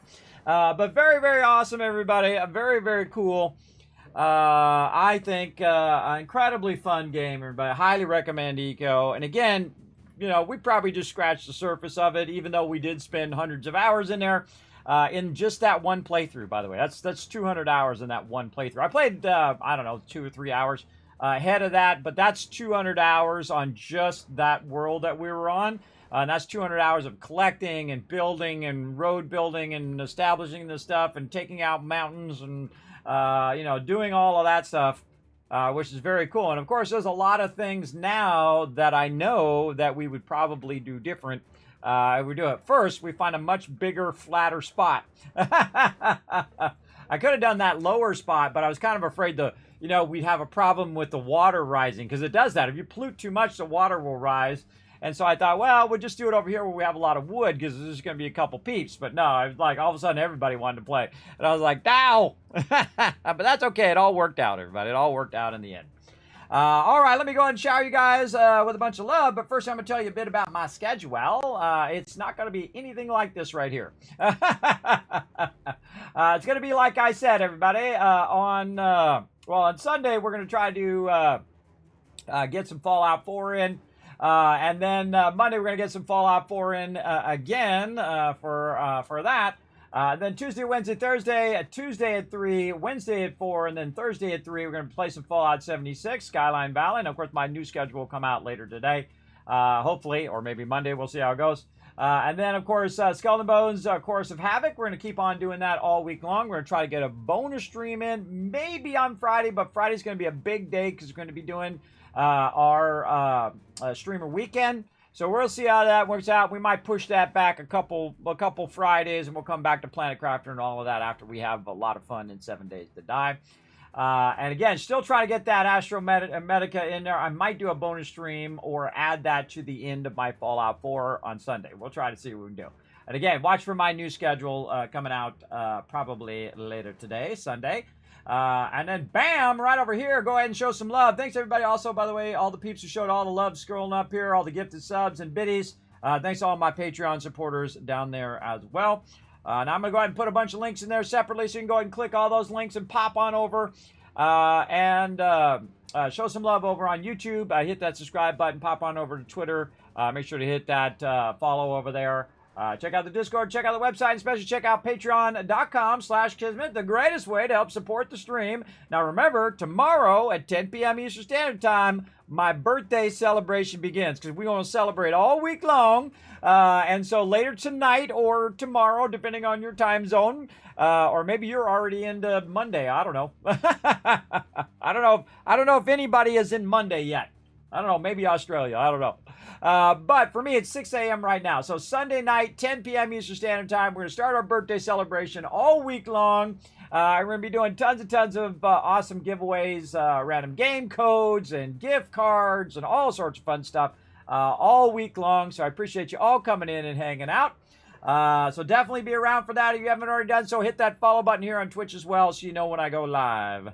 All right, now I'm going to shower you guys with a ton of Kiss Caps. See if they're working. They are working. All right, first thing I'm going to do is get this out of the way where I give you 1,000, 2,000, 3,000, 4,000, 5,000 caps. 1,000, 2,000, 3,000, 4,000, 5,000 caps again, because I owed you that 10,000. Don't think I forgot for you guys crushing that words on stream. And then 1,000, 2,000, 3,000, 4,000, 5,000. You're glad you stayed all the way to the end of the stream now, aren't you? Aren't you? Yes. Another 5,000 just for being awesome and hanging out all the way to the end of the stream. So that's 15,000 caps you got for those giveaways for all week long. All right. And congrats to all the peeps who did get the gifted sub, because of course you're getting the Kismet emotes, you're getting the animated emotes, you're getting the special holiday emotes, which I've got some holiday emotes coming out for my birthday. Hopefully I'll do those later today as well. And those will come out for the whole rest of the month for my birthday, the end of the birthday month. And then you also have 3 times the chance of winning the giveaway. And just by lurking in the channel, you're getting 3 times the Kiss Caps just for lurking. So very, very cool. So congrats to everybody who got those gifted subs. All right, everybody, rolling out of here. I will see you guys. Let's see. Yeah, it's Sunday night, later tonight, 10 p.m. Eastern Standard Time. We'll see you then. Bye, everybody.